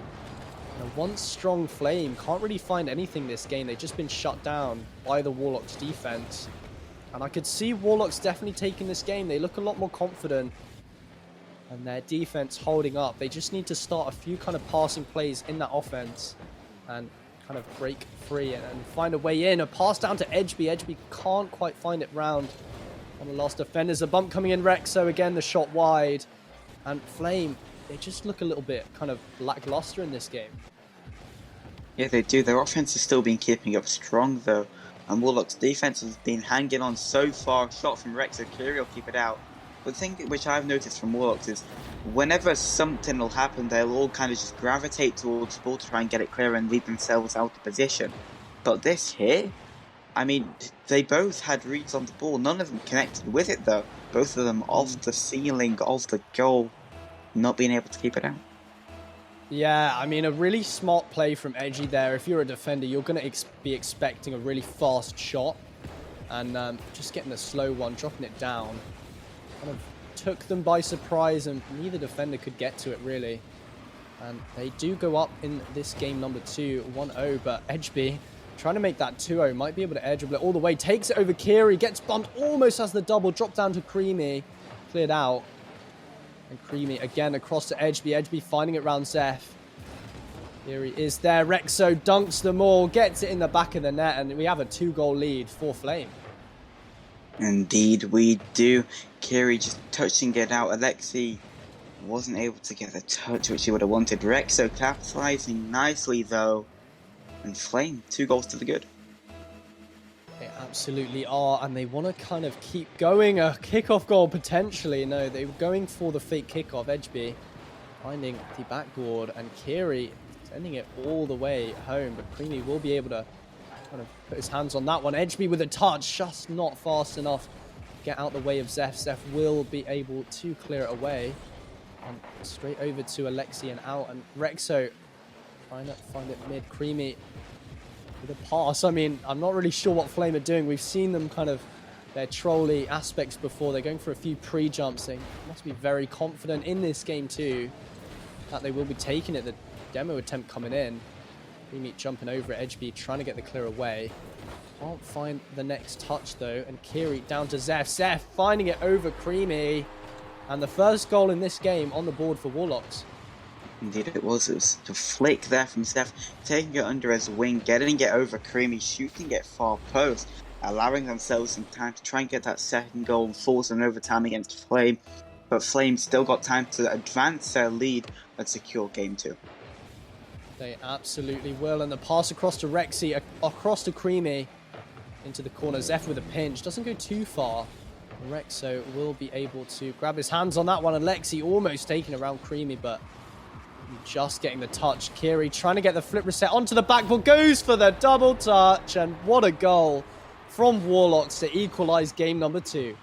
Yeah, Kiri noticed he had time. He had the boost in the tank, flip reset, double touch into the back of the net. 50 seconds remaining, and the Warlocks, they're coming alive. Yeah, they definitely are. I mean, what a goal.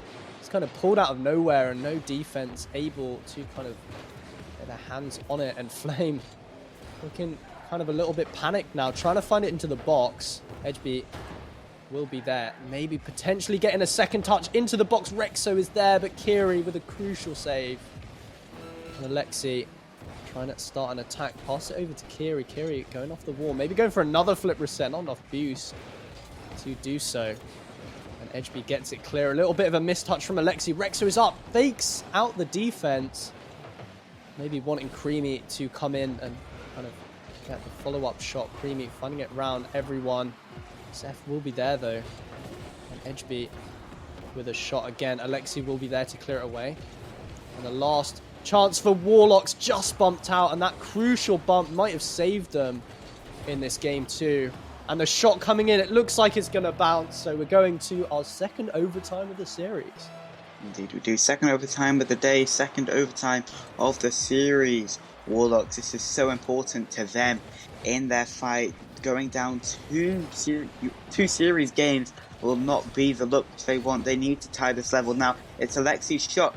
Creamy just touching it out to Edge B, he's got 100 boost in the tank, looking for that reset over Zeph. He just blocks it out, gets a pass center. Alexi's there, Creamy's there before though. Zeph touchdown to Kiri. It's a great pass. It's onto the backboard. Alexi's up for it, gets the shot on. Kiri's finish. It's into the back of the net. 31 seconds into overtime, and the Warlocks, they've kind of reverse sweep this game here. They definitely have. Drop down to Kiri, round Creamy into the back of the net, and they secure game 2. And Flame looked very, very confident kind of early on in that game, but they won't be so confident now. Warlocks definitely a side you cannot mess with. And taking game 2 in quite an unbelievable fashion. I mean, the goal from Kiri was kind of insane, just pulling that out the bag to kind of equalize and then winning in overtime. Last overtime went the way of Flame, but this one didn't. And we have a 1-1 series on our hand. Yeah, it's all back on the cards now. Whichever team wins this next game. I mean, I called the last game important for Warlocks. This one even more so. Going down 2-1 in the series is not what you want. They need to get this win. Flame also need it on the other side for whoever's in touch with Ignite Esports. Obviously me, with Dark Magic being their GM, obviously wanting the best for them. But Warlocks, I mean, they showed it there. They just need to kind of show it in the first 3-4 minutes of the game instead of just leaving us to that final minute again. Yeah, absolutely. And we have a little bit of kind of lightning show. The players are trying to join up and failing, but they are finally in. And game number 3 will be underway. And Ohio, which way do you see this game going? It's a tough question. I'd like to obviously see Warlocks win, but trying to be as unbiased as possible. Flame, their offenses look better. It's just the capitalization of the offensive, the defensive mistakes of Flame has been coming good for Warlocks. They've been able to take it, like when they got time, they've used it to their speciality really. Kiri's mechanics came out, got the flip reset, double touch. When he had the boost in the tank, was able to do so. Flame, they need to be closing down Warlocks faster when they've got that kind of read on the ball. Kiri 50 into the back of the net. Warlocks 1-0. 1-0 up already. The Warlocks looking fiery. Well, you want them to win, and it looks like they might do here. Is finding it around both the defenders, not prepared at all to deal with that kind of attack. And Flame not looking so strong in this game number 3. Only 30 seconds in though. They have plenty of time. And Zeph completely denying Rexo, finding Creamy.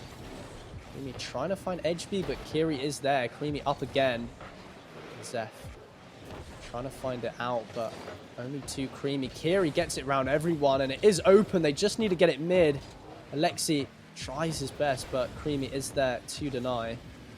And Kiro is there to clear it out as well. But Kiri, again, he's been so good in this kind of last minute of play of just kind of winning that midfield battle. As soon as someone's there, he's just up, shutting down the clear and locking Flame into their half. And it's working well for them. They're under a lot less pressure, and they're putting a lot more onto this Flame side. And Zeph, again, trying to go for the challenge. At 50 comes out. Alexi is there. And Zeph finding the corner. Creamy will be able to clear out. Edgeby finding it round one defender. Alexi needs to get back, gets the pinch away. And Kiri gets it over the last defender, but so far, Warlocks have definitely looked a lot better than that last game, game number 2, and they won game number 2, so they are coming into this game number 3 quite strong. Yeah, but on the flip side, Flame will like this in game number 2. Pass across Rexo, getting the second goal of the game, and the first goal for Flame in game number 3, trying to bounce back. All the Warlocks defenders front post not going to be able to get back to it. And 2 minutes played. Booty.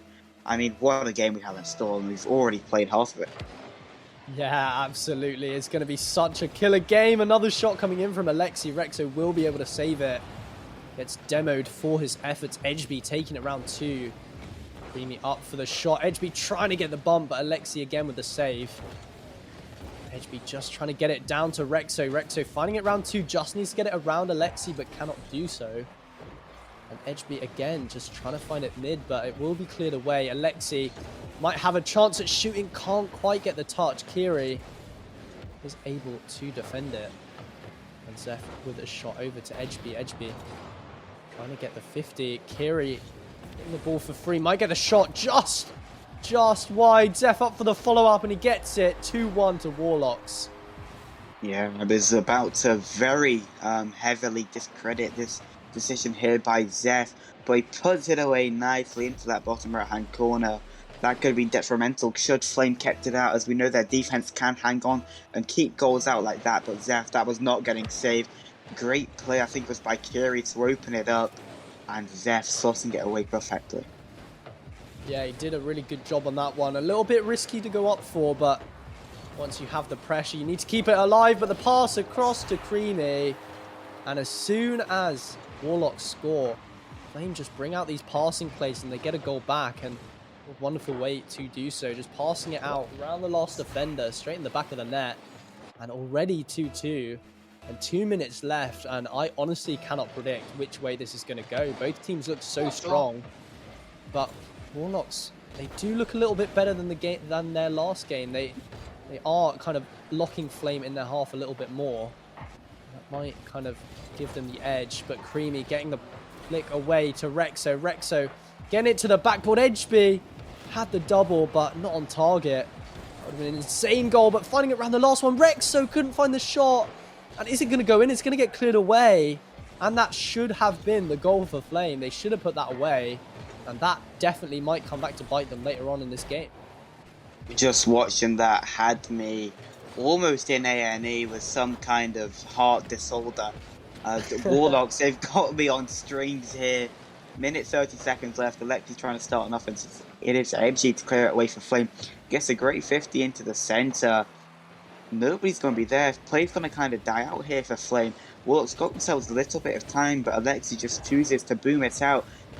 Creamy, unfortunately, drops it straight back to Zeph, but again, it seems like Warlocks are just kind of booming the possession away, and Flame are trying to make things of it. It's a great double touch from Edgy down to Creamy, who slots it into the back of the net, and we got an exactly 1 minute remaining. Boopy.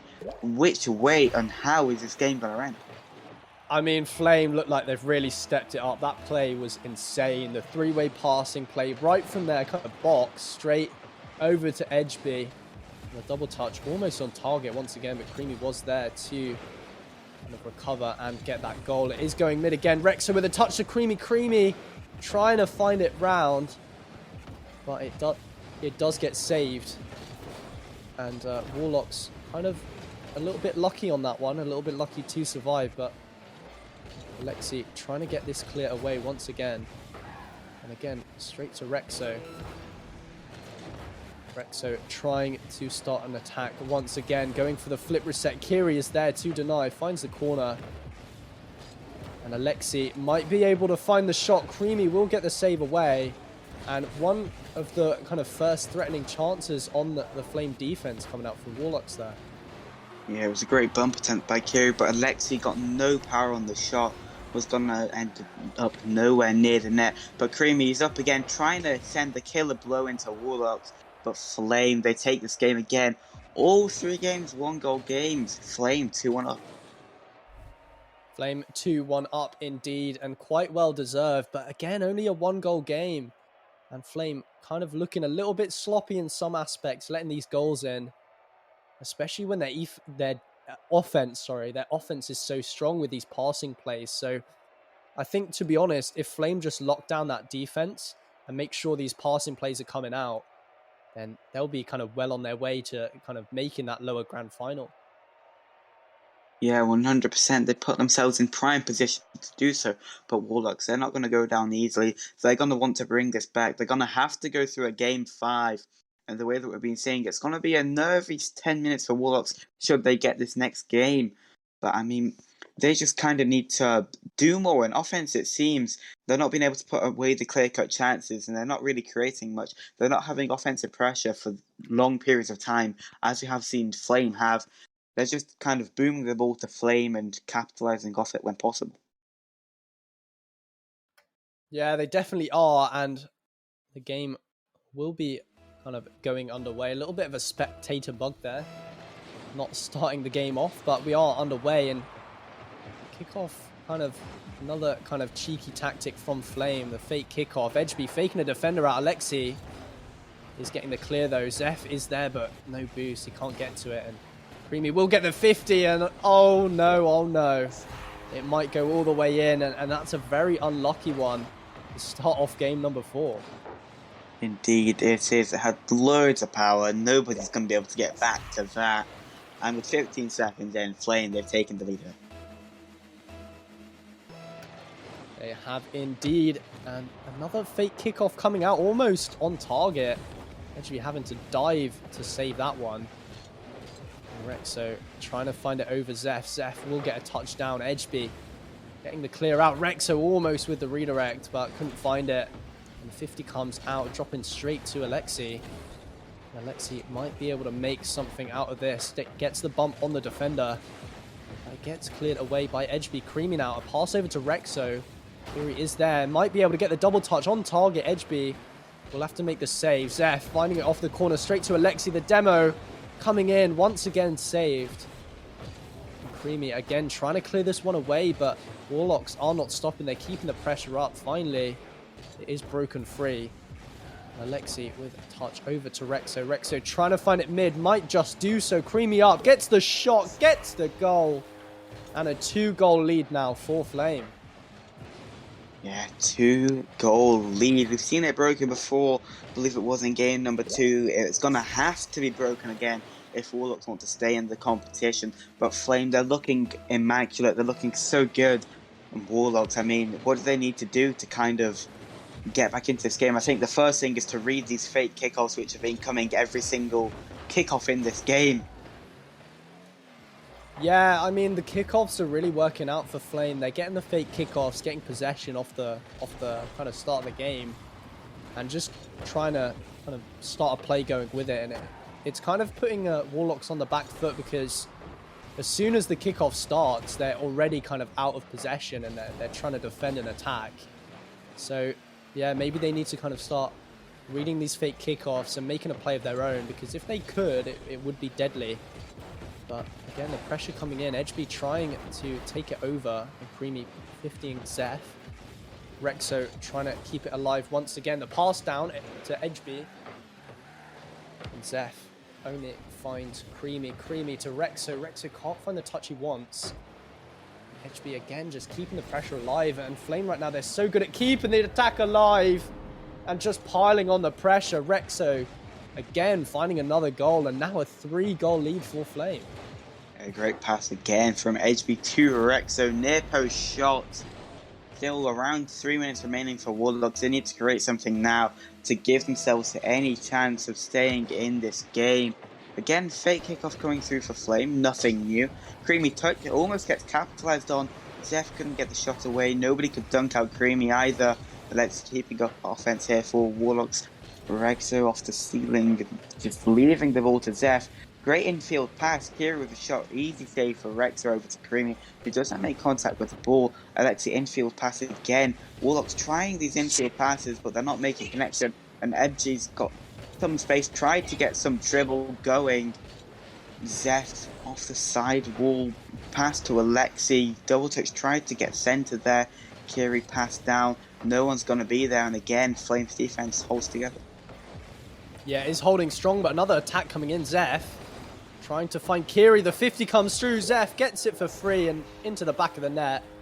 And the first goal of this game, number 4 on the board for Warlocks.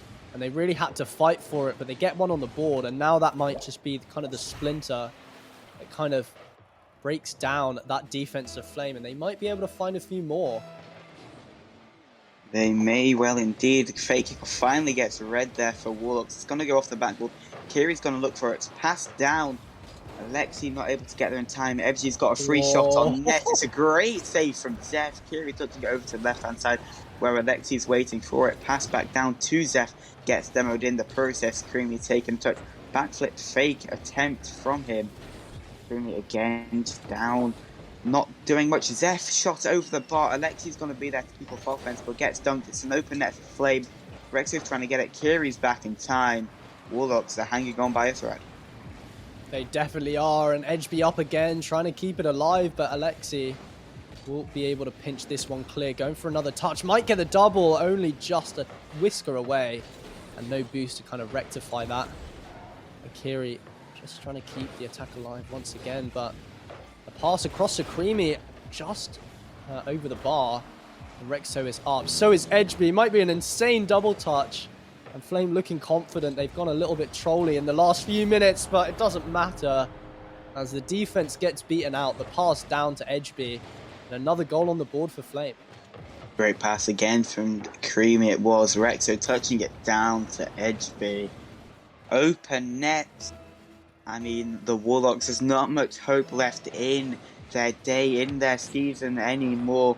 Alexi trying to create something. It's in the corner. Fake off for the 6th time here for Flame. It's been working out. They haven't been punished for it. And maybe when a team starts to do that, then they can get the upper hand on Flame. But it might not be for Warlocks. 40 seconds left. And it seems like it's all over. Yeah, it does, but Kiri doesn't want it to end. Trying to keep it alive. Alexi with a touch over one. Zeph following it up. And what a quick kind of attack. A quick attack passage of play. And Warlocks find another goal. And, you know, we've seen this before. We've countered Warlocks out. But 2 goals in 30 seconds is not impossible. Especially if they start reading this kickoff from Flame. And it may be kind of potential for a comeback. And they did read it. They are trying to keep the pressure alive. They might be able to recover from it, but Rexo just getting it to the corner. And a close call for Flame. They could have got scored on there. And it doesn't look so. And all they need to do is just keep the ball up and stop any attack from Warlock coming in. He hits it over Kiri. Edgeby, a pass down to Zeph. A shot coming in. Rexo with the save. And it looks like it is all said and done for the Warlocks. They are eliminated by Flame in this lower semi-final, and another one almost going in, but Flame taking the series 3-1.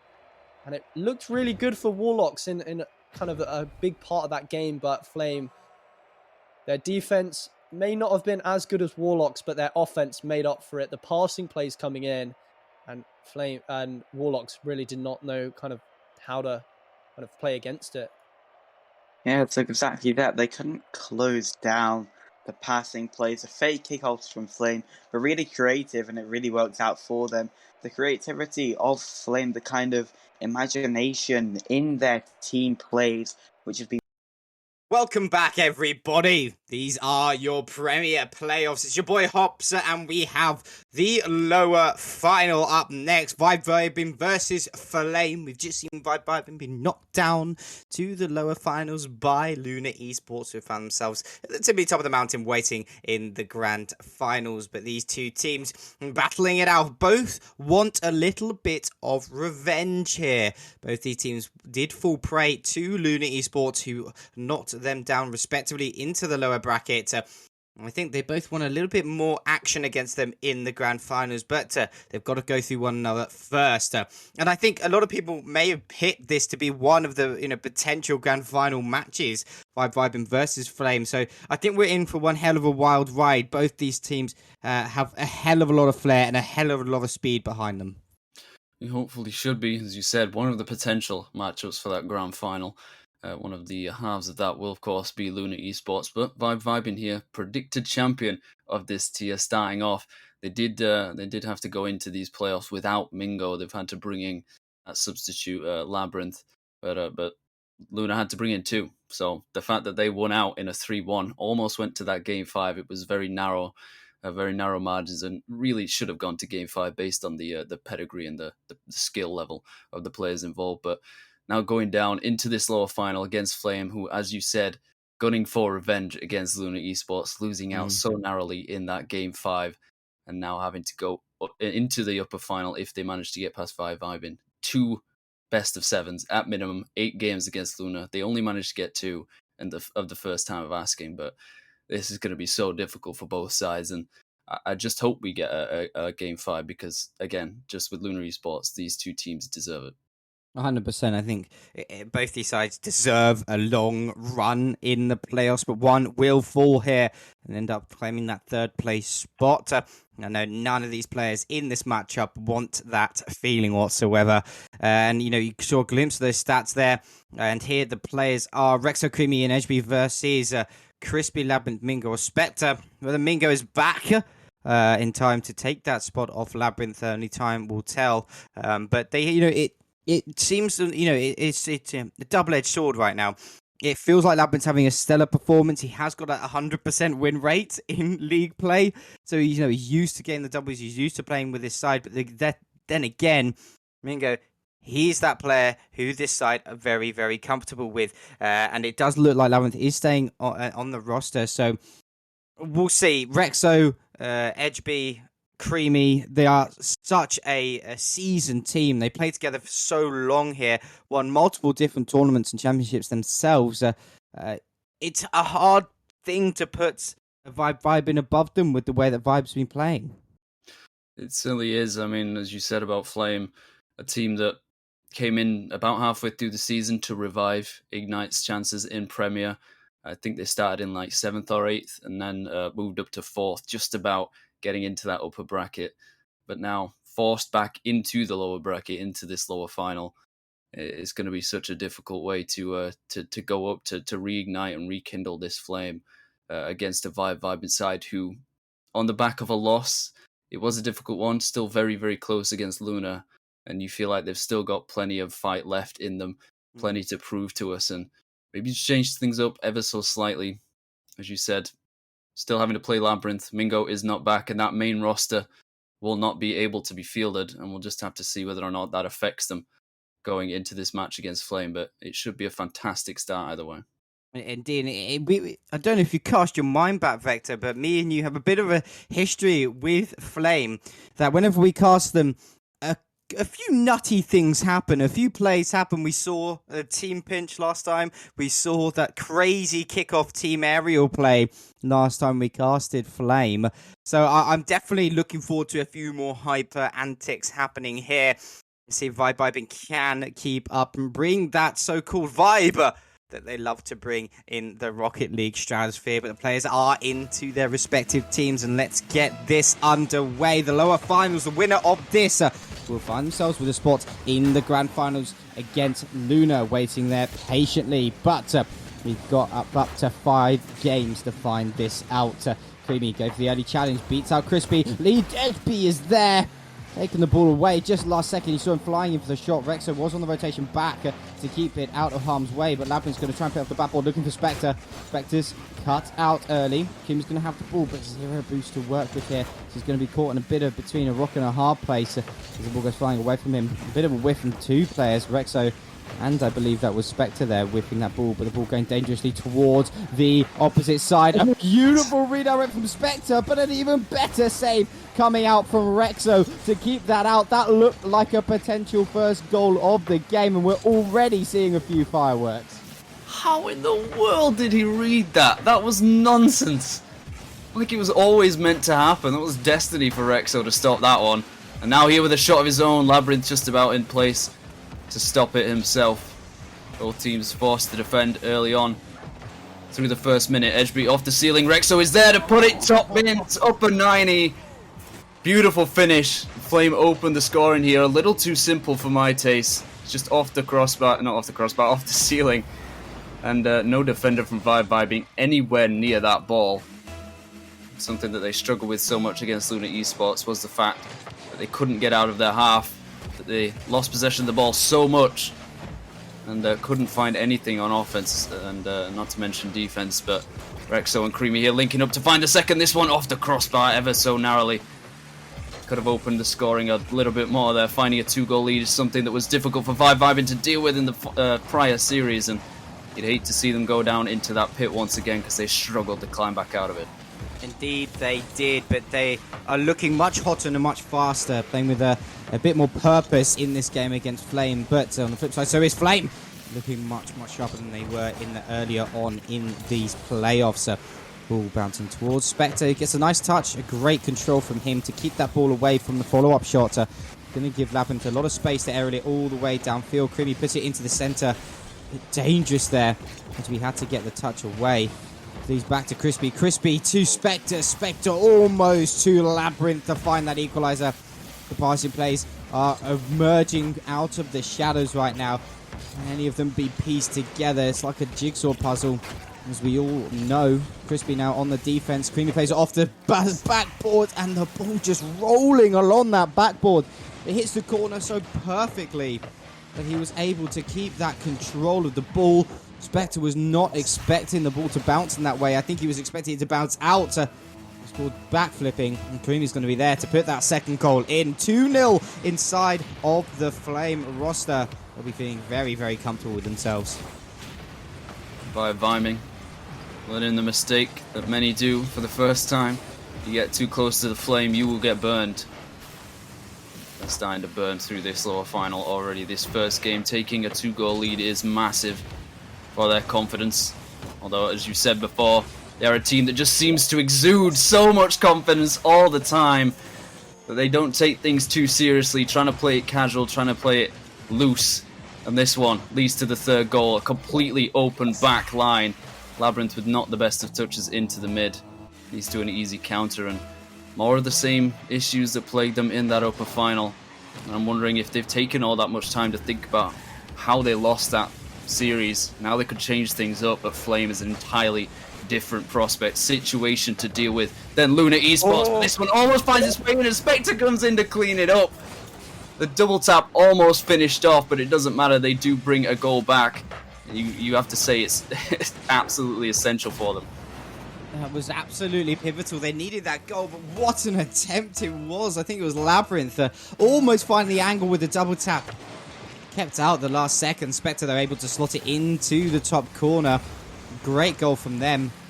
Now where the Flame are immediately on the offense, trying to press by vibing back into their own half. Spectre taking it downfield. Creamy looking for the pass. Cut out by Crispy. He's going to go for the shot. Ooh, Spectre was looking for that dunk there. Not able to get it, unfortunately.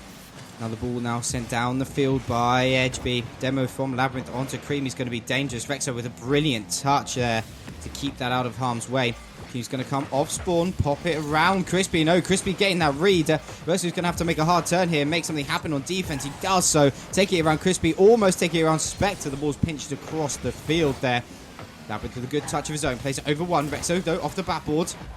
Tried to send it down the field. Instead, it meets Crispy. Pass it off to Spectre, who's going to go off the corner there. Tried to feed it for Crispy's shot. He was blocked, though, at the last second. However, that bounce is going to be precarious. Fortunately, Creamy on the rotation back. Wise enough to get the touch before the vibing player. Creamy faking out one, which is very smartly done to stay away from that demo potential. Crispy, though, with the shot, plays off the backboard, gets bumped for his efforts. And now Rexo looking for the counter-attack. Labyrinth, though, able to get that maze of defense up and working before any sort of dangerous happens. Shot a little bit wide for Rexo. Crispy able to deal with that on the backboard. Now looking for that midfield control is Flame. They don't want to give Vibe any room in the Flame half. Otherwise, they will start executing like we've seen them do so earlier. The amount of times you said Crispy and Creamy, the amount of times they've linked up in play. I'm starting to get a little bit hungry, and so was Crispy for that finish. Doesn't quite manage to find it.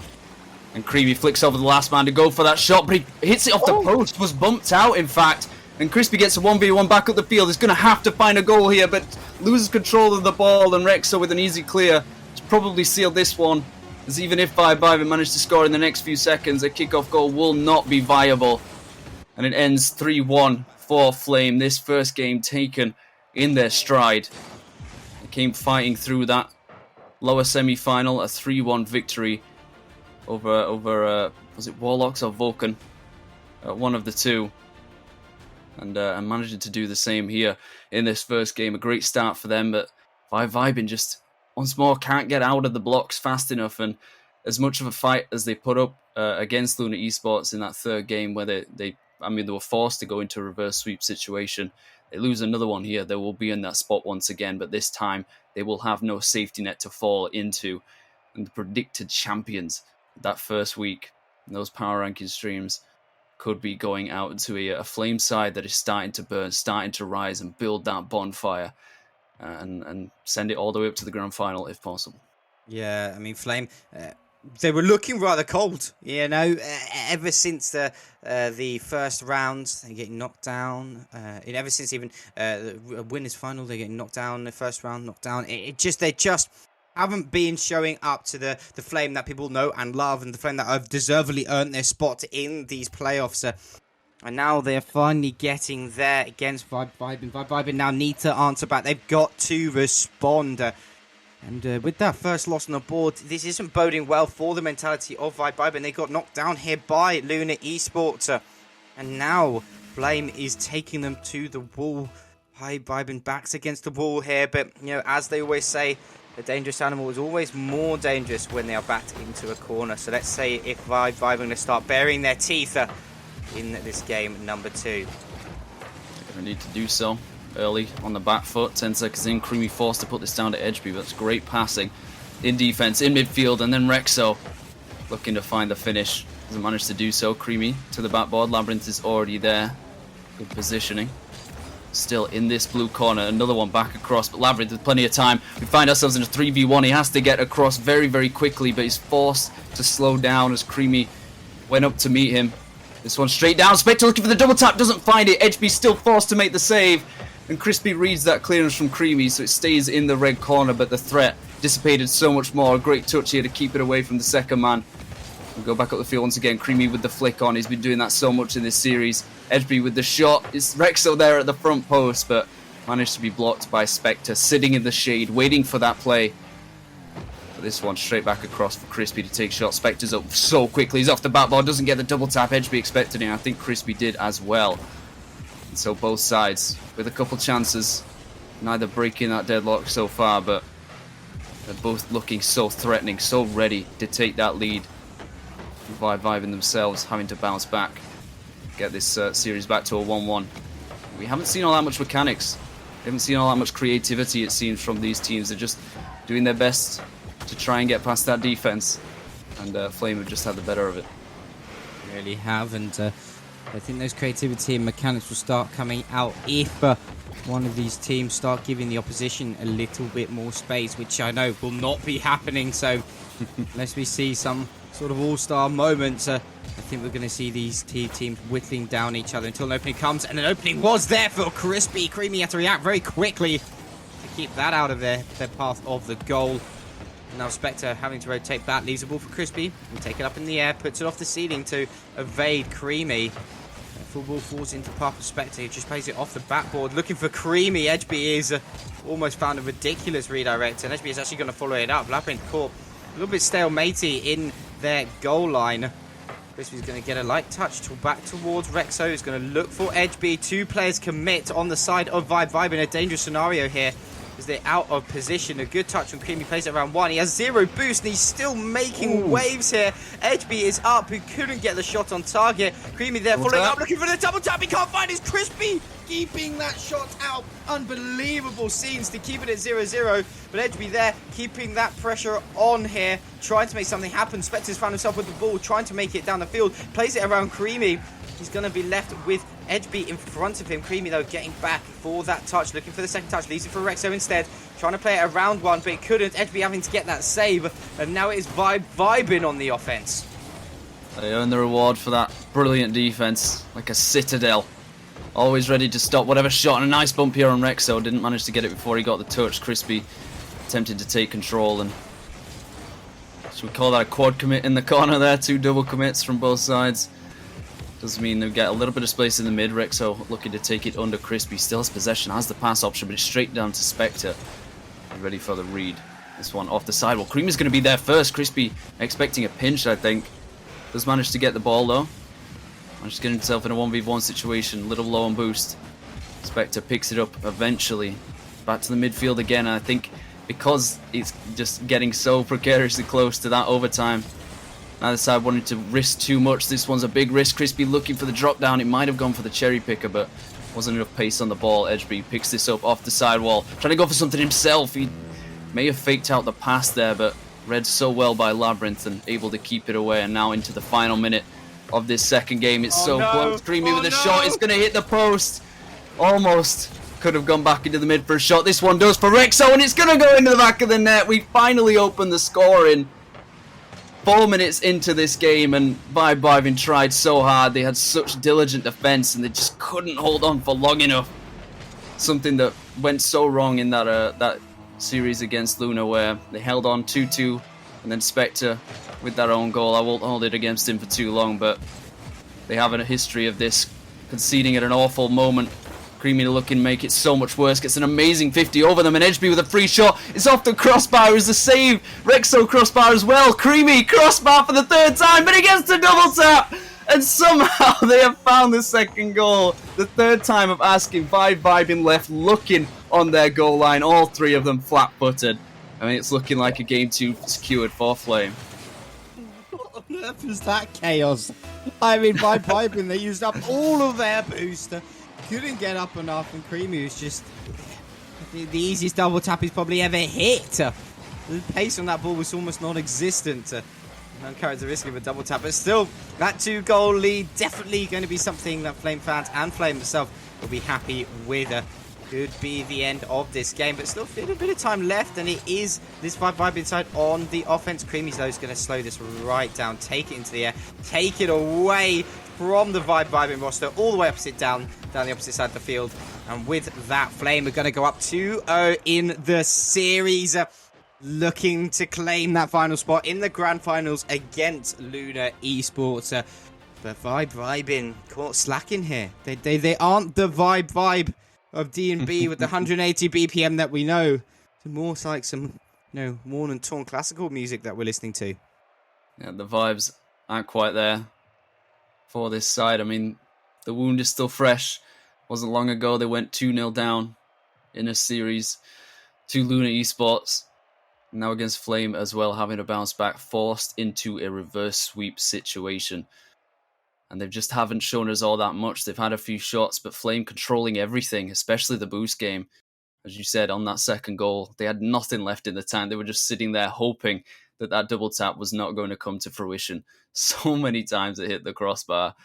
And I was close to invoking the Alanis plague there, Hop, but they did actually manage to end up scoring. So thankfully for them, they avoided that and ended up going to match point in this series, and something that Vibing so desperately wanted to avoid. It's a horrible situation, but they have to keep playing. They have to hold on to hope and fight for that chance for another go at Luna Esports. Indeed. I think the opening is here for Vibing. The door is, they have got the foot in the door. They've just got to give it a bit of a harder shunt, because right now all they're doing is typically tapping, on the door frame. Hey, let me into the series. No way is Flame going to open up to that whatsoever.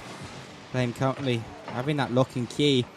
Vibing, will they be able to snuff it out? Spectre trying to set up something early. Great fake from Rexo is going to throw Crispy off completely. But Flame, 1 game away right now from closing out this series to claim that final spot in the grand finals. Will they be able to do it? Only time will tell, but with their track record, they're definitely looking hot to do so. And Creamy put the shot on early, and Creamy with the silky smooth finish has his name in sight. And this is just 22 seconds into this game number 3, and he just places it so well. They was expecting that near post shot, but he plays it right across the goal and straight in. 1-0 for Flame. They are searing hot right now. It just seemed like poor positioning on the part of Vibing there. Spectre cut in early, thinking that was near post, as you said. Crispy already had that covered, the top right corner, and the back post was completely wide open. Creamy recognises that all the time. He's got the ability to place it there. Rexo here trying to place his own. It's a double tap attempt. Spectre does read this one. Still plenty of possession for Flame. Edgeby over 1, expecting the pass option in the midfield. No one was there, and it's forced Creamy to take this away from the backboard, straight down to Spectre. They are positioned well enough to keep away that counter, though. It's Crispy. Gets the ball taken away from him. Creamy with a free shot. Does not quite have the shooting boots on for this one. But Vibing, every single time they go up the field, they get demoed or they get 50'd. Crispy does manage to keep this one in, but it's difficult. He doesn't have the boost. He's forced to go for the bump instead, and Labyrinth has no one to pass to. Spectre only just respawn. Another quick counter, looking for that double tap, and deja vu. He takes it into the corner. Creamy not phased by that bump whatsoever, as Edgeby's there to try and finish it just a little too far across the goal line. They've been looking for that second one, try and pad this lead. Important against Vibing, but they haven't been able to score many goals in this series, so gonna find trouble. Spectre here with one off the post, and Crispy's not gonna be there. You feel like those chances need to be taken up because they're so few and far between. Yeah, and on the flip side though, Vector, how has this flame side been able to keep out all these opportunities? And I mean, it's Curse of the Caster. Speak of the devil. I mean, speak of the devil, he rages his murky head on the depths. And as I'm talking about the defense of Flame, Vector there with the assistance of Crispy, putting that first goal in for Vibe and tying up this game at the 3-minute marker. All still left to play for here. This tied matchup could, lead to the demise of Vibe or the potential ongoing of this series. Good shot though, coming out from Creamy. Labyrinth had to just hold his ground for that one.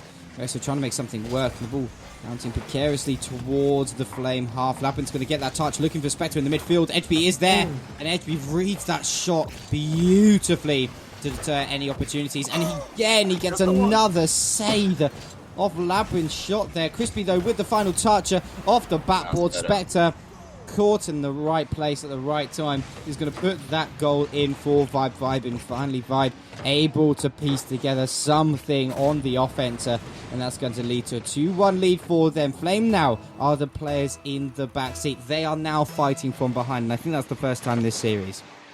Certainly is. You've got to give it to Vibe, and they really stepped up there, kept the pressure on, throwing that defense from left to right. And despite the fact that they were brilliant saves from Edgeby, and I've made this comparison before, but the best goalkeepers are ones that don't have to make flashy saves, that aren't flying about all the time, because they're so well positioned. They make it look easy, and Edgeby was forced to make it look hard there, and it caused two defenders to commit. This one from Rexo off the crossbar once again. They're really being punished by that. So many chances they could have taken, but not quite on, as this one linked up. Crispy again to the crossbar. Both sides having trouble with their finishing at the moment. But Vibe just about holding on. There's this one through the midfield. Spectre gets beaten out. Labyrinth tries to keep it alive, but he's just giving possession away. Creamy throws this one up to the back ball for Rexo to look for. Can't get the angle, and Edgeby's there as well, but Spectre too slow, no momentum, and it's led to an equaliser for Flame. Exactly what Vibe were dreading. They cannot clear their lines and find themselves once again an awful spot. And it's just, I mean, their offense has been great through the series. Of course, we've seen that. They've stepped up in this third game, but their defense is what's most important. Stepping that up, shutting Flame out, and making them believe that they don't have opportunities, or at least nearly as many as they seem to think they do, as this one through the corner, almost a double tap. And even if the double tap doesn't happen, it's a threat. Vibe know they're capable of it, and it takes the defender out of the game. So I'm just wondering if they could take that in their stride. A brilliant free flip from Creamy to keep that away from the first man, but they haven't managed to hold on to the counter. And it's just both sides, again, as we saw in that 0-0, it was so long since we had a goal. They're trying to find one. Going into this final minute, I don't know which side it's going to be. It could fall on either side of the coin right now. And I think Vibe definitely have a strong chance of closing this game. We are under a minute left. The next goal could definitely be the decider of this matchup.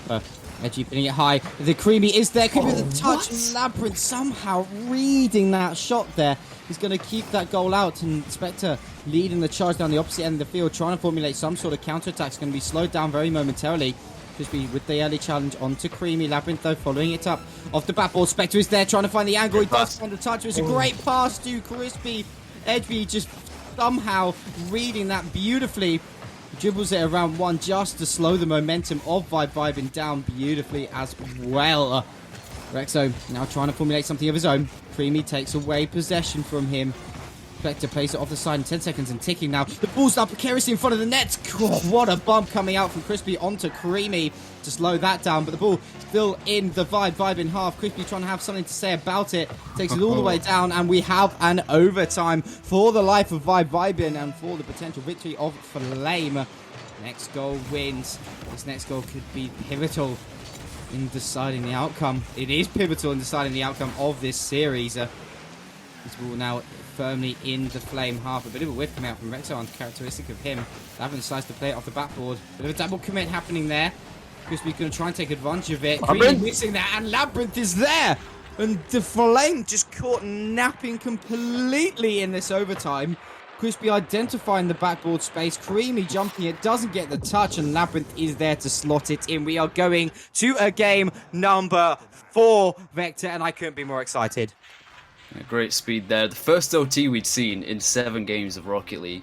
With this level of competition, I'm amazed that that is the situation we've come to. But thankfully for Vibe in this time, there was no own goal. And they've managed to bring it to a Game 4. Looking for that Game 5, though, still on the precipice, on that awful spot of being on match point.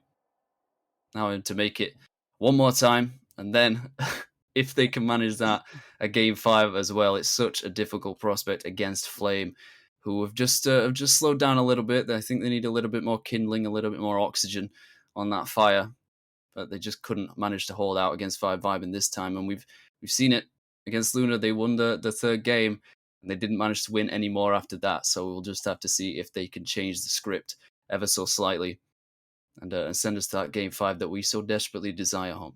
Indeed. I mean, I'm hungry for one. You know, I feel like I'm feeling a bit sorry for myself, actually.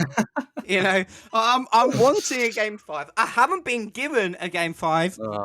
You know, I thought Christmas was time for giving, you know? And, you know, I don't want to sound selfish here, but... Do you deserve one? So, Vibrant, can you give us that Game 5 that we so sorely want? Was Flame going to burn away all our hopes and dreams of having that happen? Either way, we've got some action ahead of us. Earlier offense in favour of Flame. As Edgeby does get down onto Crispy, but it is turned down very, very quickly. Edgeby trying to follow it up. It does win that challenge in the air. Try to dunk it onto Spectre. Crispy with a huge demo onto Rexo, who's lost player back. Spectre trying to identify that. Plays off the back ball, but well read on that last man back. And it is Rexo now. Last man back again is played over him. And Crispy's going to formulate that into a goal for this Vibe side. They've been doing such a good job. And it all stems off the back of that demo that completely threw the rotations of Flame. Vibe is going to be rewarded with that lead. Just 29 seconds into the game. And that's a good position for Vibe to be in if they want to send this any further. Ball going to bounce off the back ball. Crispy, though, reading it nicely of his own. Lesto going to take away the ball, put it in towards the centre. Although Crispy is there waiting. Good 50 from Edgeby as he also evades the demolition. He gets one of his own, actually. Rexo's going to find some space with an aerial. Hunting. Double demo actually comes out, and Rexo is the easy air dribble for him. Creamy just went hunting, and Crispy, it turned to a crisp of his own. In that corner there, we can see it, as Rexo's just going to let that ball bounce straight in. And there we have it, with just under a minute played. We are tied 1 apiece. Just became a Terminator there. I think he was a little hard done by the fact that it came from a demo of Vibe's goal, and just like, okay, you got one, I can get one too. Spectre to the back ball, looking for the double tap, not quite enough. But it's a quick counter. Edgeby's going to beat Crispy here. It's to the crossbar down, and it's going to bounce out. Thankfully for them, they do not concede and go down against Flame. It's a situation they've had so many troubles with throughout this series. Now another demo. It's getting really physical, Hop. Both sides aware to the danger that each side possesses. This one's a perfect pass off the crossbar. A quick 1-2 is too quick for the defense, and they retake that lead. Oh my goodness, the double commit. Look at that tap. That's so quick. That's such a clean placement as well. He knew where he was going to put that ball. There was no look to that whatsoever. He'd read it perfectly, and he'd read the defense was going to be too slow. A well-deserved 1-goal lead. You know. Indeed, it is. There's 1-goal lead. Hard thought, but a double commit and not be overlooked by Flame. A double commit, a double tap attempt from Crispy. Almost finding something there. Edgeby now plays it off the side, looking for the second touch. He does find it, but Crispy reading that nicely off the backboard and sending it right down to the opposite corner. Rexo, some space to work with, puts the pass down for Creamy. Play off the backboard, Creamy with the double tap attempt, and leaves it for his teammate, Rexo. Oh my lord, I don't know if that was intentional, but if Creamy intended to leave that double tap, which I think maybe he did, Rexo following it up, I mean, the chemistry with this side is unbelievable sometimes. That second goal, so beautifully worked by Flame from one end of the field to the other. And it's tied 2 apiece as we are approaching the halfway marker of this game. Spectre with the early shot, Creamy with the save, puts it nice and high though. Easy for Rexo to read, but also easy for the Vibe and roster. Crispy's going to find himself with that ball. Ball still in the Flame halfer. Edgeby's going to go off the side here. does find the flip reset. No, he doesn't actually. It does not lead to anything too dangerous. Rather, that touch from Spectre may well lead to something deadly as he tries to redirect it, but he was just too close to that corner. The angle too finite to find. Flame dodging a bullet there, almost going down another goal. You see, they love to play aggressive, they love to play offensively and push up the field, but they're just, they're almost falling punished to it. Flame really starting to heat up in this series, pulling out some of those mechanics. I've been looking forward to seeing. Not quite finding them every single time. This one, nice down by Labyrinth, goes for the early shot. Is Spectre there to follow, and Rexo read it perfectly. And then gets the pass himself, a nice, fantastic shot. That was an amazing finish, well, shot and save itself. I can't even speak. That was how amazing that was. Labyrinth put this to the backboard after a quick clearance. But Spectre's there off the crossbar. It's so quick.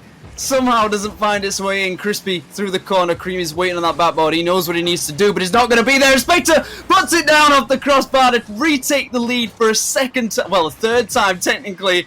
It being the third goal. And Flame just a little too slow to the mark. Fantastic passing, that is. Some beautiful passing coming out from Vibin. Finding their stride definitely here. And the crossbar down was essential. It was essential to place it there. The defense was lurking to get that tap away. The pinpoint accuracy was found, and that shot was completed. A minute and a half left on the clock. Flame will be looking to bounce back. A good pass is going forward. Crispy's going to cut that out. Rexo was lurking on the backboard, looking for the touch. A good pass across the field. Spectre was there, and I threw off the shot from one of the Flame members. Creamy just getting a demo for fun onto Crispy there. Laying off the rotations of the defense. They want to keep this pressure flying forward with the Flame roster. In the corner, a minute has just been hit, but Edgeby finds the flip reset, but Spectre reads the pass off the backboard. Edgeby's there to follow up with a shot of his own. Spectre following it up with a save again, keeping that away of the goal line and keeping that lead so fragile as it is, but doing such a good job. Spectre being that man right now, standing the anchor, the Trojan horse of this defense. Crispy trying to make something happen out of his own corner. The shot though from Edgeby is dangerous. Again, it is Spectre keeping the ball away from his net. Creamy's going to pop it up high. Looking for a teammate. I think that was looking for a bump onto Spectre there. Oh, the clearance is going to come out from Labyrinth. Going to slow things down. 20 seconds left on the clock. Vibin holding on for dear life. One goal is so fragile. He can turn at any sort of moment here. He's going to go flying down the field. Try and challenge that. It's going to go back across the field again. Labyrinth's going to pop it up high. Creamy trying to make something happen. The light touch, though, could end up being prey and the nail in the coffin. As that light touch from Creamy just set up Crispy for the shot. And a 4-2 lead for Vibin with just 5 seconds on the clock. They will take this fourth game and send us to that game number 5. Both teams really went up a couple gears in this last game. A new level of speed and of play, and this one Spectre Crispy, and it's finally come to Labyrinth trying to find that fifth, and it's ended up coming off of Spectre, finding his hat-trick. Started this play all on his own. You can really see they've started to find their flow, find their stride, getting in the heads of Flame, it feels like, in the biggest scoreline we've seen for a while, 5-2. Vibin have had such trouble with offense and finding consistent goal scoring opportunities, but this one, so many. 11 shots to Flame's 8 there. And it just shows how much they've changed things, how much they've stepped it up. Flame not quite ready for the pace of that. Of course, they had plenty of chances themselves, most of them coming from Rexo. And the ones that they did in terms of different kind of play style, like getting physical, going for bumps and demos, it worked for a time, but Vibin really stepped it up and figured that out, adapted to the situation, to the play that was being thrown against them, and managed to hold on for this game 5. And our wish came true, and I just now hope that it lives up to the potential. I hope for an overtime, like a 3-3 overtime or something. It's got to that point that both these teams deserve to go on to the grand final, and it's just who has the grit in the end, who has the mettle. And I've said it before, I'll say it again. I have no idea how to separate these two. I could not tell you who's going to make it to the grand final. You cannot pick whatsoever. I think it's some sort of blasphemy, actually, if you pick a side at this stage. Unless you're a fan of one team, the unbiased, you really cannot decide between these two. However, our lower final game number 5, the deciding match is underway here. One of these two teams will be going home empty-handed. The other will be finding themselves against Luna Esports in the grand final for that shot at £1,000 prize pool here. Labyrinth can play off the backboard. HB is up, puts it down for Creamy. Labyrinth reading it well. Labyrinth's been so impressive. He may be that substitute, but he's definitely been, an anchor, a pivotal role in the success so far of Vibin. HB though playing off the backboard, and it is Flame though off the first offense. Can they formulate anything? A great bump coming out from Creamy to set up Rexo, and he loves that top right corner. He does. He's finding it fairly often. The bump onto Labyrinth. Spectre couldn't get up quick enough, and Rexo is going to be the first scorer of this game. Could it be the first and last goal? We've saw low-scoring games so far between these two teams, or is it going to be another high-scoring one? As Rexo going for the second attempt of the kickoff, Spectre reading it nicely. I think it's going to be high-scoring again. Neither team is going to be slowing down for this one. Flame feeling hard done by, forced to go to game 5 in a reverse sweep. Chance for Vibin. Now with the lead though, and a minute into this game. A little bit happy. Still not happy until they've got about 3 or 4 goals past their opponents. A nice demo on the back line for Spectre to take a shot at. Wasn't quite quick enough to get past Rexo, and then Edgeby with a clear off the backboard and a complete reset here. But Crispy just throws away possession. A quick pass in field. Rexo and Edgeby look for that 1-2. Not quite finding the boost. Creamy with a shot of his own. It's gone under Labyrinth, but Spectre somehow comes out of the shadows, out of the phantom realm, it felt like there, and somehow saved his teammate's mistake. Keeps this to a 1-goal game, and they try and reset. They try and get the boost, go up the field, but Edgeby doesn't allow it. Straight back into that corner, and they just seem to be booming the ball now, trying to find shots straight through the mid instead of trying to hold on to possession and risk getting 50'd out. Rexo with a big clear here. It feels like a little bit of desperation starting to set in, Hop, and they're not quite as coordinated and as composed as we're used to seeing them. Yeah, this composure needs to start happening for Vibin. Another save from the Shadow Realm, appearing from Crispy this time. And it is Flame with all the pressure and all the confidence in the world right now to close this game out. We are approaching the halfway marker. Creamy with attempt of the double tap, but instead leaves it for his teammate to slot it in. Nobody in the net. Spectre committed to the challenge onto that ball. Doesn't get the touch. And Edgeby there, slotting it straight down the middle. 2-goal deficit for Vibin. Can they do it? They've come so far in this series, done such a good job of bringing it back from that 2-game deficit. But now they have to start to overcome the final task, the final hurdle. The double demo is huge. They're hunting for Creamy. Somehow he evades everything, comes away with the ball, and is putting pressure back onto the Vibin half. It's just how good they can be. Straight onto offense. That transition play from Premier is amazing. The boost retention, how efficient they can be going up the field. Edgeby with one down here to Rexo, just a little too far across the goal line. But still in this blue half, Creamy trying to keep it alive, but Spectre throws it up for Crispy to take. Takes his time. It's beaten in the corner. Spectre has full boost though. Going for that rotation, puts it a little far ahead of him, but gets the dunk on him, and Labyrinth comes in to try and finish it, but Edgeby sacrifices his life to keep that one away, to prevent Luna from finding anything. Another one from Rexo here. Edgeby going to take it to the backboard. Spectre's going to be there. He somehow gets another touch. Forces Labyrinth to try and read this one. It was a little bit chaotic. Spectre still there. Crispy's going to go up as the third man. That's risky, but they have to do it at this point in time. As the seconds are ticking away, a nice pass between them, but it's put straight towards Rexo. That was not where that shot needed to go. If Vibin wanted any chance of finding the reverse sweep here, but they're on the back foot, and that offensive stint there, that amount of pressure that they put on has to lead to a finish there. It cannot go unpunished. Yeah, I mean, the question is, where is the completion? Where is the shot percentage right now?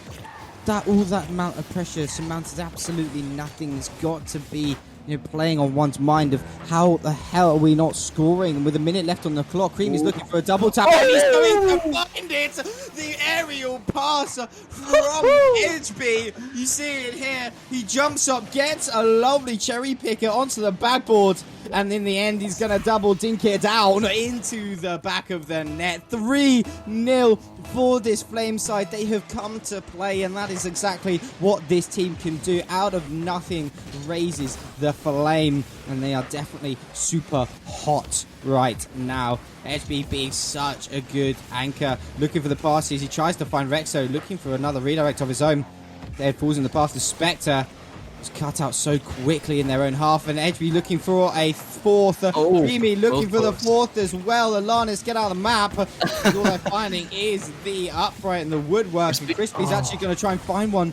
Couldn't slot it in, and that has almost been the narrative of the whole game so far. Vibe and find themselves with opportunities, but not finding the completion. I probably should have left it for Labyrinth there. I was just trying to rush things. It was desperation play, trying to get his goal as quickly as possible, save as many seconds as you can, but it will make no difference as Flame find their fourth. With 4 seconds left to go, Vibin will be eliminated from the Premier playoffs, something that I think so many people never ever expected to hear. They thought they were going to go all the way to the end. In the upper bracket, the predicted champions, so many believed that was what would come to pass. But it is Flame here taking them down, going to the grand final in such a dominant fashion. 4-0, completely shutting out Vibe. That's insane. I cannot believe this is the way it's gone. I'm glad it went to a game 5, but I really expected this last one to be so much closer. Commiserations to Vibe, but Flame, oh, they are rising. They are so hot right now. So much heat behind them, and I just wonder if they've got it in them to beat Luna in a minimum of 8 games. You said it was close, of course, in that upper round 1. They took them to game.